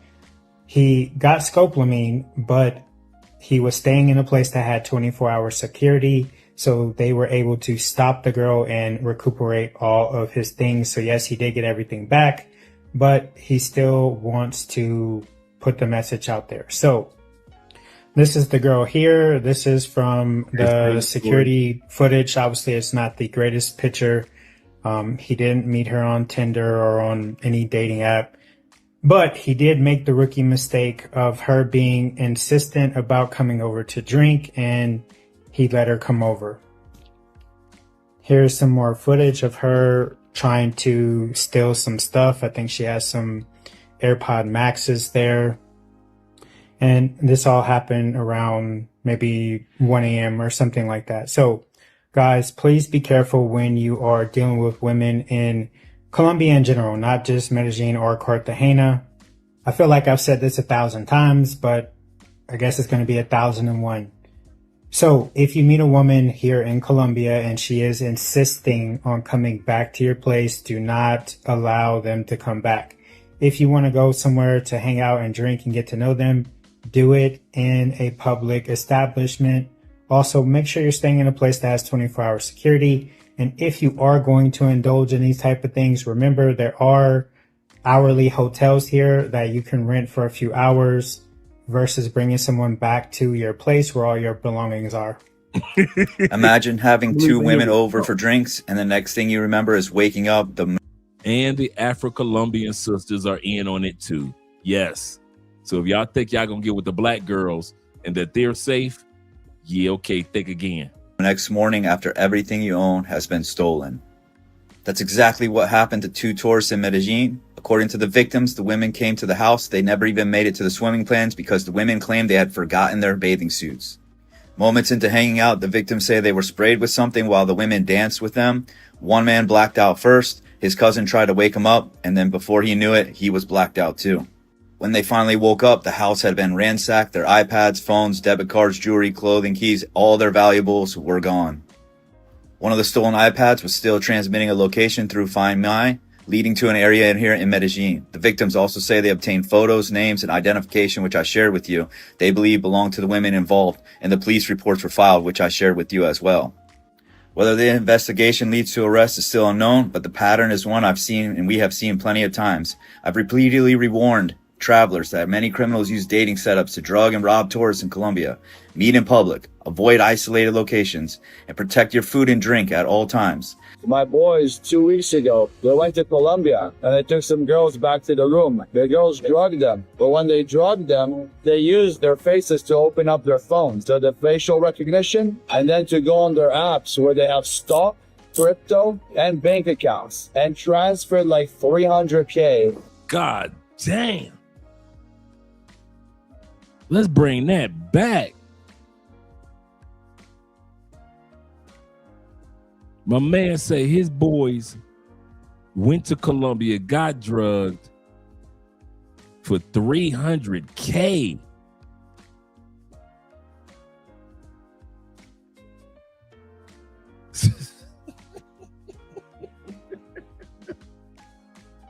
I don't mean to. Hey, see, y'all, I'm gonna tell y'all, that's why social media needs balance.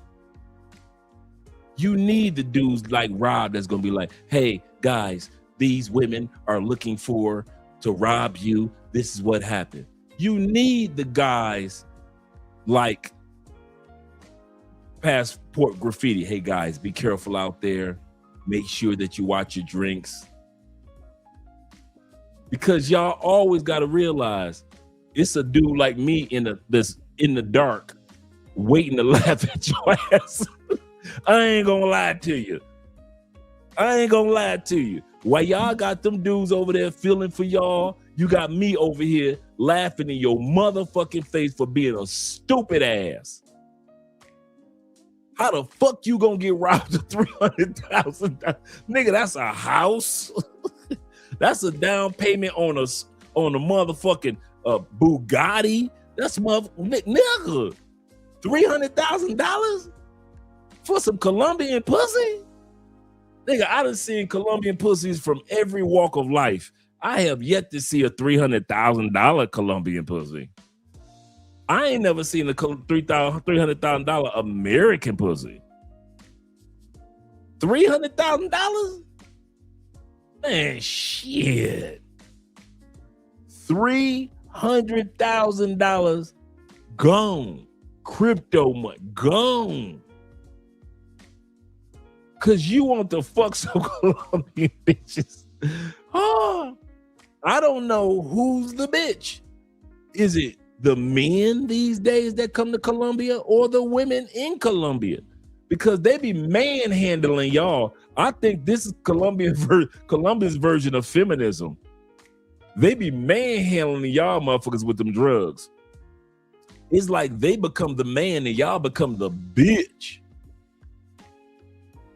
Y'all be passing out ass up, butt naked. Y'all gonna fuck around. Them bitches gonna start putting broomsticks in y'all asses. Gonna wake up with a whole broom, whole mop sticking out your ass. You wake up 2 days later, wishing you was a little bit taller. You wish you was a baller. You wish you had a girl in the hood, you would call her. Shit, $300,000? You know how much fuckery you could have did with that $300,000 other than just let bitches get it? You know how many African villages you could have helped? How many water wells you could have built? $300,000. Man, y'all too sloppy for me. Nigga, I'm getting angry if I got to pay $30 for some pussy. $30. I'd have been upset for $30. Yes, I'm that dude. I'm so used to getting free pussy in life. A bitch tell me more than 30. It's over it's 400,000. What? I give you 30. I give you $29. $30? 30? Some of y'all are comfortable with the prices. 300,000? Nigga, you could have got a house built from scratch. You could have got a house built from scratch, purchased 3 elephants. You could have purchased a rhino, Michael Jackson's giraffe, Bubbles, the goddamn chimpanzee, and you could have purchased a partridge in a pear tree for $300,000. Nigga, you could have sat back and got a motherfucker to build you an ark, an actual Noah's Ark. You didn't know what you gonna do with it. You just gonna pay a motherfucker to build you an ark for $300,000. I could have bought an ark. $300,000? Shit. Y'all funny. Y'all don't give a. I did not realize. We just watched one dude. We watched 19,000. We just watched another one 35,000. We just watched $20,000.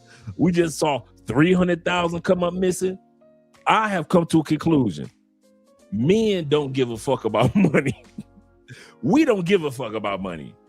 I think we just like making money, but giving a fuck about the money we make, it's obvious that we don't. It is obvious that we care about making money. We like the grind of it. We like the investments. We like the lessons learned of making money. But when it comes to protecting our money from bitches, man, men are lazy to the mother. No. I'll take my phone with all my investments in crypto and all my other stuff and keep the apps on here. I'll keep it on here. I'm just going to Brazil and Colombia. No problem. You know? I mean, the investments that I have on here are worth 1.2 million, but it's just a cell phone. You motherfuckers got cell phones worth $300,000 because you got your crypto app on there. Some of y'all dudes right now got a cell phone. How much is your cell phone? It cost me about $1,100. No, your cell phone is not $1,100. Your cell phone is $11,000 because you got a bank account with $11,000 in it right now. And if a bitch ever get a hold of your phone, your $11,000 come up missing. So your cell phone is not worth $1,100. You bought it for $1,100, but its value is $11,000 because a motherfucker can take $11,000 from your dumb ass. Some of y'all right now, all your business connections in one phone. I'm done with us men. I have decided that men don't give a fuck about money like women do. I've come to the conclusion. There is no way $300,000 over some pussy. He said, dog got rushed by 4 with a 7th grade education. Hell yeah. Hell yeah. We talking about Norbert when Norbert just got robbed. He said, I don't put access to my money on any mobile devices. Yes. Especially if I'm taking it out of the country. Bro, you better believe this phone does not leave this country. Hell no, bro. I got a spare phone. Hell no. Investigation leads to arrest is still unknown, but the pattern is one I've seen and we have seen plenty of times. I've repeatedly warned travelers that many criminals use dating setups to drug and rob tourists in Colombia. Meet in public, avoid isolated locations, and protect your food and drink at all times.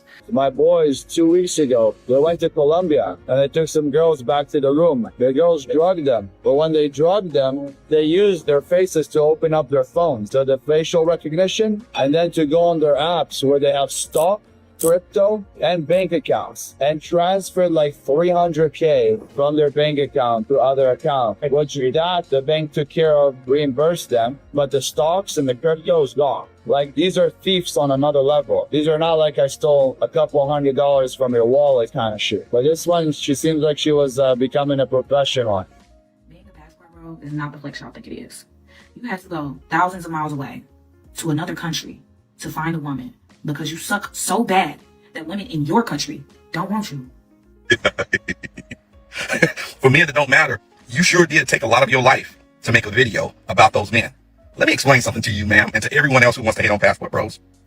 Passport Bros did find women inside of the United States. The problem was they just didn't like them. They didn't like the attitudes. They didn't like the anger issues. They didn't like the weight issues. They didn't like the large bellies, the large backs. They didn't like talking to so many women with so many kids by so many different men. They didn't like being a stepfather. They didn't like providing for their family, only to be told that, hey, I think I've outgrown you, but I want half of your stuff. No, ma'am. You don't understand Passport Bros. When you go through those lines at immigration at passport countries that Passport Bros go to, you're going to see tall men. You're going to see educated men. You're going to see short men, fat men. You're going to see all kinds of men. But what you won't see are broke men. What you won't see are men that didn't already have experiences in this country with women that made them say, I'm not doing that anymore. That's why I have Passport Bro trips. Now we're going to Cali, Colombia, where there are beautiful, dark-skinned black women with 4C hair who wear their hair. No wigs. I didn't know he said all this. Yeah, I know I don't watch the end of the videos. I watched the end of the videos with y'all. This nigga talking about coming to Cali? I don't know the fuck y'all ain't coming to Cali. I'm gonna bring y'all down here. Y'all think Cali is where it's dark skin, beautiful? Nigga, anybody that knows Cali, go on take your ass out there with them sisters. Go on out there. I'm gonna say that again. Anybody that knows Cali, go on take your ass out there on the east side with them sisters. Y'all ain't gonna make it out that motherfucker. You better believe that one. I know, if, like I said, there's a few brothers that I know here, them pro-black, Afrocentric, them niggas that walk around like they ain't got no damn money type of dudes, that they fuck with hood chicks in the States, and so they can get away with hood chicks in Colombia. Them niggas, the dashiki niggas, can get away with it. The niggas that walk around with a kufa trying to pretend like they Africa, them Dr. Umar type niggas can get away in Eastside Cali. I see a bunch of them niggas. Me? Bow tie, bougie, braces wearing ass Andre? Hell no. See, them niggas can get away with it because they can wear a dashiki, and them niggas they don't look like they got no money. Them niggas don't ride no motorcycle. Them niggas ain't got no car. They ain't got no goddamn life insurance, no motherfucking investments in this country. They ain't got all that shit that I got. So hell no, they ain't got shit to lose. So they just take their Ungawa Black Power ass right on over the east side of Cali. Come on, bring y'all ass down here to Cali, fuck around with them sisters. Cali is one of those cities that there are areas you ain't got no business going to. And yes, those sisters are gorgeous. But if you don't know nobody over there, I'm telling you now, that's your ass. Cause she might not rob you and her auntie might not rob you. But her uncle and her 3 nephews and her 2 cousins, them motherfuckers looking at you like a chicken dinner. Like winner, chicken dinner. As soon as this nigga walk out to that Uber, we gonna get his ass. Shit. Y'all gonna fuck around with them sisters on the east side of Cali you want to. Stupid asses. We going down to Cali, Colombia, where they got gorgeous Afro-Colombian sisters. Nigga, if you ain't never been here, don't talk about here. What? See, and this is why I don't talk about Cali anymore. What no brother, it was the main and a couple of other brothers were here before me 10 years ago. But as far as social media, nobody was talking about Cali. Nobody. I was the first one here in Cali to put a mic and a camera up, and as a black man, and live and show you day-to-day life in Cali for the first 4 years of YouTube. Y'all wonder why I rarely do Cali videos. I'll do it for the Patreon, but for YouTube, hell fuck no. You will never say I watch one of Andre videos. I went to Cali and I took my stupid ass on the east side. I got robbed, drugged. I woke up butt naked with a broom in my ass. You will never be able to say that Andre told you to bring your ass to Cali and run your stupid ass to the east side. Fucking around with them sisters, bruh. Some of you brothers can get away with it. Not most of us. I'm gonna say this again. I know some brothers in some good relationships with women from the east side. Good relationships. Not most of us. Most of us ain't got no damn, and y'all think I'm exaggerating. Because when you see the Cali sisters, you be like, God damn, fuck what Dre talking about. I'm going to the east side. Shit, I'm from the hood too. Just because your ass is from the hood, don't mean you from the hood of Cali, Colombia. This is Cali fucking Colombia, ranked as one of the most dangerous cities on the planet for the last 20 years. This is that fucking Cali. And the reason why it's called one of the most dangerous cities in the world is because of that motherfucking east side, bruh. The rest of the city, cool. That fucking east side, man, go and fuck around over there. I would, you know what? What's the name? Don P. Yeah, bring all your boys down to Cali. Come on down here. Bring your ass. And you said the chocolate Afro-Colombian sisters, take your ass right on over there. I can't wait to get my popcorn out to see this shit. I can't wait to see you motherfuckers in Cali. Bring your ass down here, fucking around with them sisters on the east side. Go ahead. I want to see this shit. You see my eyes? I look excited like a motherfucker. I swear, man, I would love to see that shit unfold. Man, y'all niggas crazy. Cali is not a city where you just wander around, man. If you don't know what side you're on, your ass will get got, and I mean fast. So go on, take your ass over there chasing them goddamn sisters on the east side.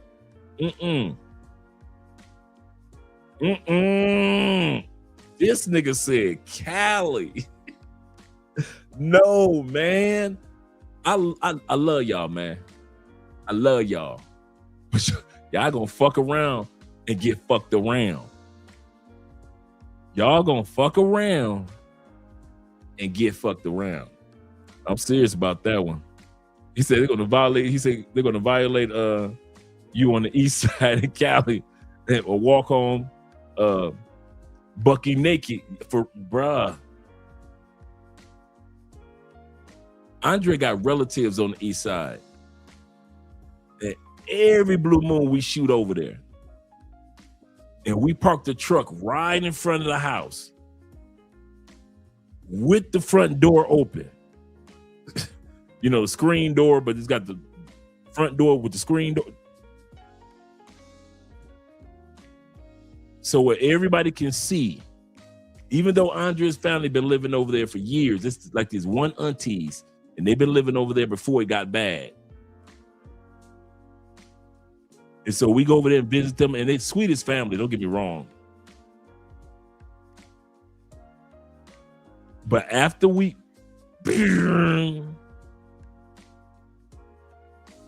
no, man.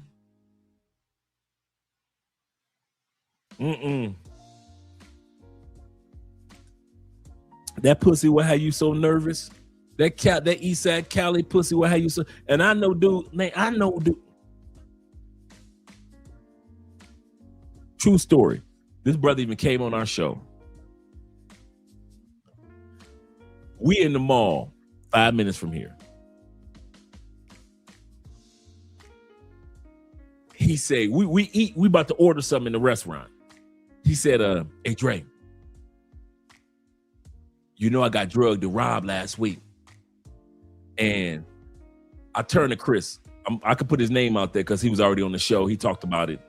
I turned to Chris and I said, I can see that. And I turned back around, finished ordering my food. You know why? Because Chris like raggedy bitches. That's his, you know, East Side Cali type bitches. Bitches that ain't shit. I ain't saying nothing that he don't already know. This my dude. It's a lot of dudes like that. It's a lot of dudes like that.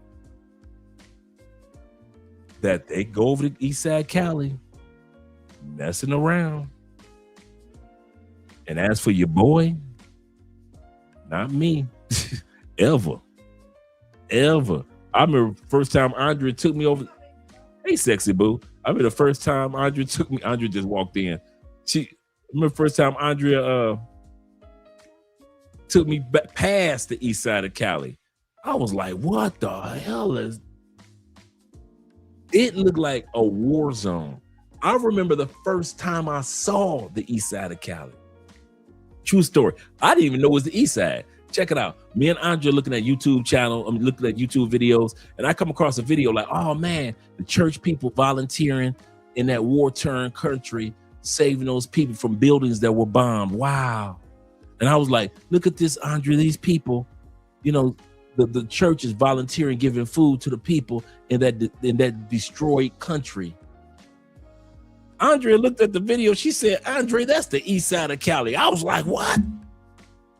It looked like a war zone. The church people giving away food like it was UNICEF. Like I thought Sally Struthers was about to come out for the price of a cup of coffee. You could save Timmy and his mother from starvation. That's what I thought it was. I'm looking at the video like, that's Cali? She said, I told you what, that's why I didn't take you to the east side. I'll take you past there one day. Man, we was driving past one day. I was like, what the fuck is that?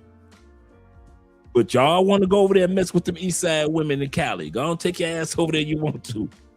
Don't be talking about some Dre come get me.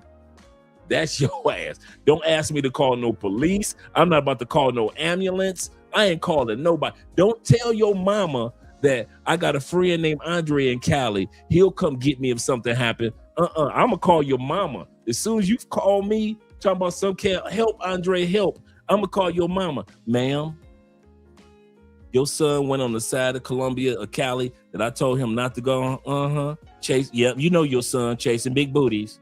Yep, that's your son. Yep, he'll always chase. You right. Yes, ma'am. Yes, ma'am. Chasing big booties. No, I'm not. I told him don't go over there. I know that's your baby. I know, ma'am. I know that's your baby. Okay, let's have prayer. Me and your mama will be having prayer on the phone for you before I come get your ass from the east side of Cali. You better believe that one. I'll be on the phone with your mama praying and shit. You better believe. I am not, seriously, I am not coming over there. Fuck y'all, man. And I love you. He said, I'm about to visit east side of Cali on Google Maps. Go fuck around with the east side of Cali. Like I said, beautiful black sisters, beautiful sisters. But shit, you take your ass over there, you want to bullshitting around. Shout out to D.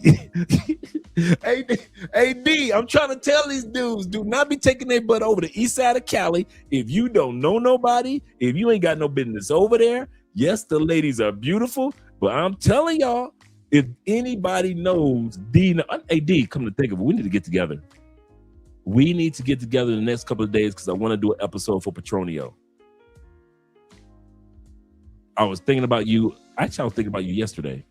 So we need to get together to do an episode for Petronio. Hey, sis, love you, by the way. He said, now, if anybody can tell y'all, the Afro-Colombian sister who does tours with you guys, that been helping you guys out a lot, D has helped out you guys through good times and bad times in Cali, through wise moments and some of the dumbest stuff y'all have ever done in Cali. D has been there for you guys next to the hospital bed. So if anybody can tell y'all, keep y'all ass off the east side of Cali, it should be a sister, right? It should be D. She's always shown love to the brothers. But y'all do. She said, don't tell them. Let them go. Let them learn a lesson if they want to. I'm telling y'all, man, if you don't know nobody over there, if you don't even know D, man, y'all ass is gonna be out. He said, yep, I remember that one dude got shot in the hospital. D got scammed because she helped him out with his hospital bill, and the brother from the States, never helped her back with sent her back the money for his hospital bill. And D helped him out after he got shot, fucking around over there. So go ahead, take your ass over there fucking around. Go fuck around. D popped up right on cue. She popped up right on cue. Shout out to D. He said, oh, wow. D said, I'm still, because of that, helping out you dudes. She said, I'm still in that 1,500 USD with a rasshole.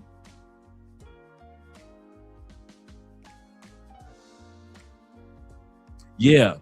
Reach out to, I gotta make sure. Hey, do me a favor. If you guys want to reach out to D regarding Cali, we're going to be doing a video you know, sometime this week, because I really want to do a Petronio video with D, because we do one every year. Let me scroll real quick. If you guys want to shoot me your phone numbers so I can give it to D, or have D send you her number. So I'm going to give you any of you guys that's interested in Cali, especially for the Petronio Alvarez next week, or any type of tour, any type of information on Cali. I'm not the only one. There's a few of us in the comment section that work with Cali. Shoot me an email tonight with your phone number, your full name. Don't give me your YouTube moniker. Give me your regular name and give me your phone number, and I'll make sure I get over to D, and she'll reach out to you immediately. But yeah, D looks out for a lot of dudes down here, man. I can't, and I'm talking about in Medellin as well as in Cali. but like I said, y'all gonna quit effing around, man, on the east side of Cali. These dudes talking about they coming down to Cali. Let's bring that beat back in the video. We're almost at the end. We only got a few seconds left, but I had to bring that back. Brother said, we coming down to Cali with the beautiful chocolate sisters. Negro, you come down here, you in trouble. Oh, Cartagena too. He does the tours and help guys out and the ladies with the tours in Cartagena also. Also, don't forget, because we're going to talk about this. I don't know if you're doing this year, D. D also every year does the whale watching tours, because this is whale a migration season off the Pacific coast, which is like an hour and a half from here in the city of Buenaventura. And every year, D in her group sets up a whale watching tour. So you take a van with D and the others to do a tour of the whale watching. The van, you leave in the morning, you go to Buenaventura, the lunch is set up, everything, and you guys go out on the boat. You get a chance to enjoy the whale watching, and they jump in the air. And I've seen the videos and seen the photos that guys come back with. So it's not something that I heard about. It's something that I know that guys have come back with some great footage, because the whales are migrating, like 300, 400 whales are migrating from the Antarctica up north with their calves. So he said, you and Andrea should come on. We should come on one. I know Andrea is about water though, but I'll do it. Yeah, it's your 5th one this year. Man, time flies, D. She said, I'm doing a yacht tour this year, big bro. What? Yeah, we need to get together. I need to get an episode with you. He said, I haven't seen tours by D 15 years ago. Woo! That was a while back. Yes, sir. Yes, sir. Let's finish off the last bit of this video. Like I said, we only got a few seconds left, but when I heard him say they're coming to Cali, I'm like, man, if you don't sit your ass down somewhere. Countries that passport bros go to, you're going to see tall men, you're going to see educated men, you're going to see short men, fat men, you're going to see all kinds of men, but what you won't see are broke men. What you won't see are men that didn't already have experiences in this country with women that made them say, I'm not doing that anymore. That's why I have passport bro trips. Now we're going to Cali, Colombia, where there are beautiful, dark-skinned black women with 4C hair who wear their hair. No wigs, no fake lashes. They wear their hair, their own hair. Now I'm taking guys there. They want the beautiful black women. They do want black women, but they want black women who wear their own hair, less makeup, ditching the lashes, great attitudes, excited about doing and taking care of their man, cooking and cleaning. That's why my trips stay booked out for passport bros, because it's obvious he has not been to Cali. AD,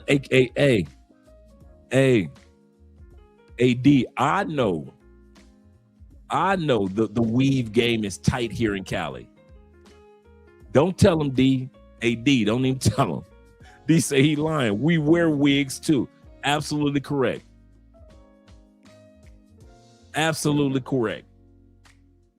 A lot of women do have long natural hair. A lot of women do have big afros, but there are other women that also wear afro wigs and women that also wear weaves or braids.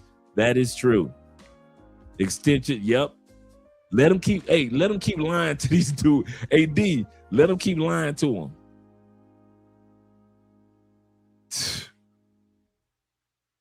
Men have experienced and gotten women in America. They just don't like the experience. All right, that's the end of the videos for today, guys. This has probably been one of the funnest live streams we have done in a long time. I have not laughed this hard.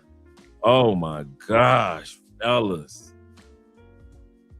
Let me ask you, D, why I got you on here.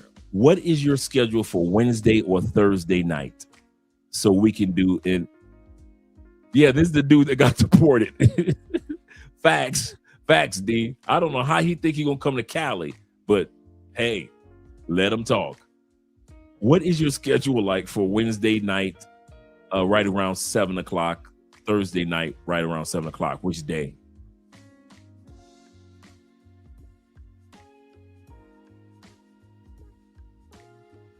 Yep.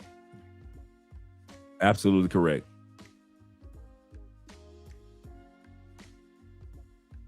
I'm still thinking about shout out to Black Nubian. Okay, cool. I'm going to reach out to you. I'll send you a message and we'll get together on Wednesday night.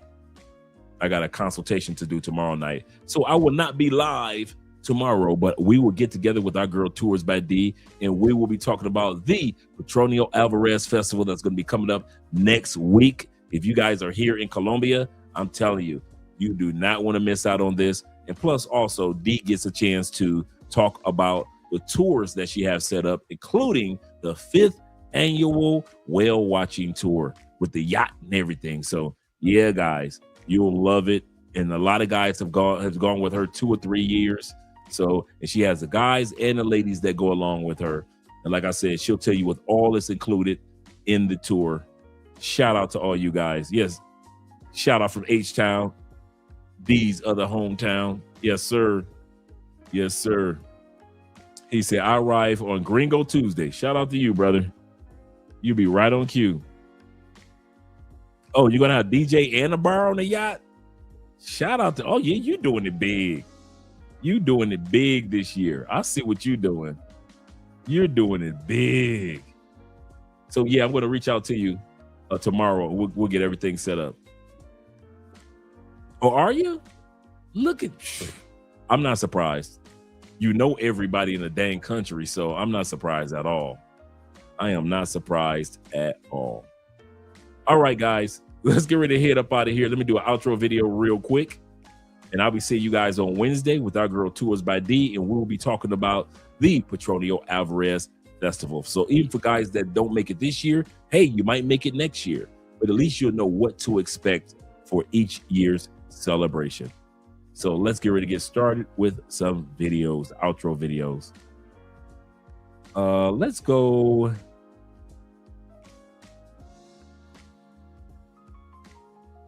Let's go Cape Verde.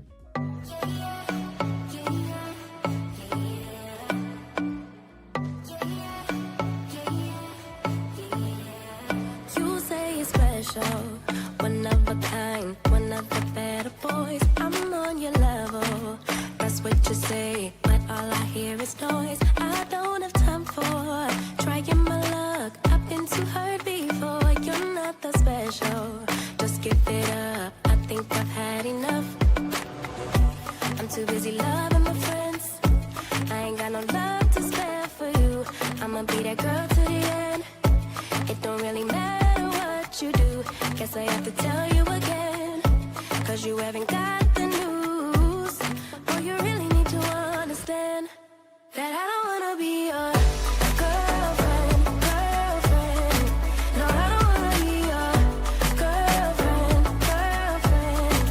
All I wanna spend with my girlfriend's girlfriend. So I don't wanna be your girlfriend. I know you want me, boy, I can tell. So deep under my spell,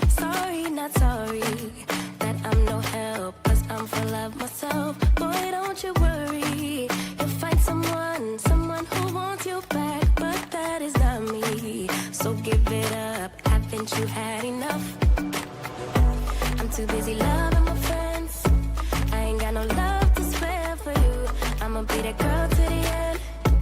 It don't really matter what you do. Guess I have to tell you again, 'cause you haven't got the news.